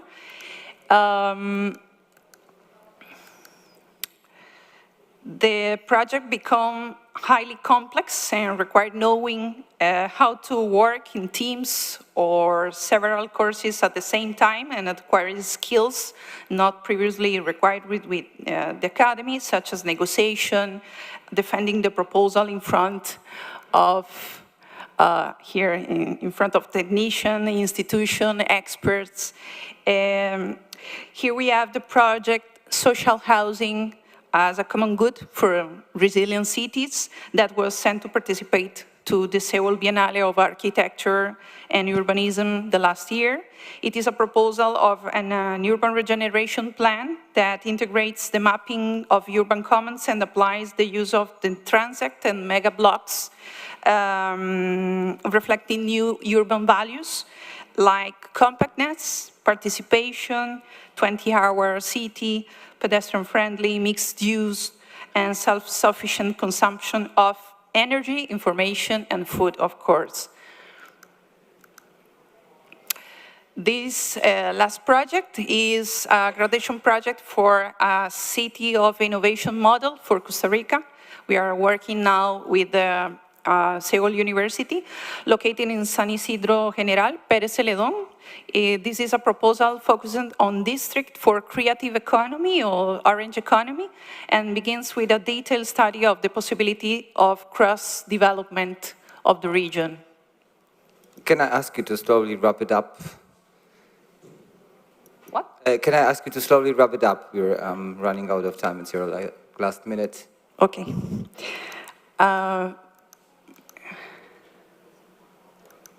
Okay, this is the last.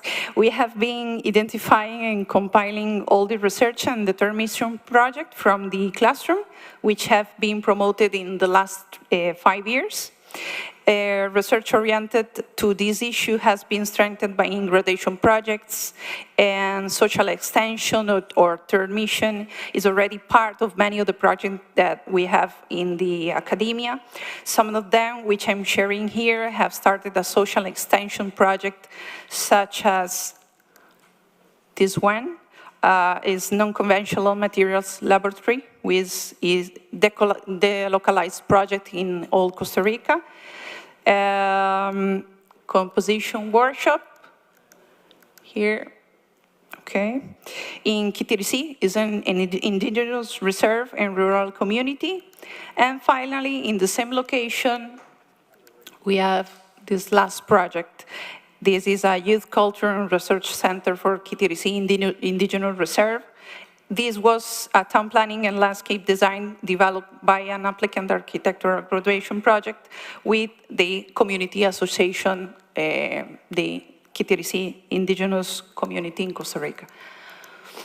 So Finally, the academic experiences to date have the opportunity for improvement, but it's concluded that they are consistent with the lines of research and extension proposed, so it is intention to continue from Lab of Costa Rica with the action that consider the practice of design as a tools that support the dependency of communities on their natural resources as non-tradable means of livelihood and the right to own and manage them for the sustainable perspective. Thank you.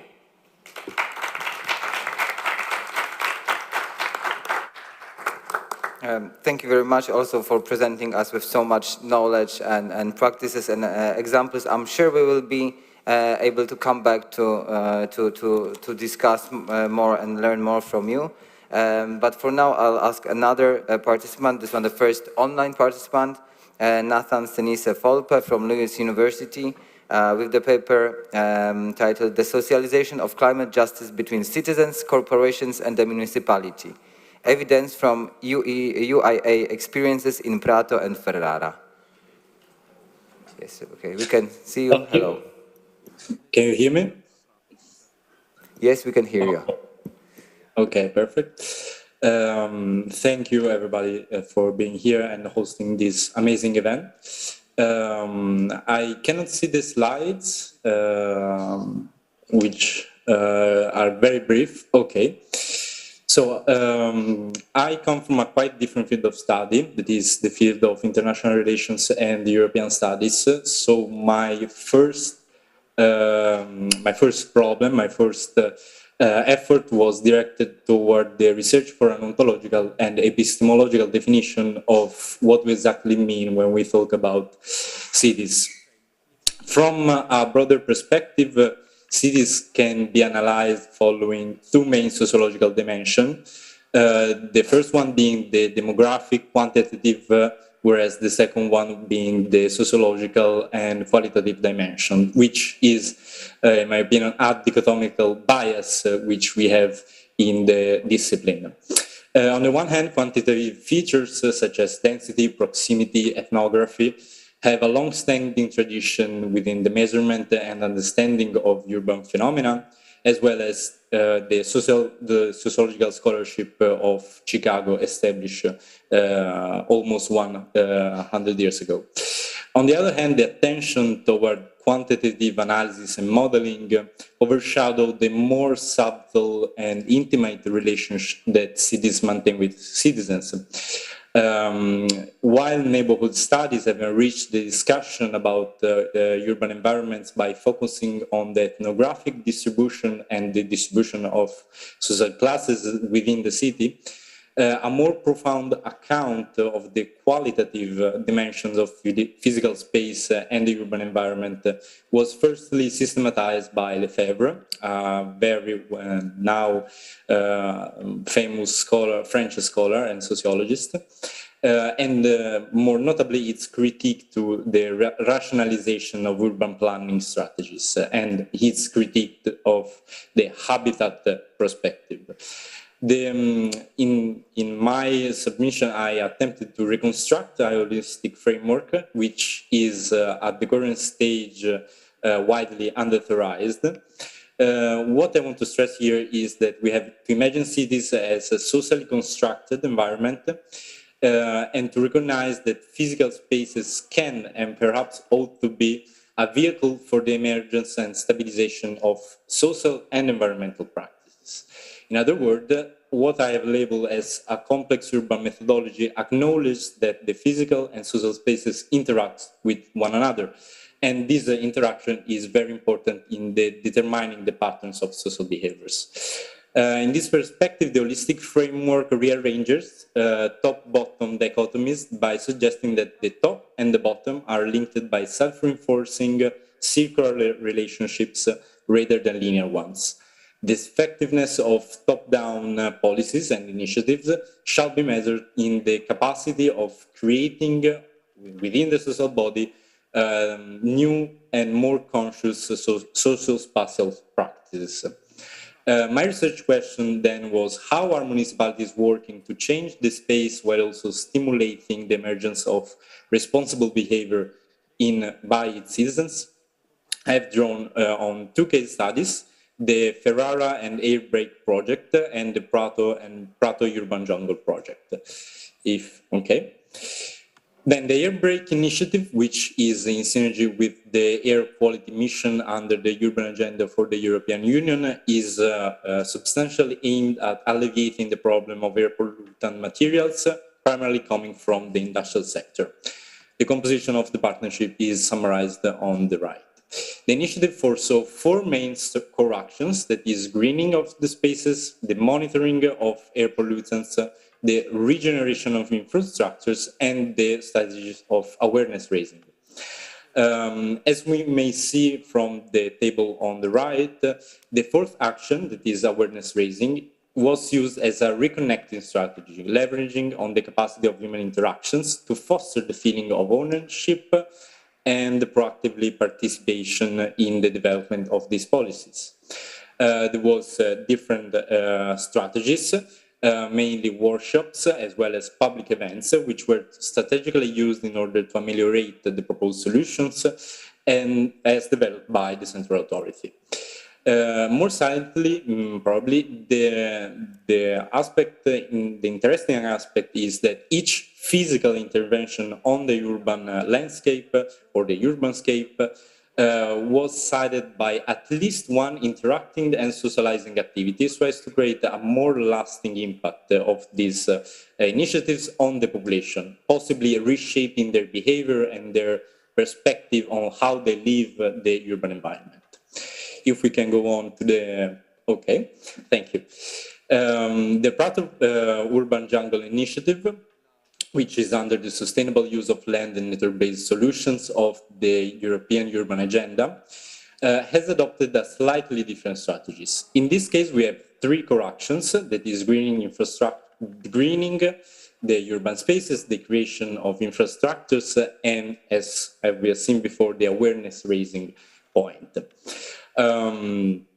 Again, as we can see from the table on the bottom right, the greening of urban areas, regeneration of physical spaces were fundamentally linked with the 3rd awareness raising strategy.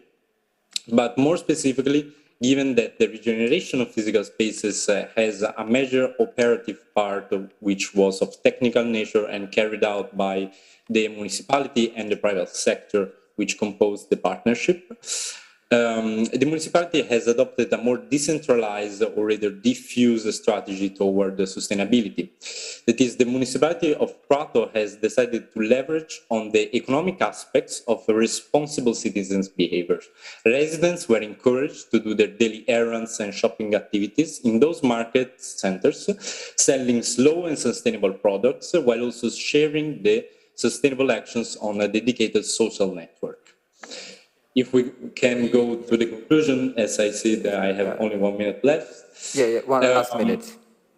Yeah, so the main remarks which can be drawn from the analysis of these cases is that first and foremost, without the adoption of a smart and digital perspective, these projects could not be carried out. So the sustainability, urban and digital discussion should be linked with one another. Second, and this is what I find more interesting, is that the carrying out of these initiatives was substantially grounded on the presence of the private sector and the technology sector. And the tandem represented by the two was steered by the respective municipalities in order to create an engaging scenario, an engaging space with the citizens. Finally, the civic quest towards sustainability, as shown by the selected case studies, implies the sharing of burdens and operative aspects by each actor, the public, private, and knowledge in creating the platform and the strategy, whereas the civic and the social entities in using and adopting this and adapting to this changing scenario. In this sense, I have defined the socialization of governance as the process relating to the implementation of open, collaborative, and experimental schemes of public governance, which are contradistinguished by communicative strategies. And this is what I want to stress, meaning that we have to create a communicative environment which allows for feedback loops and for the emergence of the needs on the one hand and the proposed solutions. And I do not want to steal too much time, so I think I can conclude here.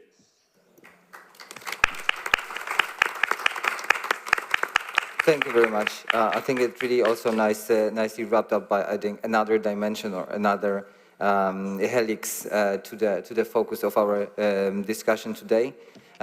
So I wanted to invite the final speaker to the presentation of the panel. It is Nikita Odiccia from University of Delhi, presenting a paper on climate justice and equitability in urban India, an appraisal.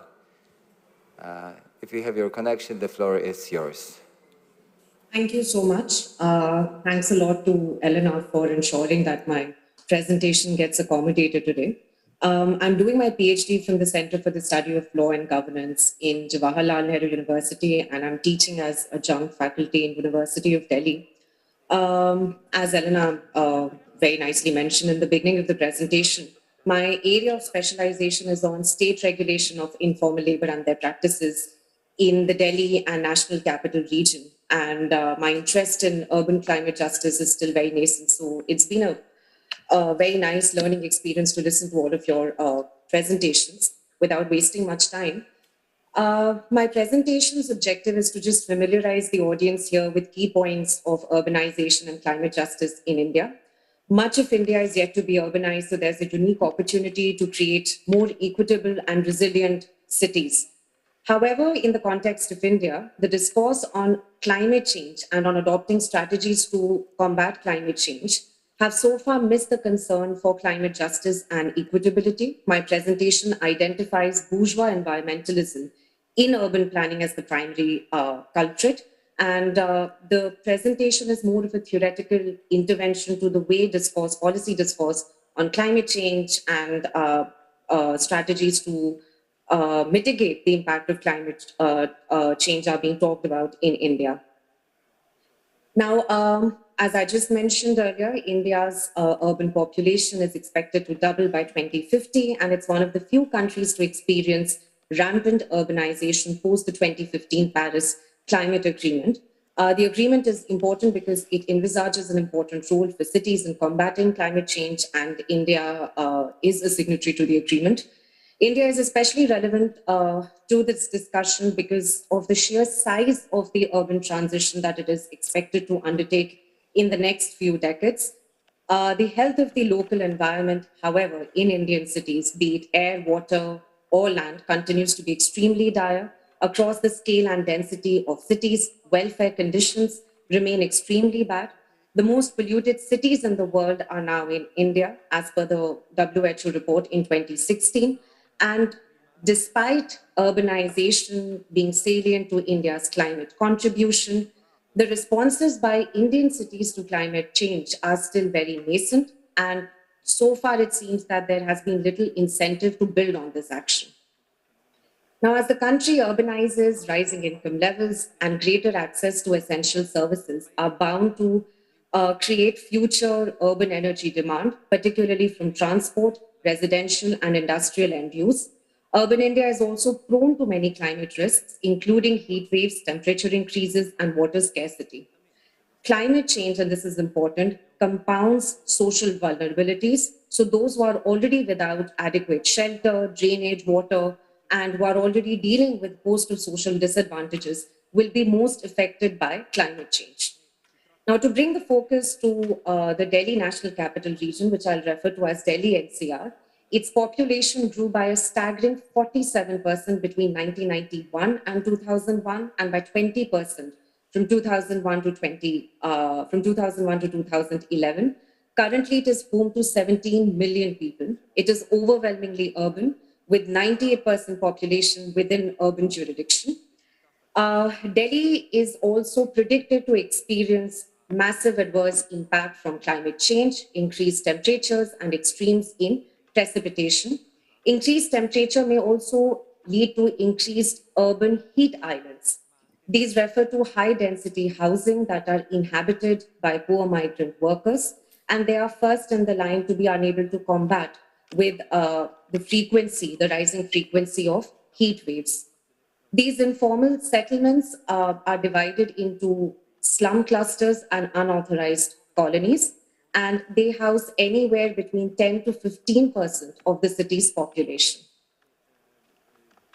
Despite one of the highest urban population density, there is a large gap in housing supply in the NCR, which sort of explains the persistence of these slum clusters and unauthorized colonies. Now, one of the reasons why the gap in housing supply has not been closed in Delhi NCR is because of urban planning. Urban planning is at the heart of deciding whether marginalized groups will have claim in shaping cities or not. Historically, much of Delhi was historically Delhi's growth has happened as a colonial and as a post-colonial administrative capital. So that colonial mindset still remains in terms of how the city and its public spaces are to be envisaged. Long spells of the absence of the state legislature, the absence of trade unions has essentially meant that the poor and the working class population have found themselves excluded from cities' many master plans since it first came out in 1962. Delhi's growth has happened with certain pockets being preserved and nourished, and alongside with them, its middle classes. Those who did not fit the prototype essentially of the middle class, who could not afford to be property owners in these pockets, were pushed out into shanty towns and informal settlements. Today, they are viewed by administrators as violating cities' planned future. These shanties and settlements, also referred to as slum clusters and unauthorized colonies, are seen as deterrents rather than as participants in the mission to make Delhi a clean and green city. Now, environmental politics in Delhi has not been able to challenge this exclusionary aspect of urban planning. Instead, it has got itself enmeshed into it so that both procedural and distributive elements of climate justice are ignored. Amita Bhaviskar has identified it as bourgeois environmentalism, and I argue that it is the chief obstacle in the path of urban climate justice in India today. Bourgeois environmentalism ignores procedural justice, which emphasizes fair, transparent, and inclusive decision making, as well as distributive justice, which places the emphasis essentially on who bears the cost of both climate change and the actions taken to address it. Bourgeois or elite environmentalism is dominated by the urban elite, who are owners of both material and social capital. Their version of an environmentally sustainable city excludes the poor and marginalized. It sees their presence as obstacles to a clean urban environment. And here I say both from the aesthetic and the ecological point of view. As a result of that, ecology does not get combined with principles of equity. The judiciary has played a pivotal role in maintaining bourgeois environmentalism. So, for example, in August 2020, the Supreme Court of India instructed the demolition of 48,000 hutments that line the railway tracks of New Delhi.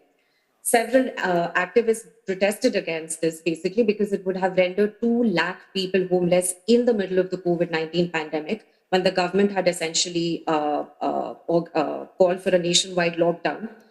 Initially, this. I'm sorry, you have 1 minute. Yes, thank you. Okay, all right.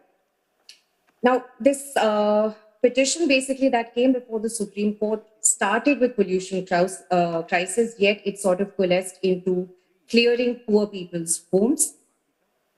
Now, even from the perspective of procedural justice, we find basically that vulnerable groups are not represented in climate change adaptation planning. I argue this can be done by expanding the Bhagidari or the partnership system, which works under the jurisdiction of Delhi government. Bhagidari means partnership. It basically provides venues for residential welfare associations to set priorities for their neighborhood and communicate with Delhi government on various action plans needed for combating climate change. Currently, the system favors property owners by relying on those residential welfare associations that are themselves groups of private property owners. I argue that they can be extended to include unauthorized colonies and slum clusters as well. There are approximately some 1,700 unauthorized colonies in India. So including them in subsequent discussions on climate, on action plan for climate change will be very useful for increasing representation of the vulnerable urban population. It's also seen right now that systematic identification of low-income informal workers who are more prone to air and water pollution has so far been done only in an ad hoc manner and mainly by non-governmental organizations. Even state-level welfare boards for certain workers, such as, for instance, construction workers in Delhi, have been unable to highlight the industry-specific health concerns because of climate change that tend to disproportionately affect the poor.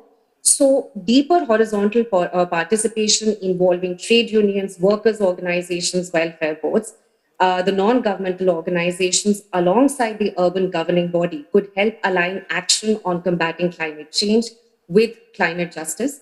I'll end here because I think I've finished my time duration. Thank you.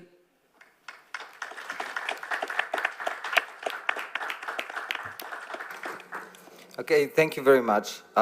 So we had 5 excellent papers, and I'm really sorry for every time I had to intervene with the time. I know 7 minutes is really little, and it needs exceptional rigor and precision, which is challenging not only to early career researchers, but I think to all researchers, which we have certainly experienced many times. So moving slowly to a discussion in which I hope we can have some more free and also more informative or more detailed, nuanced information. I wanted to start with asking whether Julia, Frederica, you two have maybe some questions and comments that you would like to add to the table, some immediate reactions.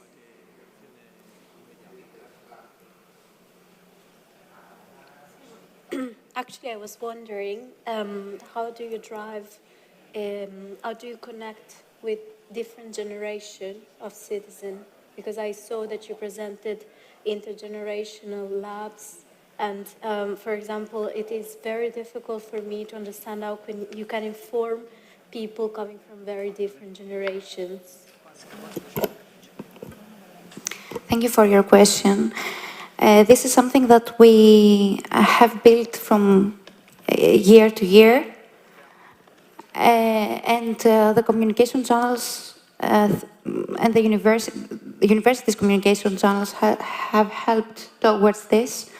We started from performing joint lectures in the university and asking citizens, as our lab is part of the School of Medicine, we have performed several open lectures in the university asking from citizens and primarily chronic patients to come and become teachers for one day, setting on the table their own pains, their own concerns about their health or their well-being in everyday living.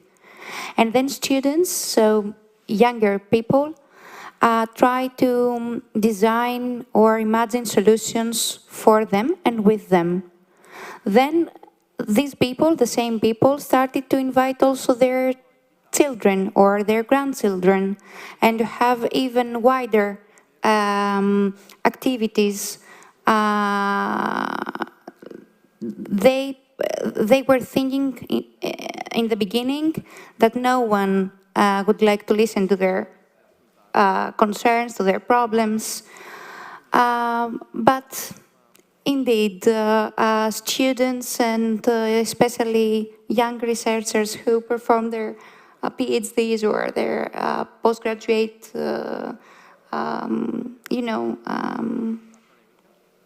research, they were more willing for having such kind of activities instead of having the traditional classrooms.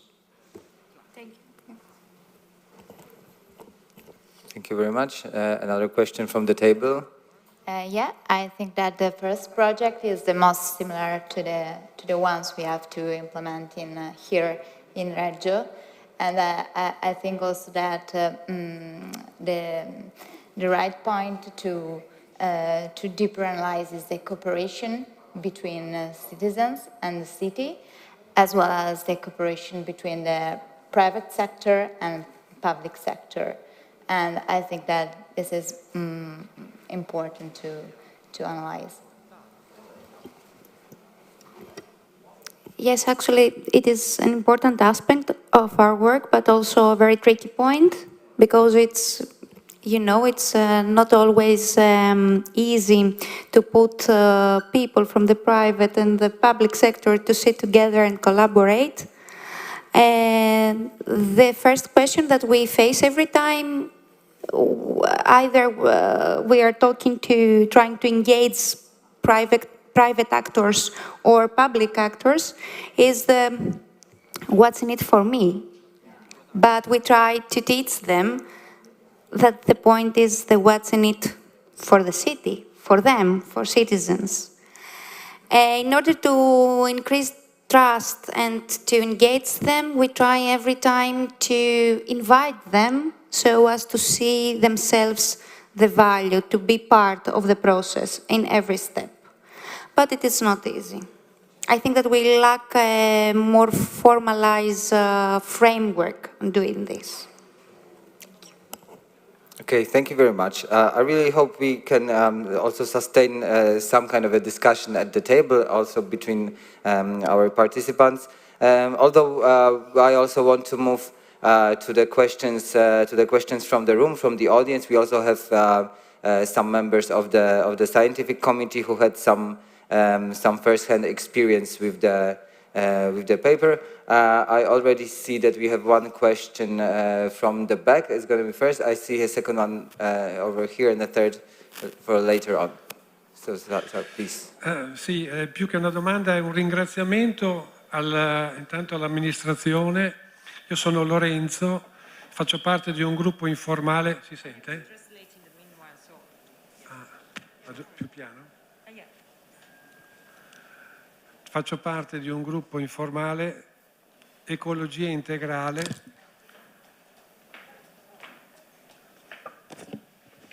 all'interno di una rete Emergenza Clima e Ambiente di Reggio Emilia. Quindi dicevo, voglio ringraziare. This intervention is meant also to thanks for this organization, so it's part of a committee who is related to the energy sector and environmental sector.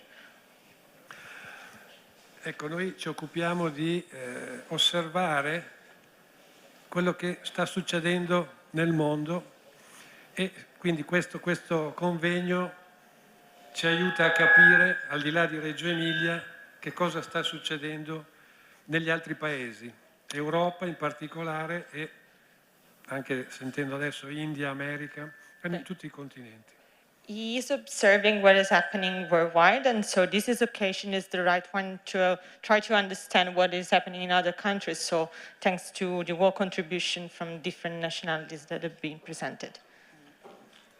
Diciamo che i nostri interventi partono dalle constatazioni del Club di Roma del 1972, 50 anni fa. The observations come from what was achieved by the Club di Roma about 50 years ago. Limite allo sviluppo, limite delle risorse naturali. Limits to the development and limits to the natural resources. Quindi 3 osservazioni. Uno, Emilia Riuianni. So 3 observations which are widely directed to the world panelists that were within this day. Più che parlare di tecnologia antropocentrica, non sarebbe ora di parlare di tecnologia geocentrica?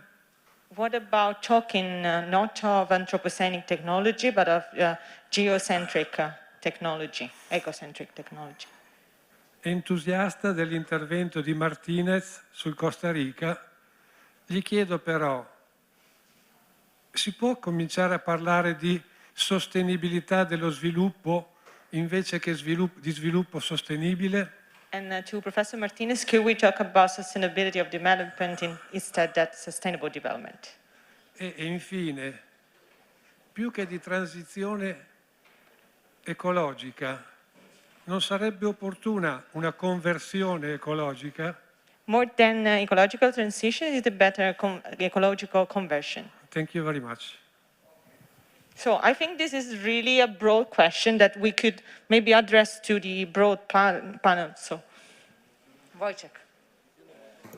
Yes, so maybe shall we take some more questions and then have a round of answers? Because I saw we had 2 here in the front and we can wrap them 3 together and see how much time we have left, okay? Okay, perfect. Carolina was having another question, the second question. I want to thank you all for really great work, and I look forward to the rest of your career. So CEPI's only early career, you have lots of things to do. I wanted to share reflection also from you. Some of you really focus on the possibilities of what is possible, and some of you really say, listen, there are things to be held accountable. There's also a bourgeois idea of space that, you know, which really makes it very hard to do. People need to be held accountable. How do we make individual procedural justice available? So how do you see this balance working out? And how does your research help to mediate this? Do you know what I mean? Oh my God, not. I say it wrong. So where does the work of Despina meet the work of Honolulu? Yeah? Where does the work of the lady from Delhi meet the work of Martina from Costa Rica? That's what I like to ask. How do you relate to the other group? Thank you very much. We had a third question over there, and then we'll have a round of answers, comments from our panelists. Good afternoon. It is open. Yes, good afternoon. I'm Mario Manna, and I'm a PhD researcher from Lewis. And first of all, thank you very much for the very interesting event and for all the intervention that will be very peculiar. I wanted to thank especially the colleague from Lewis, Somolola, because I think the climate litigation is a theme that have been faced a lot by scientists, and I mainly have a private and commercial law background, so I'm still seeing that the perils that you have highlighted has been already highlighted by both public lawyers and the private and commercial lawyers. And I really appreciated the way you problematized it, because we find barriers from the entrance, barriers from legitimation point of view, and also barrier according to the division between the legal question about climate change and the political question about climate change.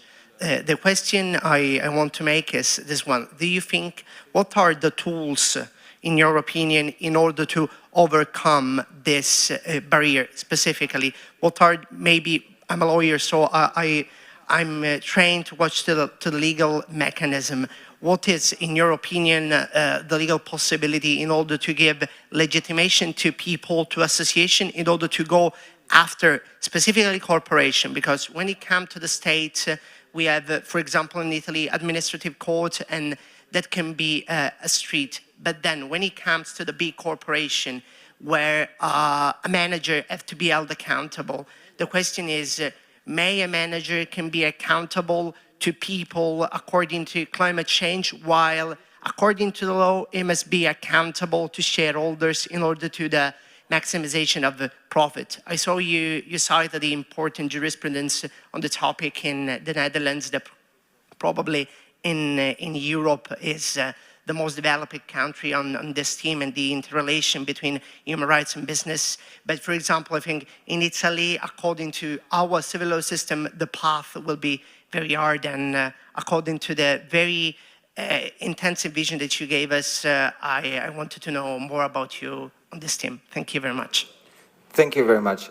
Since we really don't have much time left for the session, and we have still a lot of activities later, I'll maybe ask you to give a short round of reflections, maybe not to all the questions because they are complex, multidimensional, but perhaps try to focus on what you feel comfortable with answering and what you feel it can directly impact. Maybe I can propose that we go the other way around that we have started. So starting from Nikita, if you're here with us, please, if you want, you can give a brief comment or an answer to.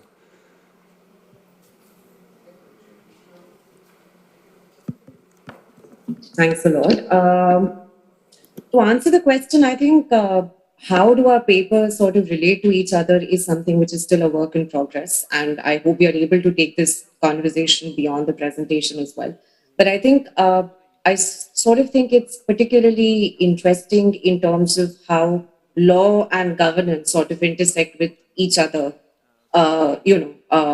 if you look at it from a comparative perspective, it can have a huge impact on sort of changing how certain demands for equitability in climate change action plans are articulated, at least in the context of India. So, for instance, the last question that was asked, it wasn't meant for me, but just in the context of India, we've generally seen that if you are able to show an act of, if you're able to sort of present the argument as something which violates public interest, public health, basically, rather than something which is just violating, climate, essentially the local ecology, or which is violating the rights of specific groups, it tends to have a higher result, a higher positive result in terms of getting accountability from private owners, from the government as well. So whenever there is an issue that involves around, destruction to the ecology, let's say, for instance, if it is articulated more in terms of how it can harm the public interest, how it can sort of harm the larger space as per just the environment or a specific group of individuals, that tends to generally create a higher degree of accountability from private corporations as well. So maybe subsequent conversations can sort of help us understand how we can articulate needs for more equitable policies in urban planning, and also see basically how the judiciary and the law sort of intersect with each other. Where does my research sort of fit in? I think one of the things that I'm trying to look at is why is it that it is so difficult for talks on climate justice to incorporate, basically to align themselves with principles of equitability. And there I've seen that the major problem is that of representation. So I couldn't sort of elaborate much on it because of paucity of time. But I don't know how it operates in, let's say, for instance, in Italy, but traditionally in India, cities where trade unions, where working class groups and organizations have been very active, they have been able to sort of create better impact on, presenting more holistic urban models. And that sort of plays a very important role then how later on questions on climate change and adaptations to climate change are going to be articulated. The discourse automatically sort of becomes more inclusive. I think I'll just stop here. Thank you. Okay, thank you very much. We have until 4:35, although I see already the coffee table being there ready. But let's take this time and move to Nathan to give you a chance to comment on the comments or questions. Yes, can you hear me? Yes, we do. Okay. I want to start by saying that all the research that have been presented today are quite amazing, and for me it was particularly difficult because my approach to the issue of sustainability, innovation comes from the framework of the European Union, which, as we have seen in the first part of the day, was particularly important. What I wanted to add to the conversation is maybe that we have mentioned the urban planning phenomena. And my first approach to the issue of urban environment was dominated by the architecture and planning scholarship. And moving on to the most recent development, I think that it's important to acknowledge the fact that we live in a society which is socially constructed and henceforth shall respond to the social needs. For instance, I was amazed by the rendering of the projects presented by Things, but people don't think. They think that this is for tourism. this is for the economy, but it's not the common goods of Costa Rica and of the planet, of course. So I think the role of the academy, the students, I wish to empower my students in first place to know what are the commons and the first steps. The exercise I do with them in the first section is tell you with your parents or your grandma what is a common. They don't know. They don't know how to explain to his fathers or the parents or their friends what are commons. I think this is the first step. Maybe late politicians and lawyers have to do to write the new laws, these systems that are parallels. But the first step is to know the common exists. If I don't know the common exists, the common doesn't exist. Thank you very much. Very also insightful comment. Moving next to Omolola, if I can also ask you for a brief response. Okay, so if I can answer the last question. Yeah, thank you for the comment. So I think you were talking about the fact that we need to hold corporate actors more responsible for their actions. And yeah, I think basically I do hear most of the time that these laws and policies, they exist more on papers. There are really no practical, in the practical sense, ways to achieve it. So I actually think we should be thinking more of how to make this more practical. And here, I think there was a particular course I took, Sustainable Finance, and we were taking some practical case studies on some banks. And then we discovered that there were some banks that they feel reluctant to fully disclose their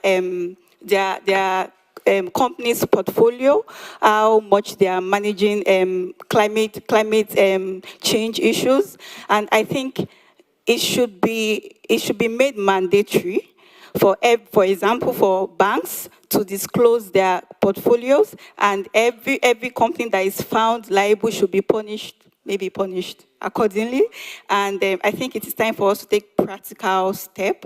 And secondly, I think for me, coming from the legal background, I think right now, climate litigation, it can be so exhausting, it takes time and all that, and at the end of the day, the litigant might not get what he or she wants. So I will actually suggest maybe we can practice something like private settlement, alternative dispute resolution, like maybe arbitration, mediation. I think that works faster, and maybe that can actually get, corporate actors, governments, whoever is liable, it can get them, punished or make them pay for whatever thing they might have done. Thank you. Thank you very much. Do we have also a time for a last closing comment, response? No? Maybe a very brief comment regarding the common ground among us and all the. Today we referred several times to the quadruple helix and the need for collaboration among stakeholders, but we might also invest in multidisciplinarity as well, because all these different domains presented in this session, but also in the morning session, are not independent, are pieces of the same puzzle. Either this puzzle, it is called urban justice, urban climate justice, or health. We saw the same thing with the pandemics, or education, or poverty, or everything. That's all. Thank you very much. To wrap it up, I just wish we had 3 times that much time. But now I think you will join the table, the coffee table, and many more questions to come. So thank you very much to all the participants and also commentators from the table, from the room, and enjoy the rest of your day. And the coffee break especially. Thank you so much. Thank you for the presentations, and thank you so much, Wojciech, for chairing this session. Thank you to Elena De Nictolis, Professor Gula, to Lanfranco. So the coffee break is ready in the back, just a 10 minutes break, and then we are going to have a sparkling roundtable between cities. So thank you. Try to be on time.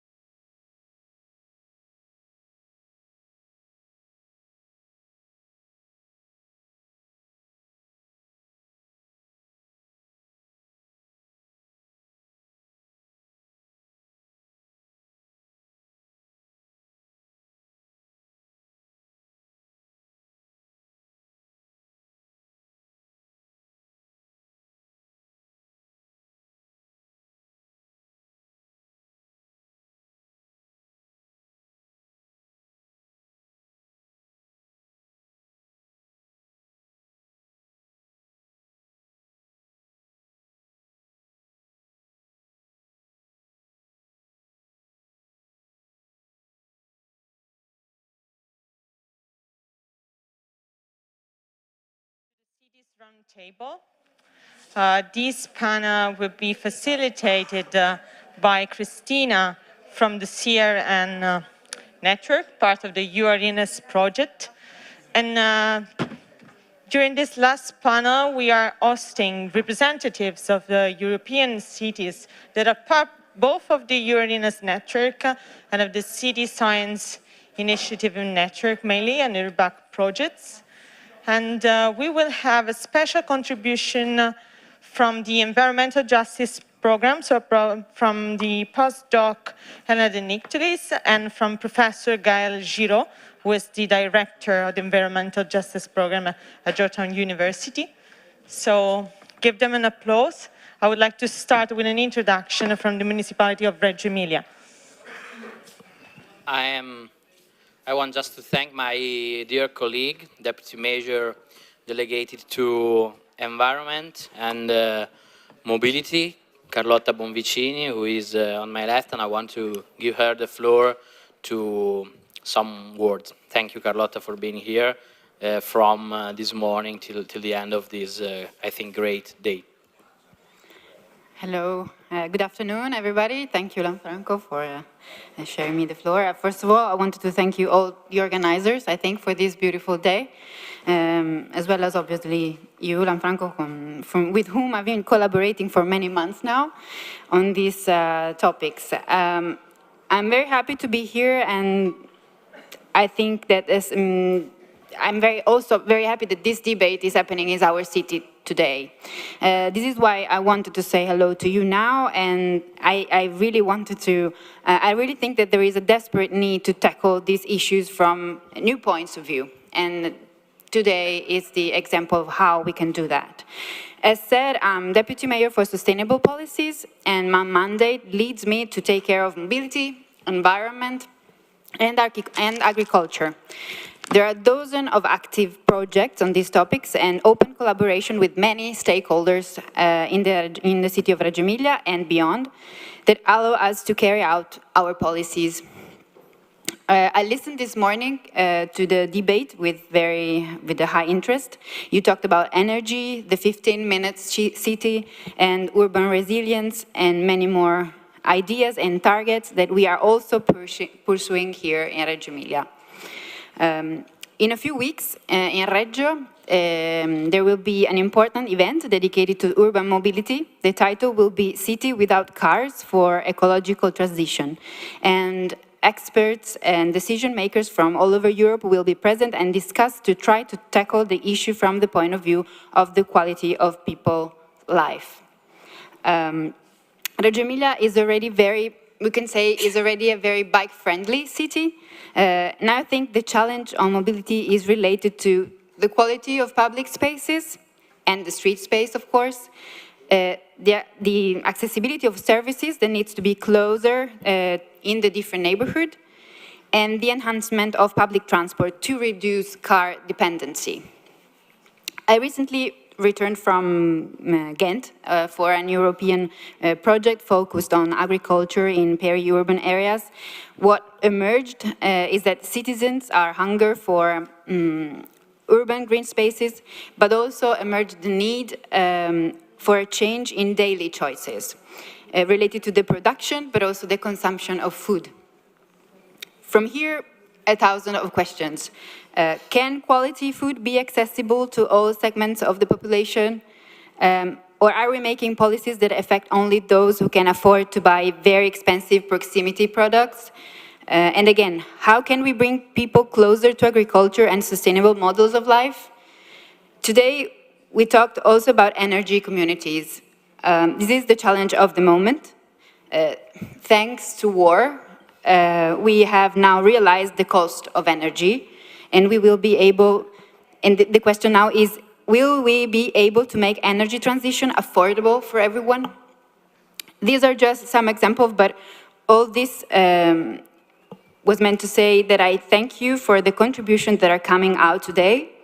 I truly believe that this is the piece that is missing from the current discussion on the ecological transition, and we must necessarily keep them together. Today's event, I think, testifies that this is possible.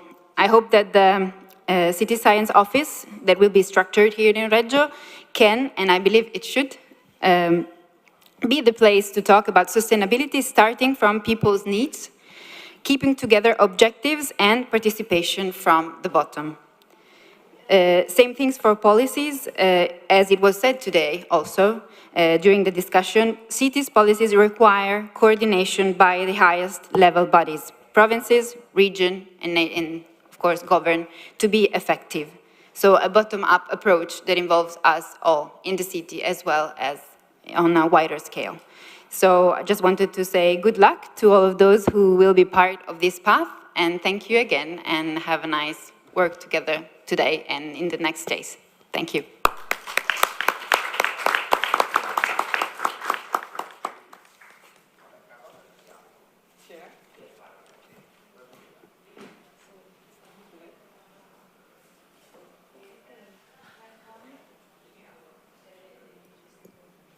Hello.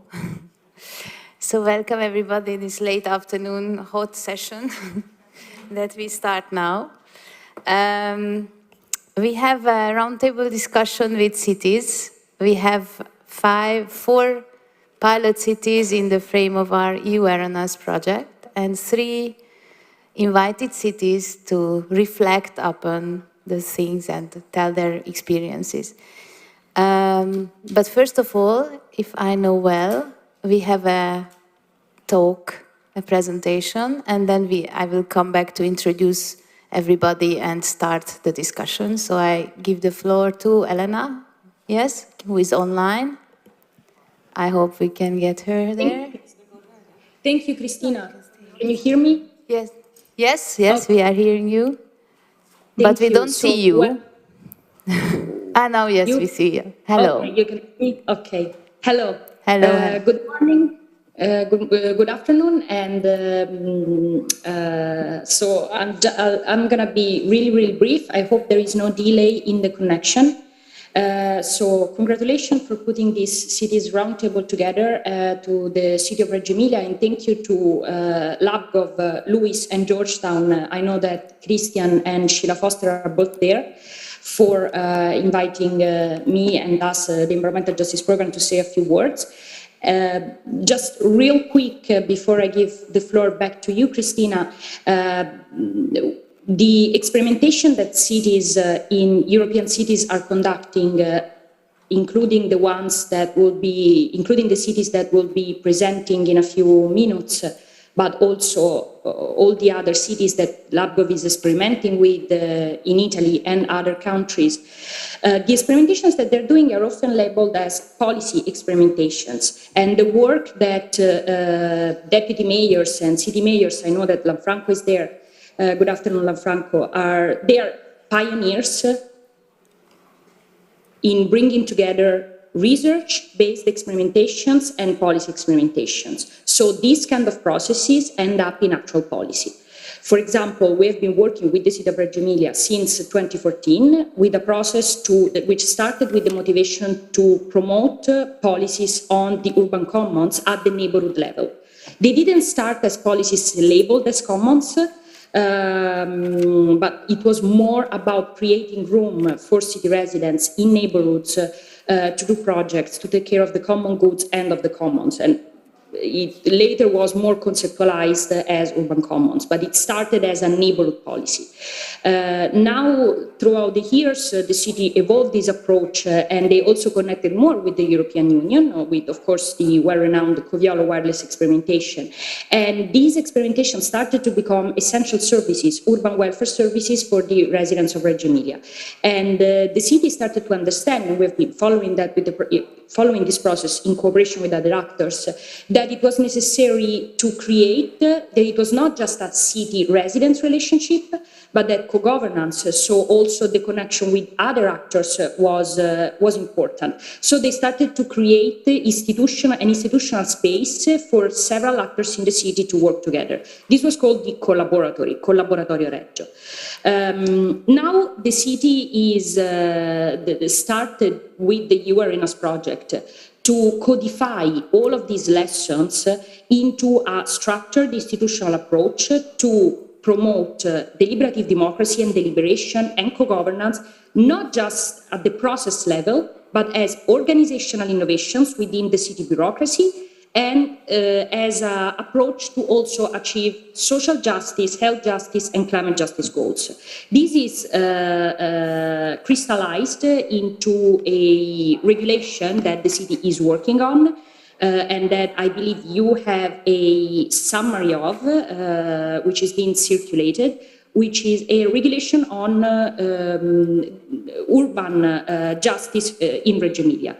It will contain several tools, including, I was mentioning even earlier, the City Science Office. So the role structure, the city created a structural room for researchers to work from within the city and provide scientific advice from PhD researchers to professors. But it will also contain a governance innovation at the neighborhood level. So neighborhoods will actually have even more voice and will make the city government even more accountable to the local needs than it is already right now. So this is, we believe, and this is more the news, this is completely coherent with the approach that cities could embrace when dealing with the task that the EU is asking them to pursue of achieving climate neutrality by 2030. We do think that achieving climate neutrality is not just about accounting for emissions, is not just about finding technological solutions through public-private partnerships to reduce emission in the city. This is, of course, part of the process, but it is also necessary to do so by grounding this innovation at the hyperlocal level in neighborhoods and making sure that the benefits of these innovations and in general the benefits of the climate action is empowering urban communities and is allowing the cooperation between different actors, not just the public-private partnerships and or public residents, so bilateral partnerships, but an actual co-governance and horizontal cooperation between all of these partners with the communities in being empowered as the first beneficiaries. So I'm just talking about Reggio Emilia because it's the case that I know best, but I know that the cities roundtable will include amazing examples from other EU cities, and we're looking forward to hear from them. So thank you, Christina, and the floor is back to you, I believe.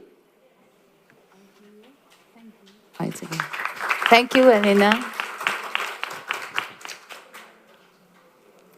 Okay, so maybe the cities who will participate in the roundtable discussion could come up to join us here at the table. And in the same, and I can thus present everybody.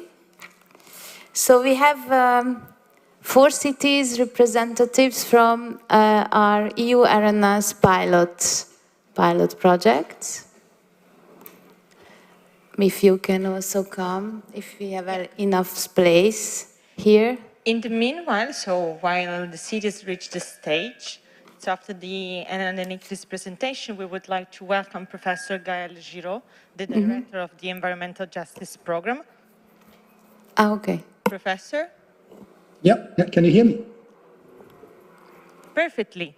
Thank you so much for being with us. It's a pleasure.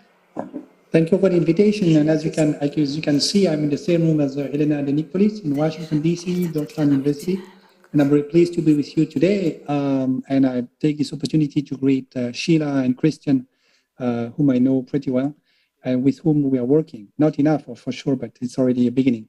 What I want to say maybe on your question is 2 things, or maybe 3. The first one is a reflection that I'm trying to have in my next book, which is going to be published this fall in France, and I hope someday in Italian, about the origin of the cities or the development of cities in the north of Italy, actually in the Middle Age. And I do believe that's interesting for our question, because the conclusion is that cities are not just places where you find urban commons, but cities in itself are commons. And one way to see it is to look at the way cities back then, after the 12th and the 13th centuries, were signing agreements with both the nobility, the local nobility, and with the church, that is essentially with the bishops.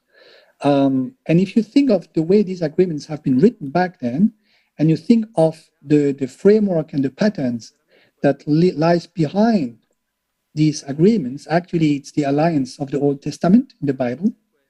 And in the alliance, you know, with Moses and God, then there is God speaking and Moses replying to him on behalf of the of the Jewish people. And then if you take this pattern, which is obviously is behind the writing of these agreements, you can wonder who is playing the role of God in the story of these cities in the north of Italy, and who is playing the role of Moses. And surprisingly enough, the role of God is not played by the nobility, is not played by the bishop, but is played by the city. So it's the city who is talking to the nobility and to the bishop, telling them what they have to do in order to honor the city so that the city can develop. So if you're interested in, we can go further into the details, but I do believe that's very interesting. That is, in other words, there is a long-standing tradition in the north of Italy where cities are the place where actually the subject of history and the social bond is vivid, is alive, actually. Now, to be a little bit more relevant for today's reflections, what we are working on now with Elena is the way we can work on international institutions, and I do believe that's important and crucial for cities governance. So it's clear that I believe the pandemic has shown that health, for instance, is a global commons, and that the classical way we used to deal with health, using the standard framework of international dialogue shaped by the United Nations and WHO, miserably failed during the pandemic. Nobody was listening to WHO or hardly listening to it. And actually, WHO had said for decades that we would have a new pandemic, and nobody paid attention to that. And to give just an anecdote, in France, a few months before the starting of the pandemic, we were burning masks because, you know, these are useless things we don't need, etc., etc. So the question is, how can we reshape the international community and especially institutions in order to deal with health as a global commons? Why a commons? Because obviously the health of a family in Wuhan concerns everybody on Earth. And second, if you try to privatize health, insofar you say, for instance, if you want to have an access to the vaccine, then you have to pay for that. Then there will be poor people who won't be able to afford the vaccine. But these poor people will get contaminated, the virus will mutate, and wealthy people who could afford the vaccine will still be contaminated by the new variant. So privatizing health is not a good idea. Fortunately, there is no global state at the world level who can take care of health, at least so far. China doesn't have this power, so health cannot be a public good either, so therefore it must be a commons. And the question is, which institutions could we build in order to take care of it? And what we are working on with Elena is a very interesting, fascinating example from Switzerland, which is called DNDI, Drugs for Neglected Disease Initiative, which is a platform which has been created 15 years ago, where you have a discussion going on between representatives of sovereign states, of NGOs, civil society, and of the private sector, big pharma. They work hand in hand in order to provide therapies for diseases which have been neglected by the private sector, because those people who suffer from this disease are too poor. Therefore, they are not interesting from the viewpoint of the business model of the private sector. But now the private sector accepts to work hand in hand with states and NGOs. Why? Because the work they are doing with them might be helpful for them for other purposes which are commercially interesting. If you work on a molecule today, there might be a spillover for another molecule which is more interesting from a commercial viewpoint, even though the first one is uninteresting for your business model. And that's how DNDI succeeds in providing a therapy today against hepatitis C in Egypt for less than $400, while a therapy against hepatitis C in Europe costs at least 2,000 euros.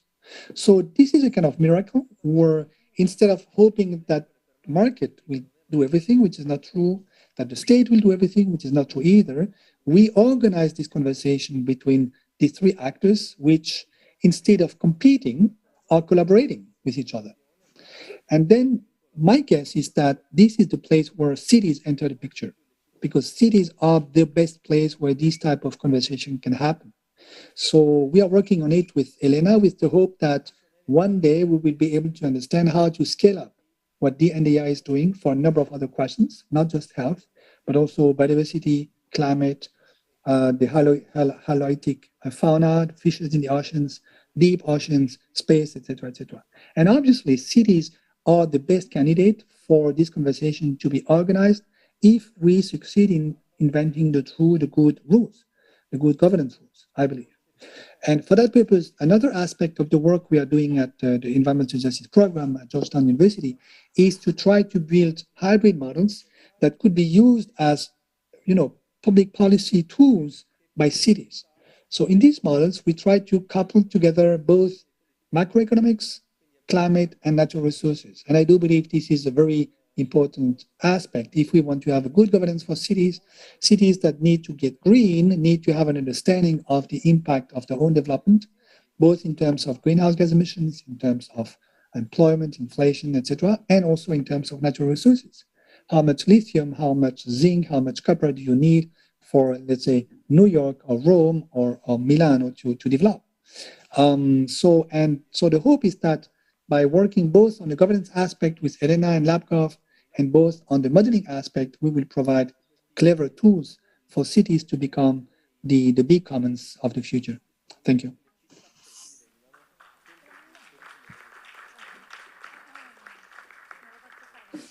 We continue. Thank you for this presentation. And maybe the audience, anybody have any questions or comments so far? Or if not, then yeah, we can then go for our next round. And thank you very much for the presentation. So, a cities roundtable. Let me introduce all our participants first, and then I will give you a short introduction on the purpose and why we are here. And following that, Elena will present us the question of this roundtable, and then we will ask all the cities to intervene, and then we can have a short discussion. Let's hope that this will make us some energies. So I don't know if everybody is here, but not really. So maybe you are as cities, please come join us at the table. So we have 4 cities from the EU-RNAS represented by our partners in EU-RNAS project. I will present everybody one by one. So from Gdansk, we have Monika Rabior, who is Deputy Mayor responsible for social affairs and equality. Then from Voru, we have Aivar Nigol, who is advisor for Voru County in Estonia. We have other partners. Where are you? Okay, we have here Fanny Aradi from Budapest Józsefváros, and she is community organizer in the district of Józsefváros. And from Reggio Emilia, we have Lanfranco Di Franco, who will represent the 4th city. And we have also 3 invited cities who will reflect and help maybe with their experiences, our pilot cities. So let me introduce you, Julia Morales from Barcelona. She is delegate for science and universities at the Barcelona City Council. Then we will have a delegate from Thessaloniki online. I don't know if he's already there. He is Mr. Patagonis Bamidis, and professor in the Laboratory of Medical Physics, School of Medicine of the Aristotle University of Thessaloniki. Yeah, he's maybe there already. And, of course, last but not least, from Amsterdam, Caroline Nevejan from CSO Amsterdam. So we have everybody on board.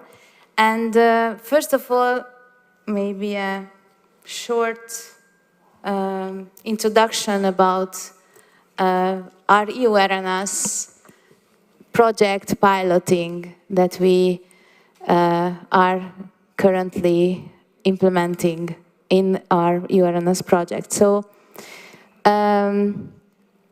we, as you maybe heard about that, EU Awareness is a project that is dealing with deliberative democracy and analysis and implementation of innovative tools of public participation and deliberation.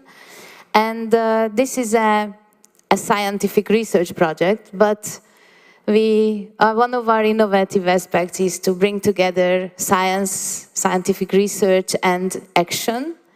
And therefore we have one work package which is led by Comparative Research Network, which is dealing with the implementation and the analysis of these pilots in the 4 cities I've presented. So what is the aim of these pilot cities, pilot actions? First of all, is to create a bridge between the action and the research part of, as I said, so provide really practice-based knowledge for the research project. So we can, first of all, test online test immediately the tools, innovative tools of participation that we analyze in the project. And we can also use these pilot cities as sort of laboratories for testing knowledge coming up from the other work packages of the project. So we basically use them, we work with them as sort of living labs as well. And of course, our aim is to create immediate impact in the cities, which is a very positive thing of a research project that we believe. And we also would like to contribute with this to policy recommendations at the end of the project. So basically, we make 3 different activities in the frame of this work package. The first is the pilots themselves, where we use different methods like design thinking, for instance. Secondly, we work on a toolbox, but this will be a toolbox that is improved, developed during the entire process, parallel to the implementation of the pilots. And thirdly, we make an action research, so it's a sort of monitoring, but also a possibility to think together about the processes led by the cities themselves and for continuously improving or having a feedback on what is happening and what needs to be improved. So this is the three activities, and we have three phases of this piloting. The first is now on the way, the preparation phase. So most of the cities already made needs assessment with inhabitants in the form of community reporting events linked to other work packages, and stakeholder discussions are now on the way. After this, we will have an analysis, creation of an action plan. So basically, by the end of the summer, we will be ready with this phase. And then we have a 15 months long implementation phase, and following that, an evaluation phase.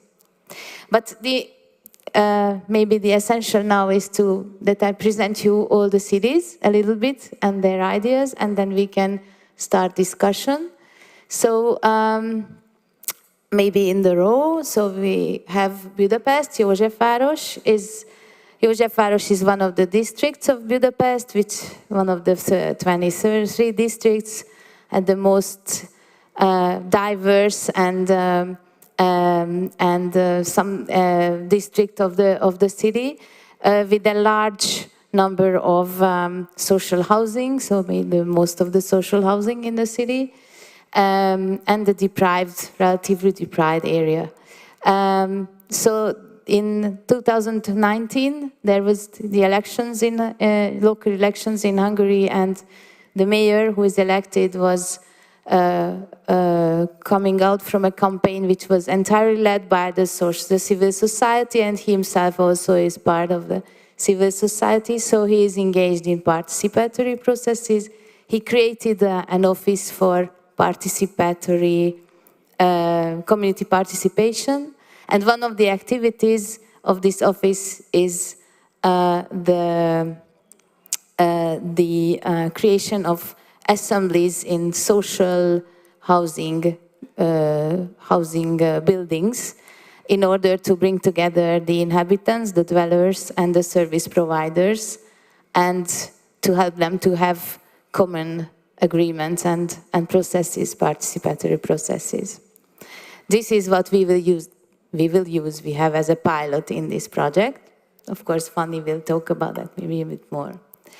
Okay, secondly, we have Dansk. So Dansk has a longer experience in participation with participatory budgeting and citizen assemblies, and their pilot is actually the creation of a sort of micro-strategy in a district with the participation of citizens, stakeholders, and the idea of this is to have a community-based strategy, which is between the city-level strategy and the local urban plan. So this is what they are implementing now. We have the city of, the county of Voru.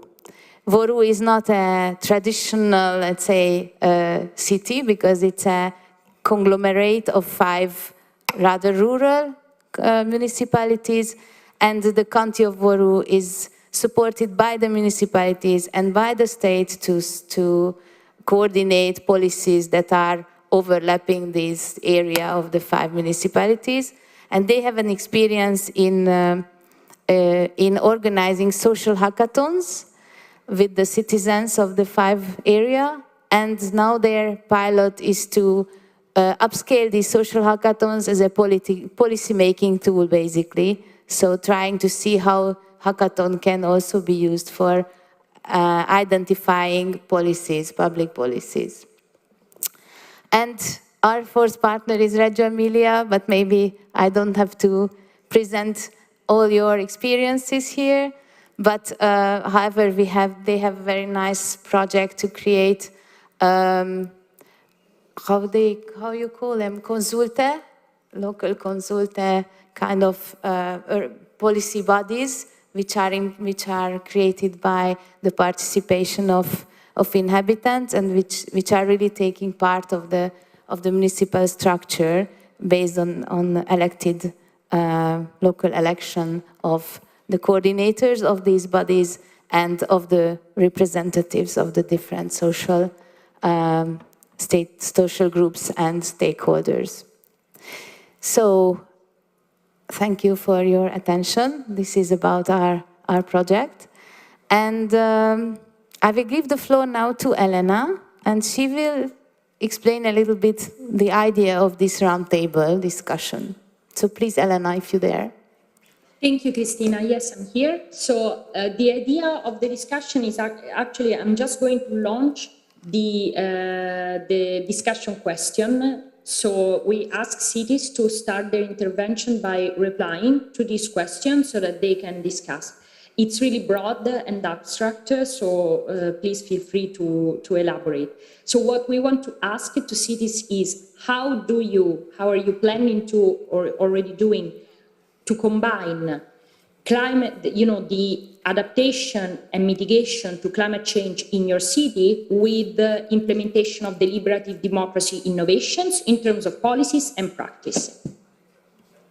Thank you. Yeah, thank you very much. So this is the question. And the idea was that first we give the floor to our pilot cities, who will tell their experiences to us shortly, in 5 minutes, and then our invited cities will reflect on it or give their own contributions, ideas to this, relevant to these questions. So who will start from? Maybe Gdansk? Thank you. Why not?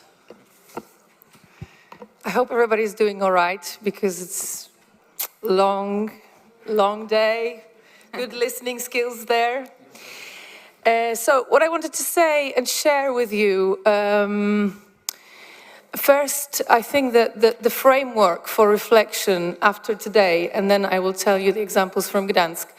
Gdansk is a city of 480,000 people at the north of Poland at the Baltic Sea, and it has a strong deliberative history because, this is something that we can always go back to because this is where long time ago solidarity movement came together. Those who are slightly older may remember, those who study history may also remember, but this was a very important moment of people from different walks of life coming together and actually making a political stand and political change. And this is something that is ingrained in Gdansk culture and people's expectations towards the municipality, the community.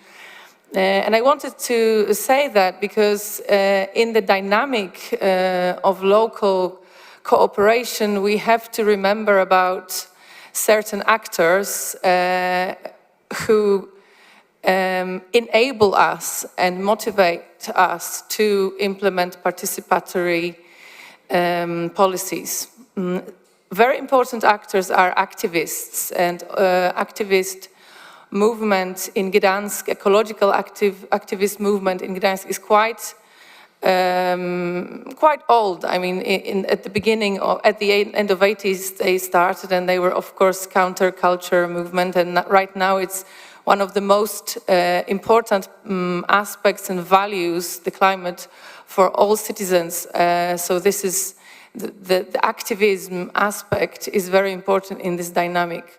Because, of course, us people who work in the local government, we have the different perspective, because although we may believe in the same, we share the same values, but the implementation is much more complex for us. So the dynamic between us and activists is important. But throughout the history, and I think this is why Michał and Przemek are here, and particularly in this team, is that we also share the need for getting new actors to the field, not only those active, but also those excluded, those who don't want to normally come to the table, don't want to share, maybe do not, maybe also are have different political views, but still we need to include them. And that's why here is where the academia comes. And this is where we have a very good experience of cooperating with university and polytechnics of Gdansk. And now I'm going to tell you about a few examples of how it worked. We, in terms of climate change, we implemented two civic panels, one about retention water and cooperation around that, and it was very fruitful, because we managed to talk about what we want to implement as the municipality, but also in what aspects the community needs to share the responsibility of action and cooperation. I'm sorry, the second one was about the pollution. The same recommendations were implemented, and always recommendations from the civic panel are translated into municipality political programs. So we also need to budget it and share the results in a public way. So these were the two examples of how we worked together with the academia, using the methods brought from the academia to bring the unusual suspects. I mean, of course, civic panel is not about bringing the activists. It's about civic panel is about bringing people who are outside from the field. Another example right now happening is we're building a huge park. It's going to be 190 acres, so it's a really big patch of land in Gdansk, and this is co-designed with the citizens, with the help of polytechnics, I guess, am I right? The polytechnics academics. So this is another aspect of inclusion, but it's not panel, it's more participatory co-design. We also have something that is called green civic budget. Tak się mówi? Civic budget.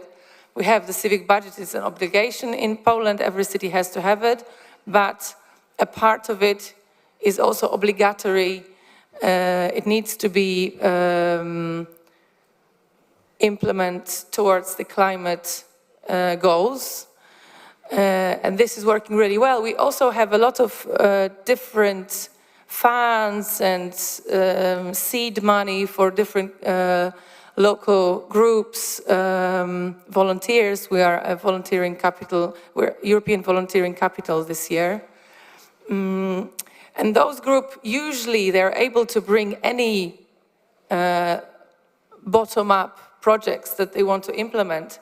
But we noticed in the last few years that the main interest of those groups is climate projects. So much more than just this green civic budget is being used for climate projects or actions than just that, because this is what people choose to do. And maybe last thing, yeah?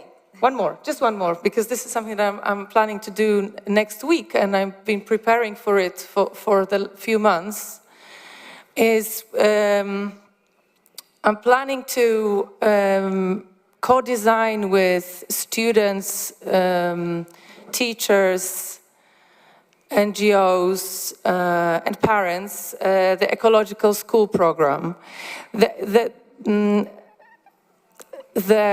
challenge is that we have a lot of different educational programs, ecological programs, scattered across the board, and everybody knows that. And what we need to find, and this is what we're going to be designing next week, is how to find a common platform that is that can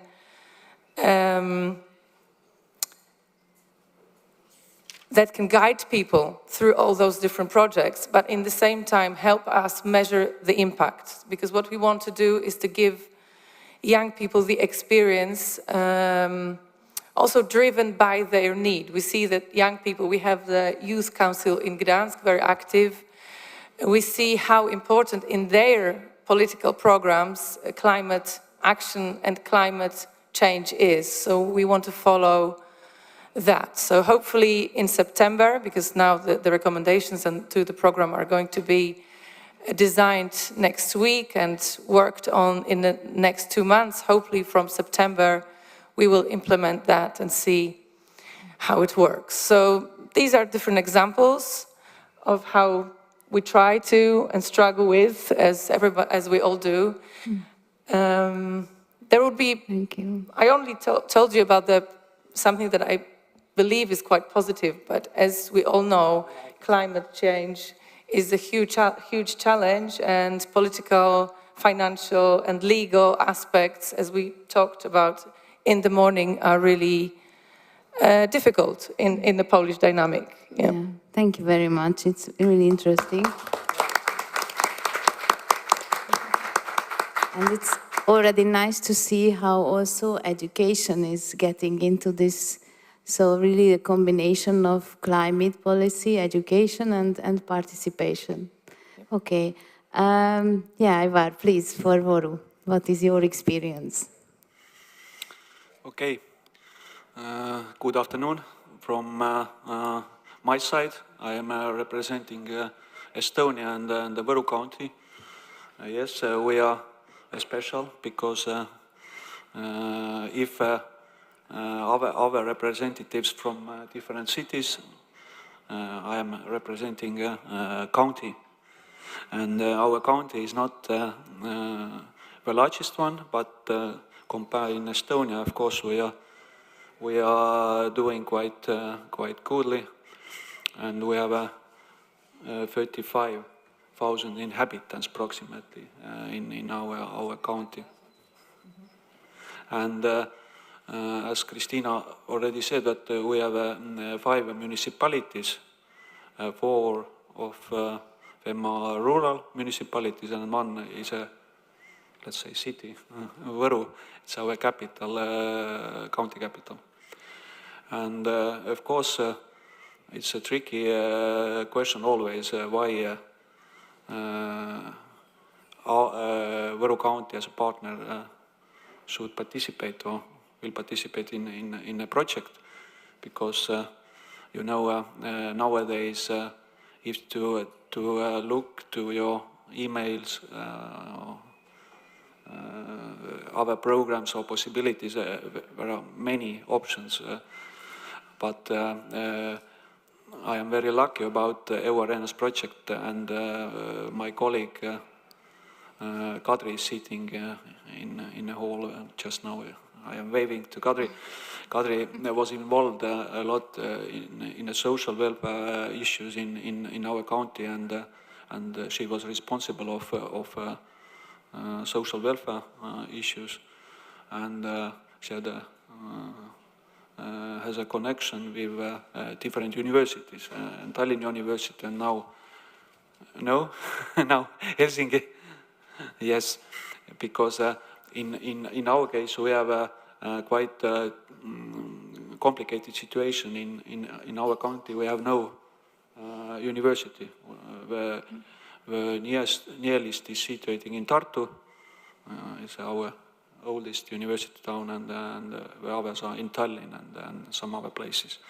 And if to look at new ideas or academic approaches, it's always good to have a look and to see what the others are doing. And in EU Arenas project, we have a good option and possibility to get knowledge from different partners, good practices, and also academical view. And about climate, we are very much, of course, in Estonia, as in everywhere in the world and in Europe, are working with climate questions, and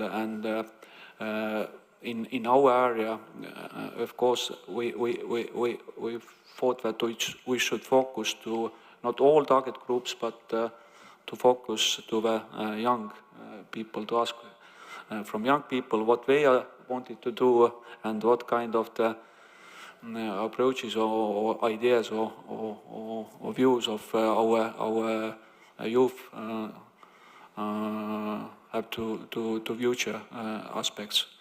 And of course, in the municipality level, always it's good to get feedback from your people, from municipality people, and how to do it. It's always not easy question. It's very simple to have a political debates or special coverings or meetings. As well, we have governance and the municipal councils and committees, but in principle, all they are doing, let's say, by old way. We are very much interested about the new methods, the new approaches, how to be better.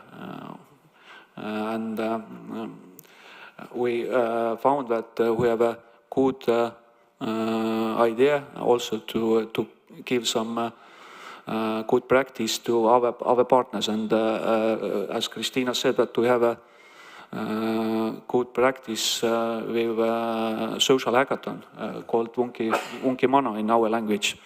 And now we have idea to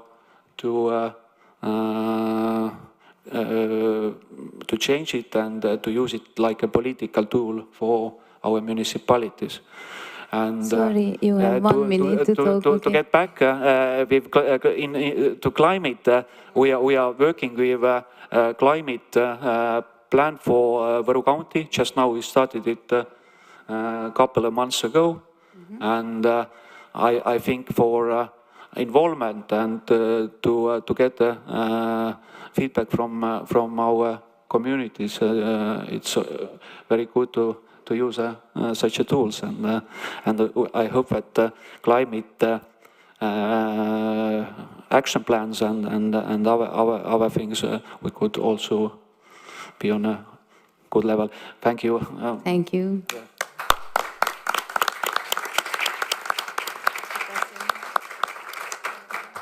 So now I pass the word to Budapest. Thank you. Hello, everyone. I'm trying to say some clever things, but I'm clearly not the best person to answer this question, since I'm a committee organizer, as Krista mentioned, in the Office of Committee Participation, and my projects are mainly, as my pilot as well, is targeting social housing and people with low social status. So I would just wanted to start to talk about a bit of a background about Józsefváros. So what makes it different from the cities represented next to me is that it is not a city, it's a district. So it's difficult to talk about climate strategy and actions that take place in order to address this issue as a district, because it's all connected to other districts and it's all in the connection with the capital and the nation and the country itself.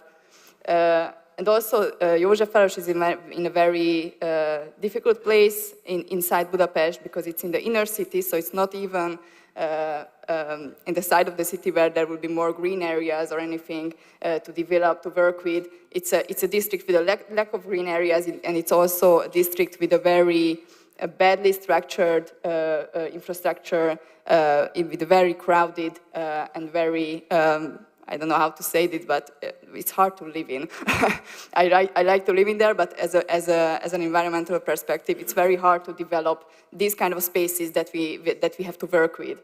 And not only the structure and the situation of the district, but also the people who are living in. As Krista mentioned, it's largely a low social status, a very colorful and diverse district with a large population of Roma people, with many migrant background communities. So we have to work with and address the issues themselves that they are having. So climate for them, it's not the priority of their thoughts, and it's not easy for us as community organizers to address issues that are related to climate change and the issue of well, I don't know, changing environments. And also, I just wanted to say one sentence, that not only the district itself, but also the municipality that we inherited was in a very bad condition when we got in charge in 2019.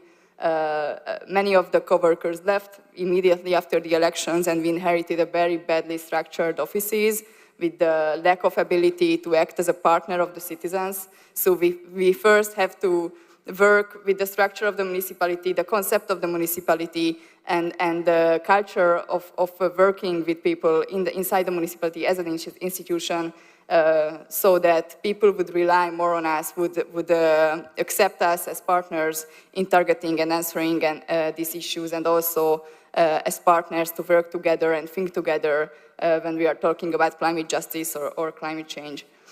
So I would just wanted to give a bit of a background, because I listened to all these presentations during the day, and it was very difficult for me to find a connection, because we are in such a different place right now. We are trying to build up to the expectations, but also because of the environment we are dealing with, we are in a lack of resources to put our vision in place. So what I just wanted to say about, even in a situation like this in Józsefváros, what we can do as community organizers, what we can do as a municipality to try to work with the community we have, with small steps, with small projects, with ideas that doesn't have to make a lot of resources, but can be implemented in a short term, so people would see the effect and then would be more willing to work together with us in long-term solutions. So one of the first things that we done, that we reconstructed the offices of the municipality, and now we have an independent office for urban management and green issues. And this is the office right now that are trying to put our climate strategy into action. And by putting it into action, they are starting little projects that can be used by citizens. For example, we have a lot of abandoned places, and we are trying to encourage citizens to claim these spaces and to create their own space, like community gardens or green areas that they can use for themselves as communities. And we can see that it is working. Like we have a few working community gardens, and we also have a composting community, which was very good to see to form. They created their own space where they can all put their compost waste, and they can distribute it amongst the members and also with others. So it's a very good growing community. We also have a project right now where citizens and NGOs can adopt parks in Józsefváros, because we have, as I mentioned, lack of green areas, and also the green areas we are having are in a very bad shape. Many of them are full with trash or lack of benches, so it's not really a space where you want to spend your time with. And we are lack of resources to develop these spaces, but we are trying, of course. But by these NGOs adopting these parks, we are making it more closer to people. We are making it possible for communities to live in these spaces and develop for their own needs. We are also having a tender for green courtyards, so buildings can apply for money and make their courtyards more green. And we are also trying to make this tender available for people with low social status in social houses. But when we are talking about green areas and developing these houses, the first step we have to make for climate, in the perspective of climate change, is to reduce energy waste in these houses. And Józsefváros is full with very old buildings, very bad conditions. And the first thing we have to do is find the resources to renovate these old houses in the first place, and then we can make a step further and try to develop these houses in the term of living there as a community space, and of course in the term of living there as a green area where you can spend your time. Many of our actions are connected to urban development. And that's why I'm saying that I'm not the best person to talk about it, because we have an urban development company, and they are the ones who are mainly put in charge in these kind of projects. And they are the ones who are actually involving communities in redesigning spaces, redesigning streets. So they are trying to involve citizens in the reconstruction of these streets, so they would be responsive to the needs of citizens. But it's really hard, because not only because of the structure of the city, but also because it's culturally in Hungary, they are not really favor of losing parking spaces. So it's hard to put in ideas like bike lines or more greens in streets, because they would lose their favorite parking spaces, and it's sometimes there is a very negative response from the communities. So we have to be very straightforward when you are designing these spaces. But of course, you also want to involve citizens in, so and when they are using it, they take care of it, and they won't hate it. Of course, in the long term, they will feel the effect that it's positive. So I would say that we have a vision for a greener Józsefváros, but as a district itself, we have to build from step to step, and we have to deal with all the diverse communities of the district, and it makes it very difficult to target these kind of issues by involving these people. Thank you very much. You started by telling that there is no real experience, but there are actually. But the interesting thing here, what you said, it was about territory. So what territorial basis we need for working on climate strategies. And the other thing is the level of the educational or social status of the inhabitants. So this is some ideas. I forgot to tell you that our European partners are working on the, which is not seen now, but summarizing what we say on a Miro board, And yeah, now you can see the main ideas, so you can follow also there, and you can already think about questions. And I would like now to say, to ask Reggio Emilia to give your contribution, please. I don't want to steal more time to our guests, so I just want to go with some points. I mean, the challenge is clear, I think, from a day like this. And if we talk about the terms of public policies, and there are three dimensions, I think, of combining collaboration and deliberative democracy, the dimension of listening and starting from the needs of the citizens, talking about protecting the landscape and the environment. We as a Costa Rican example was, enhancing the territory and safeguarding common goods. The cultural dimension, the educational dimension, we are in Reggio Emilia, is the city of Reggio approach, of world-famous approach to the cultural dimension that merge education and participation. And the administrative term of redefinition of matrix and the roles of the public space, the public performance, the public administration in a collaborative dimension. So not as a relationship between resources and output, but on a collaborative dimension. In terms of practices, we are, I would like to mention just the 5 projects we are facing with this collaborative approach. The project on sustainable mobility, encouraging the creation of a new part of infrastructure that can unite suburbs and neighborhoods, based on the dialogue with citizenship and created between them. The approach needed, as we mentioned before, to the 15-minute cities and this kind of approach to the neighborhood services linked to mobility. But also we have worked on the protection of landscape and greenery as also, of course, common good.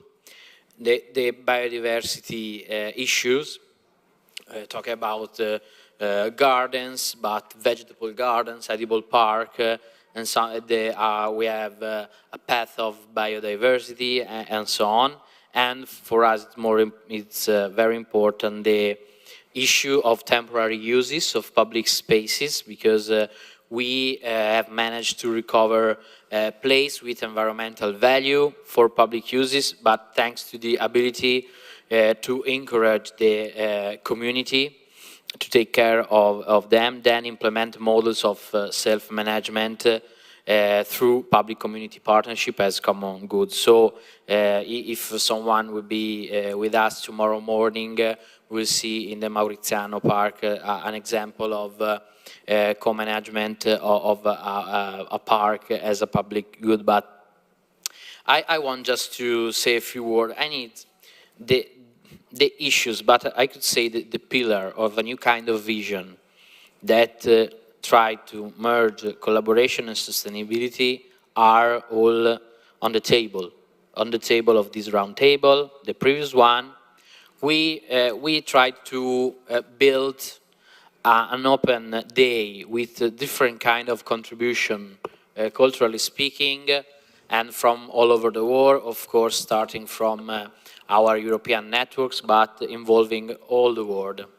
And I think we focused on the pillar, the collaboration between all the sectors of the society, so public administration, informal actors, the private, the education, the art, the cultural one, like the quintuple helix suggests us. The climate justice as another pillar, but I would like to add the scientific innovation in terms of technology, but also administrative innovation. We're working on this new regulation, which we will be able to assume new kind of public-private community partnerships and so on to improve our work. So I think we are today, but in our daily work, we are already showing our citizens, but not just our citizens, I could say the word, but maybe it's too much, but many people that something new, something's good has started from the city level. So also Guy Giraud was saying that I think we have to focus, we have to take, I would like to say something like a commitment in our common path, which is in which the European network, European projects are a fundamental tool in building the ideals, the common vision, and so on. But I think we have to take a commitment which is larger than the mandate of a European project or something like that. Is the commitment of work together in our diversity. We are complementary, and I think we can show that something new, something different, more equitable is has started already from the cities, and the scope, the common goal is to show it all over the world and to say that a different society is possible, starting from the city level and merging collaboration, climate justice, equity, and administrative and technological innovation as a tool to improve the quality of life of citizens and not as tool to extract richness from territory and then go away. So I think the issues, the pillars are already clear. We are starting to know each other, to exchange our experience in this month and these years.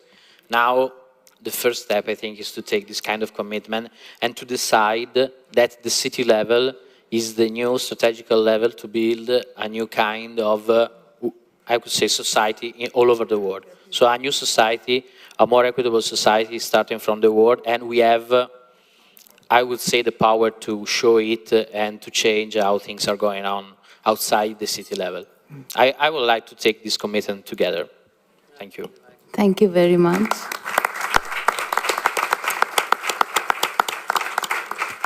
I think it was a nice word, final word from our panel pilots. And now let's see what are your reactions from, we have different things. I don't want to really summarize them because we were all there, but you just can turn and see what's on the mural. But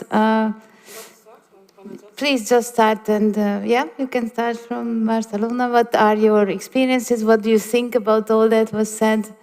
And reactions. Thank you. Okay, so thank you, first of all, to the organizers, because these have been 2 very intense days of exchange of ideas. I think this is great.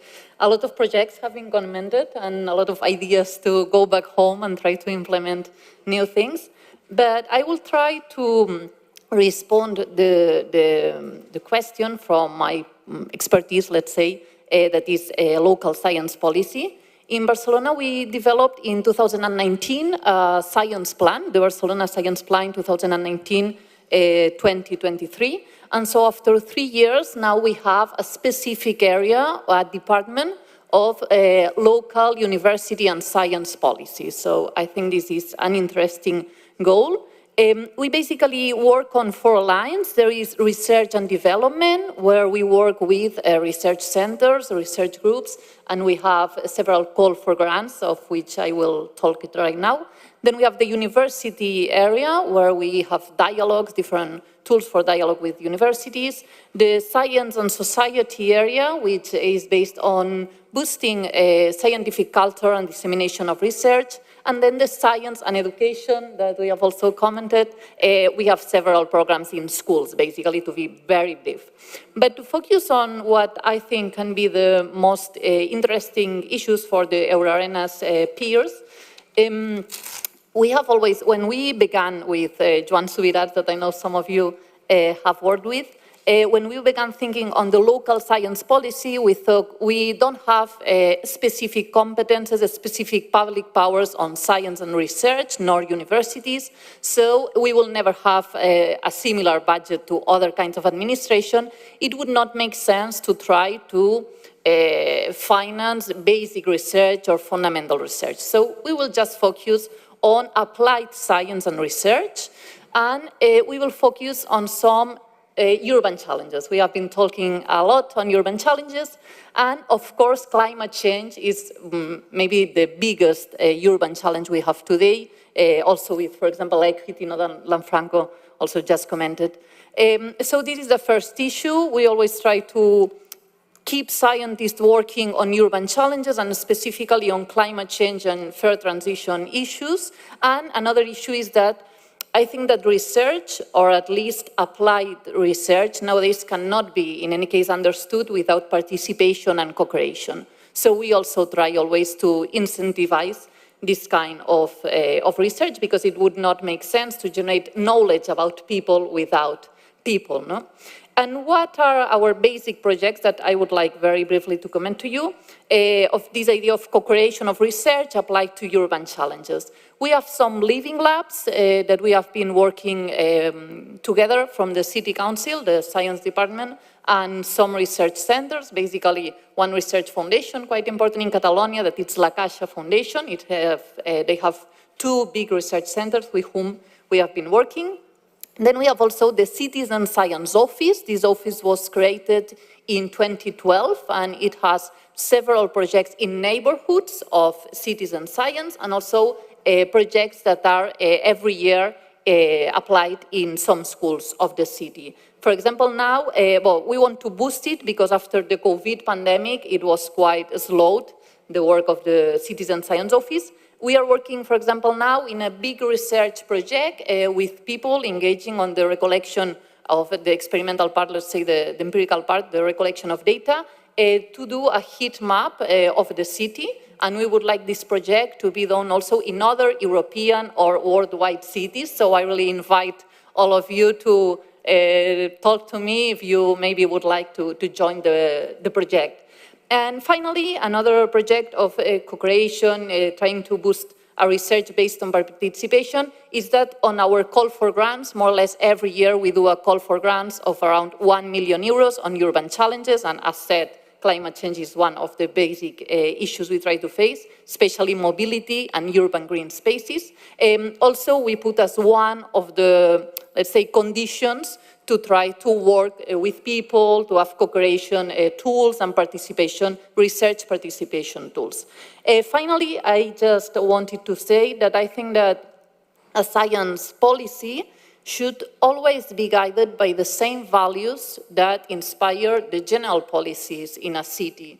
Because sometimes the risk you have when you do science and university policy is that you can, and also participatory science, you can end having a very nice citizen science project done by white people of middle class and just university people. So I think this should always be one of the central goals, but to try to arrive to different groups. On that sense, just three very brief examples. With this Living Lab I told to you, we have been working with IS Global, a research center in Barcelona, on a Chagas, you know, the tropical disease, on Chagas with Latin communities in Barcelona, and these have worked very well. We have also do a qualitative report on women and science in Barcelona, what kind of difficulties and inequalities do women still face. And we are now developing a mentoring program as a consequence of the results of this research. And we have also the Prometheus program where we try to do a mentoring of young people of difficult neighborhoods to arrive to university. And so that's all. I just wanted to say that I think that any local science policy also, of course, have to be based at least as one of the urban challenges on climate change and to tackle climate change, but especially it has to promote science for more well-being, for all of us, let's say, to live better. That's all. Well, try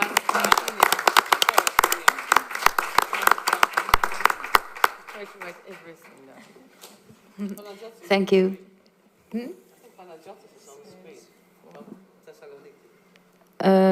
Okay, so we can join him, but I don't see the screen, only the mirror. See that? He's there? Okay, so maybe we will, hello. It's Lucas there. Okay, hello. Good evening. It's already evening there. Did you listen to everything that was that yes, we if heard? you're referring to me, I can Nice. provide a So short comment. can you just comment or tell us some words about your experiences in Thessaloniki? Thank you. Yes, although one of my colleagues, Destina Magyar, is already there with you, but anyway, in collaboration with the municipality, we have prepared some comments, prepared for the dialogue that is taking place now. My name is Panos Pamidis. I represent the Aristotle University of Thessaloniki. I'm based on the School of Medicine and, in fact, the Laboratory of Medical Physics and Digital Innovation, and having established the Living Lab here in the city and running it on a daily basis, basically. So let me switch into the commentary. Climate change is impacting multiply our everyday life, not only the environment, but also in an extensive way, the economical life, the society, the social equities, and even gender inequalities linked to the climate crisis, and not only, because climate crisis has different impacts and produces inequalities based on race, class, sexual orientation, age, or moral religion. Unfortunately, in the forthcoming years, this is going to be even a more emphasized problem as immigration flows will rise in a fast pace, faster than what we experience at the moment, creating new challenges to host places, but mostly to tackle social exclusiveness, and provide emphasis to well-being as well as access to healthcare provision, I would add. And therefore, there is a need to prepare for that. Our team, in collaboration with the municipality and other stakeholders here, for example, run preparatory actions like the Reggio project, which is currently funded by the Erasmus+, attempting to improve, for example, refugees' access to healthcare, specifically mental health, which is a difficult thing, or other difficult access points of care, and homogenize this in EU countries, also preparing easily accessible open educational resources for the refugee populations, like MOOCs, for example. And this whole process involves co-creation with professionals, but also the refugee people, the refugee stakeholders themselves. Going forward into climate change, which is a dynamic challenge that needs continuous and on-the-rise decision and policy-making processes and initiatives, I would add that cities can and should play a significant role, especially on the resilience of urban ecosystems, especially if they learn how to work collaboratively. And this is the key point here. Working in silos would not provide future-proof substance for a community, especially in unprecedented and unknown crises that is almost certainly that are going to come into our encounters in the future. And even more, to better understand that the crisis will not stop here, but they will continue in different probably modes. So we should be preparing for this resilience, which also depends, needless to say, on how connected and how collaborative we are in the individual urban assets. So citizen science here comes as a process that providing tools and methodologies on scaling up and and providing better preparations for the future. Adaptiveness and resilience, so to say, and these things, both might mitigation and adaptation in climate change demand vital and strong delegation from all sectors, public, private, civil society, academia. And things like the co-design, co-development, co-implementation are things that we should be establishing now as a mentality and culture, and as an operational habitat, in fact, new ways of working and new ways of tackling unfortunate results of climate crisis and other crises should be, pivotal if they include approaches like this. And then here, I would like to say that we already employing the approach of living labs in tandem with the citizen science implementation and initiative and the ecosystem that we have created here. So in the Urbanom project, which is funded by the Horizon 2020, that we coordinate from the Aristotle University of Thessaloniki with Professor Dennis Sarianis, issues of environmental health are studied through urban living labs that are being created and are being synchronized at the moment in association with the European Network of Living Labs and our Living Lab here to create relevant data, intervention experiences, which include in this way green and climate neutral interventions, as well as social innovation related ones. And the city's administration often don't have the capacity to implement the citizen science and initiatives like this, and therefore this is where the strong collaboration with academia as well as the other stakeholders come into a significant role to play here, a vital role along with the civil society and the private sectors, as I mentioned. And they should input technical execution, capacity building, training, and other methodological tools that combine theory and practice and are capable of producing effective results that will sustain in the future and provide what we need, resilience. So this is where I think it was mentioned earlier very successfully and by many other cities, education and training come into the game as a necessary action for filling the gaps. So we are also in Thessaloniki in the process of establishing sustainable, lifelong digital skills-based training modules through the university structures, but in collaboration with the municipality and other regional stakeholders. Being part of the municipality of Thessaloniki, being part of the Resilient Cities Network in the past and currently gave the city the opportunity to develop long-term strategies in a robust and participatory, for the first time, way, aiming to open the discourse and notions such as resilience and sustainable development are now in the table of discussion, always in the administrative parts of the city structures. But also try to change the way we think and the way we should work as a city, in the city as a whole, better engage citizens, stakeholders, academia, collaborate, to work together, to influence each other in tackling major daily challenges and or global challenges such as the climate change.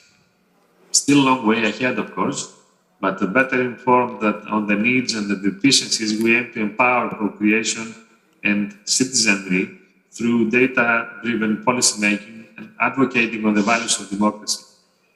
Thus, aligned with the paper that was presented yesterday by my good colleague and friend Caroline Neyman on promoting urban regional research ecologies,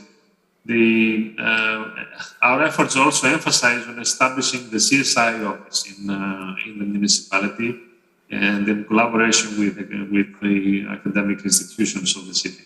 This is then pivotal in order for this collaboration to have, to be effective basically and to be sustained. With these few words, I'd like to thank you. And for your attention and patience. And I would like also to express that these thoughts are shared with my colleague Stella Psarotoulou at the Municipality of Thessaloniki and my colleague Despina Madjar, who is there with you. Thank you. Thank you very much.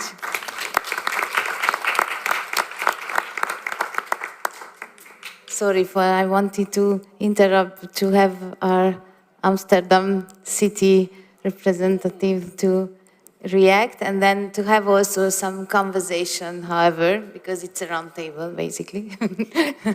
Well, so please, thank you. You may have noticed, but my neighbor Monica said, "I think time has stopped," and I just had to giggle so much. And This was a secret. You weren't supposed to say it. I think time stopped for all of us. That's a friend. I think time stopped for all of us, really.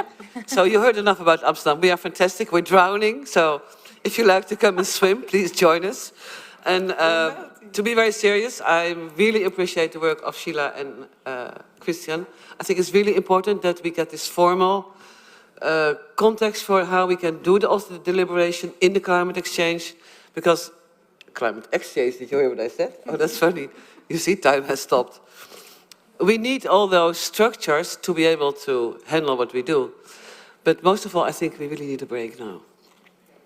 So, I think you're all fantastic.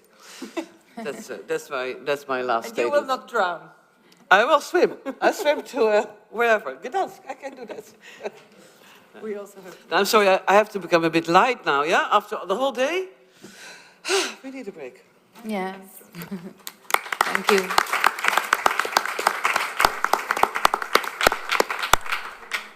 That was a nice short talk, but thank you very much for all your comments.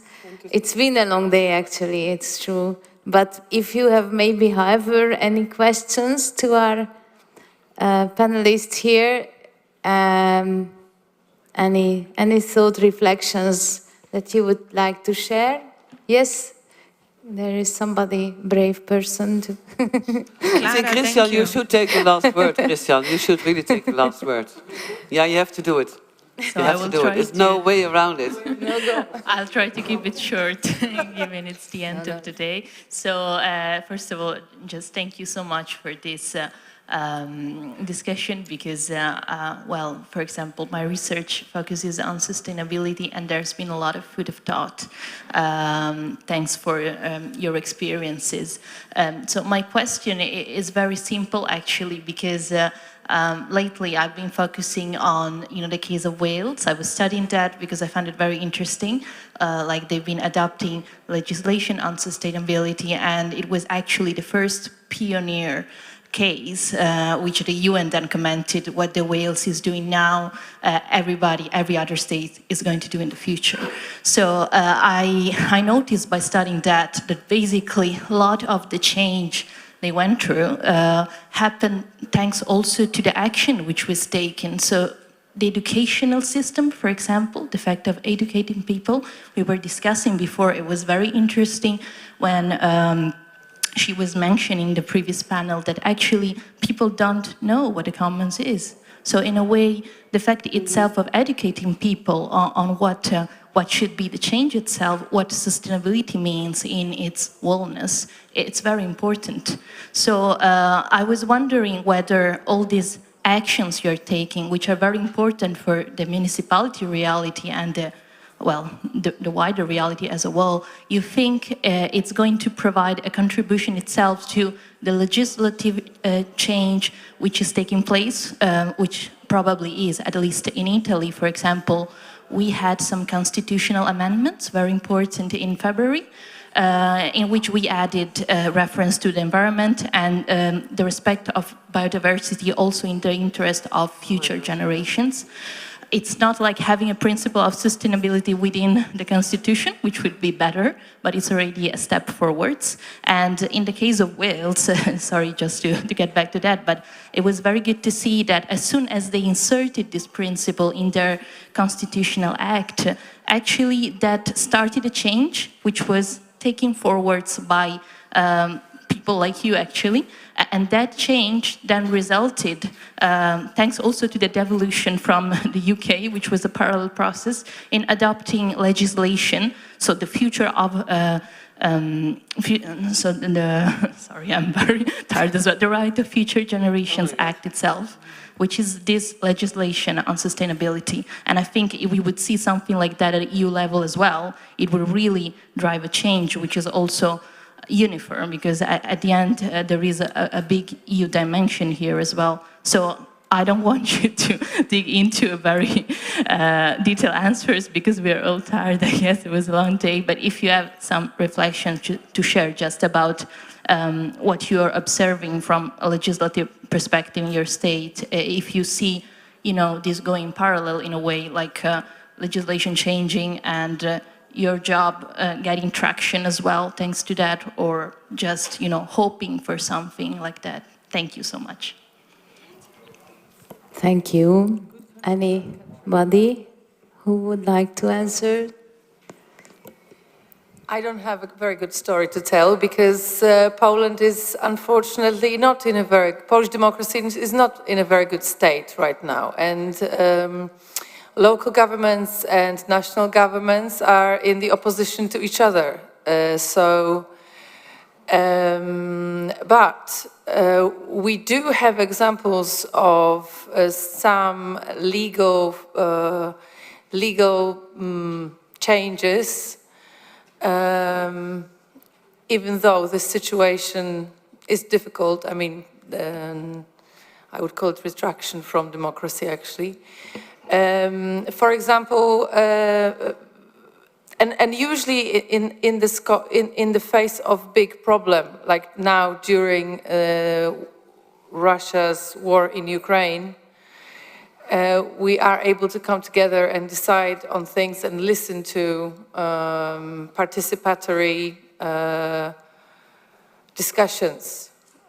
This was more about refugees right now, but also we have this example of civic budgeting, which was at the beginning just on the municipality level, but now it's been brought up and it's a requirement, and every local government has to do it on I think it's 2% of its budget.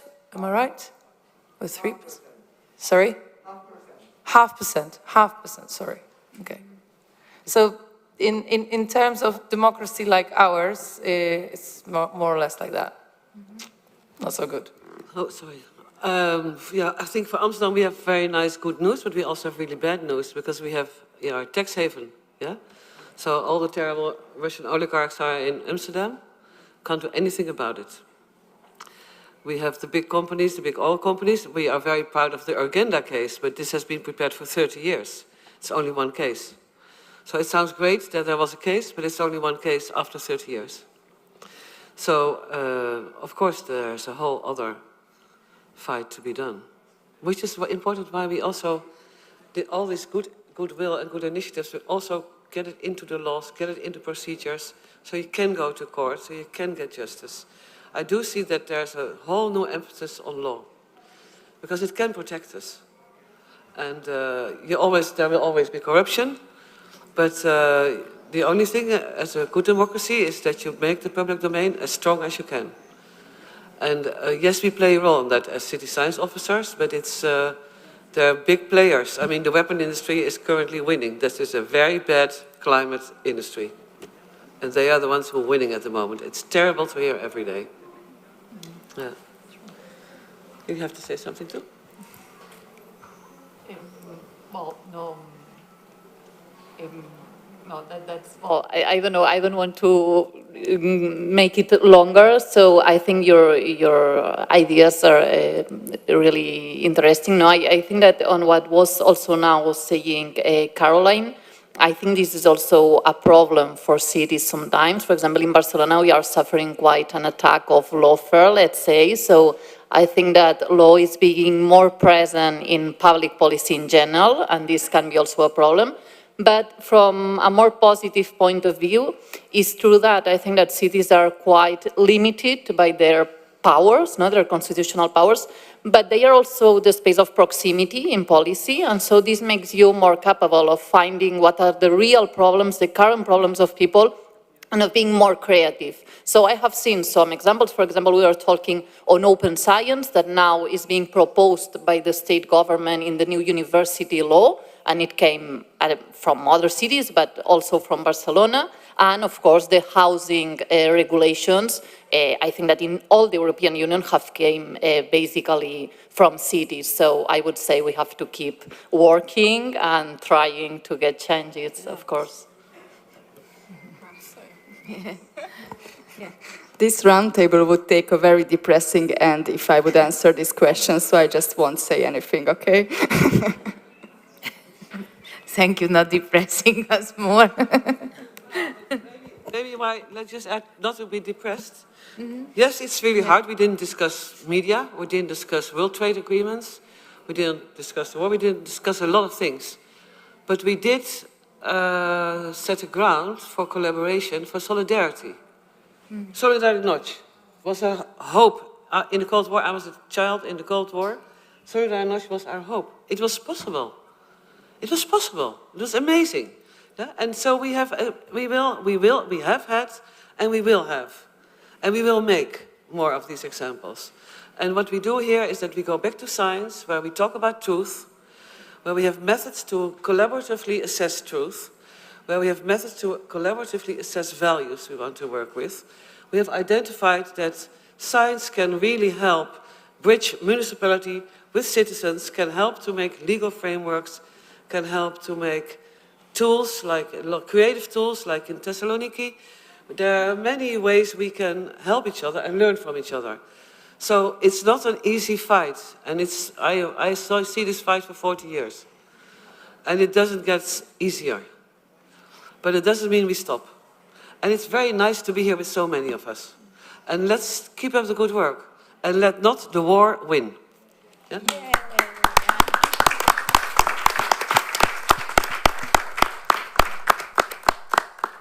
Thank you for this not so depressing last word. Okay. I don't know if we have any other questions. If not, then thank you very much for this roundtable, for all your thoughts in this end of the day. Sorry? Yeah, I know. Luna will take the place and tell you what's next. Thank you so much. We would like just to wrap up this session and the whole day with just two final remarks from Eutropian and from Daniela Patti and from Professor Iaione. So I would ask also Tommaso, please could you bring a microphone to Professor Iaione? Thank you. So a huge thank you for having this moment together, because out of these days of work and with today, it's really important that we bring together as city representatives, as practitioners, as activists, our experience in experimenting what are the challenges now of ensuring that environmental and social justice go together, and this is something that we don't have a ready-made pathway, and this is what we need to experiment throughout the diversity of the context that we're all represented. So thank you so much for bringing this together, and this has to be a moment that is the beginning of a longer path for which we're also lobbying and making pressure on the EU for what is the realm of the ones that are representing, you know, European citizens towards change in this, because it cannot be that city leagues are only working on reduction of CO2 emissions when this is to the disadvantage of weaker citizens and friends. So this is something that we have to absolutely keep working on together. So I think it's a very big inspiration, so a big thank you. The details of the discussions you can see on the Miro board behind you that will be shared with you, and I think we can discuss this and so much more in the coffee break, but a big thank you to Lukács for taking all the notes. And I would say, and the round of applause will be, round of applause to Lukács. And a very big round of applause from all of us to Christian, all the Lewis and Labkov team for setting this up, and to the city of Reggio Emilia for hosting us. Thank you very much. Yes.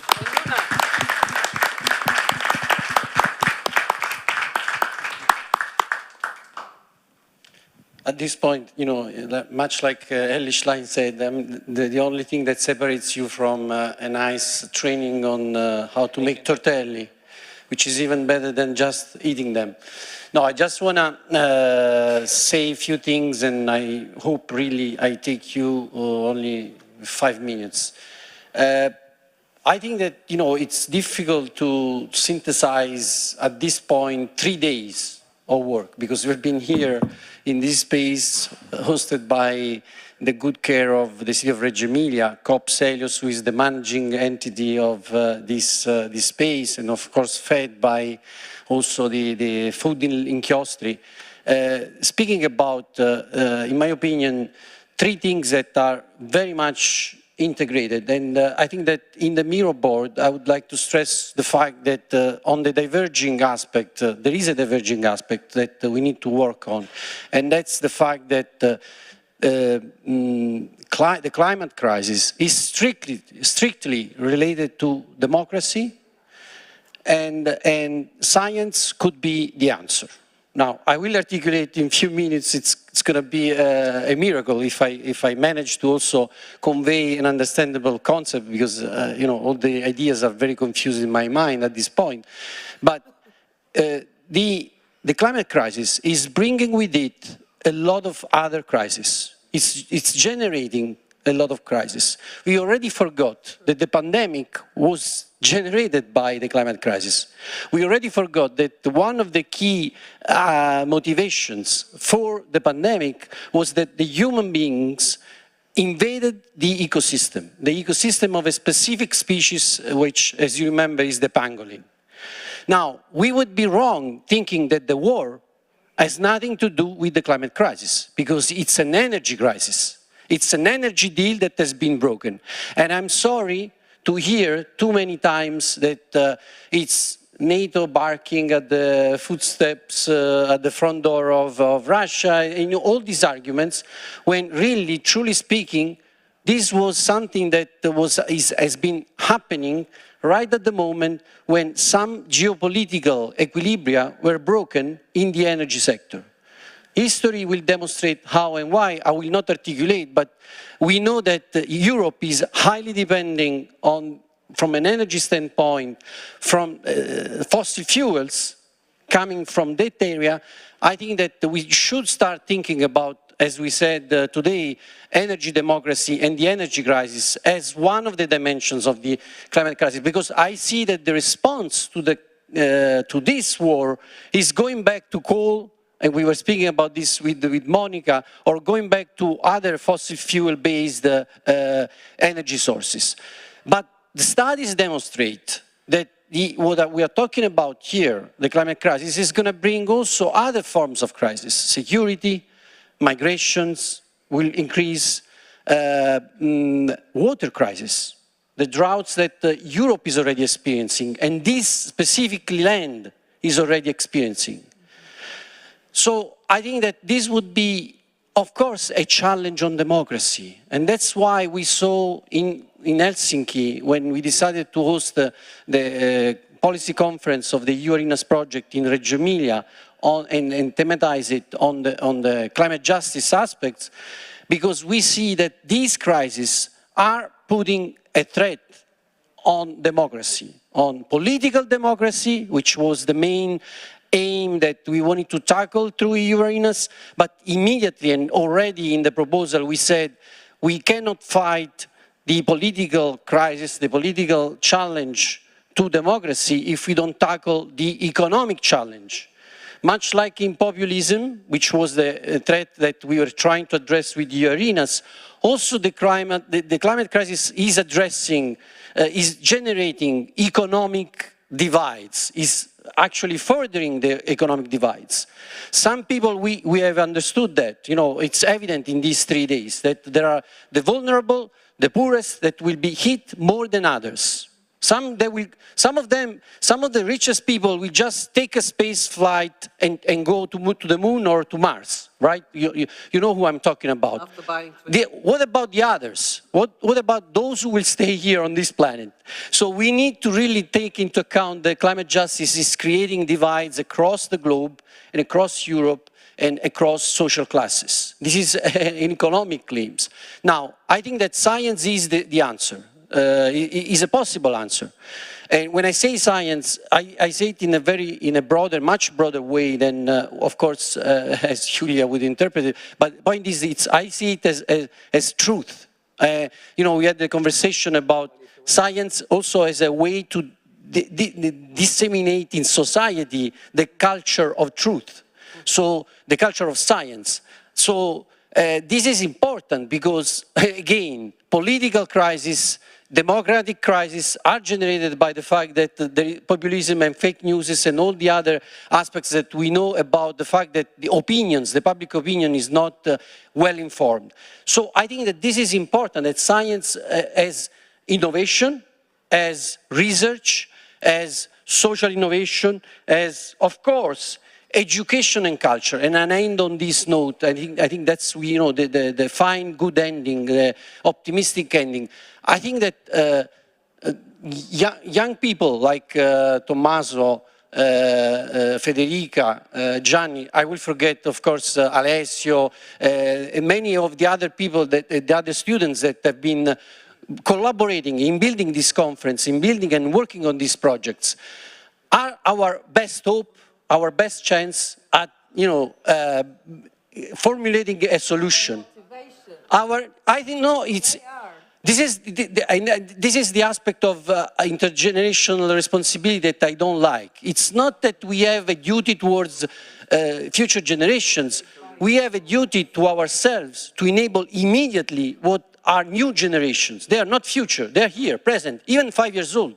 They have the possibility to give an answer right here, right now, thanks to approaches like the Reggio approach.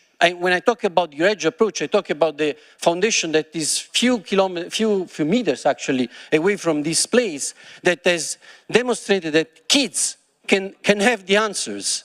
So they are active citizens here now. So we just need to enable this approach. We just need to really call on them and give them the tools to self-empower. I think that this is science to me. This is this great alliance between generations in which it's not just one generation or two generations taking the responsibility for the others, but it's 3 generations working together towards the solutions that are needed. And this is, in the end, the policy identity that we were talking about. The crisis, climate first, democracy, and science.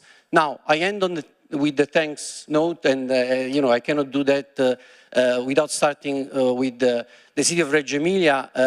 And one thing that is important to underscore is the fact that in this city, policy and politics have worked hand in hand. I think that's one key element in that action. Activists like Monica mentioned the fact that activists, we have all been activists before being students, and then whatever role we play in society.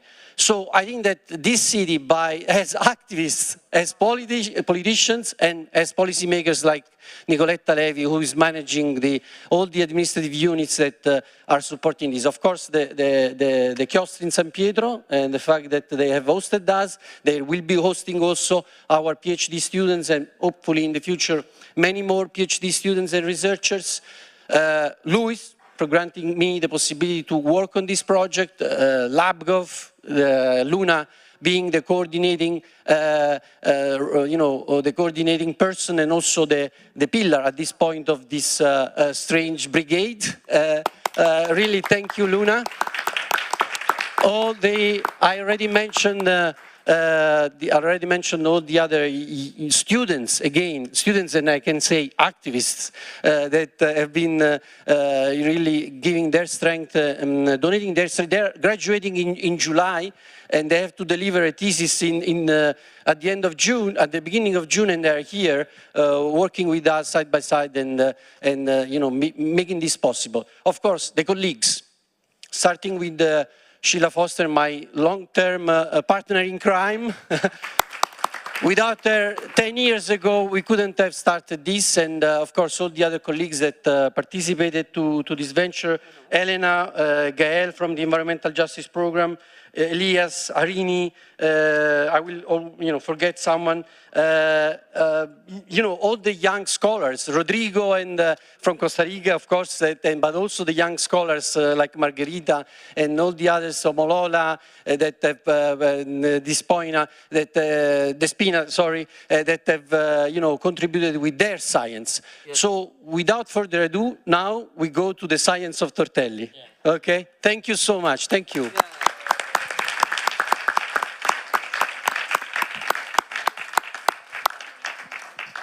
Thank you. you very much. It has been a great honor to host you here in Reggio. I hope it's the first time of a long series of international meeting like this about climate justice. So thank you all very much to be here with us, for your contribution, for your ideas, and see you in the laboratory to make together tortelli, then to eat them in the cloister. So thank you very much. Bye-bye.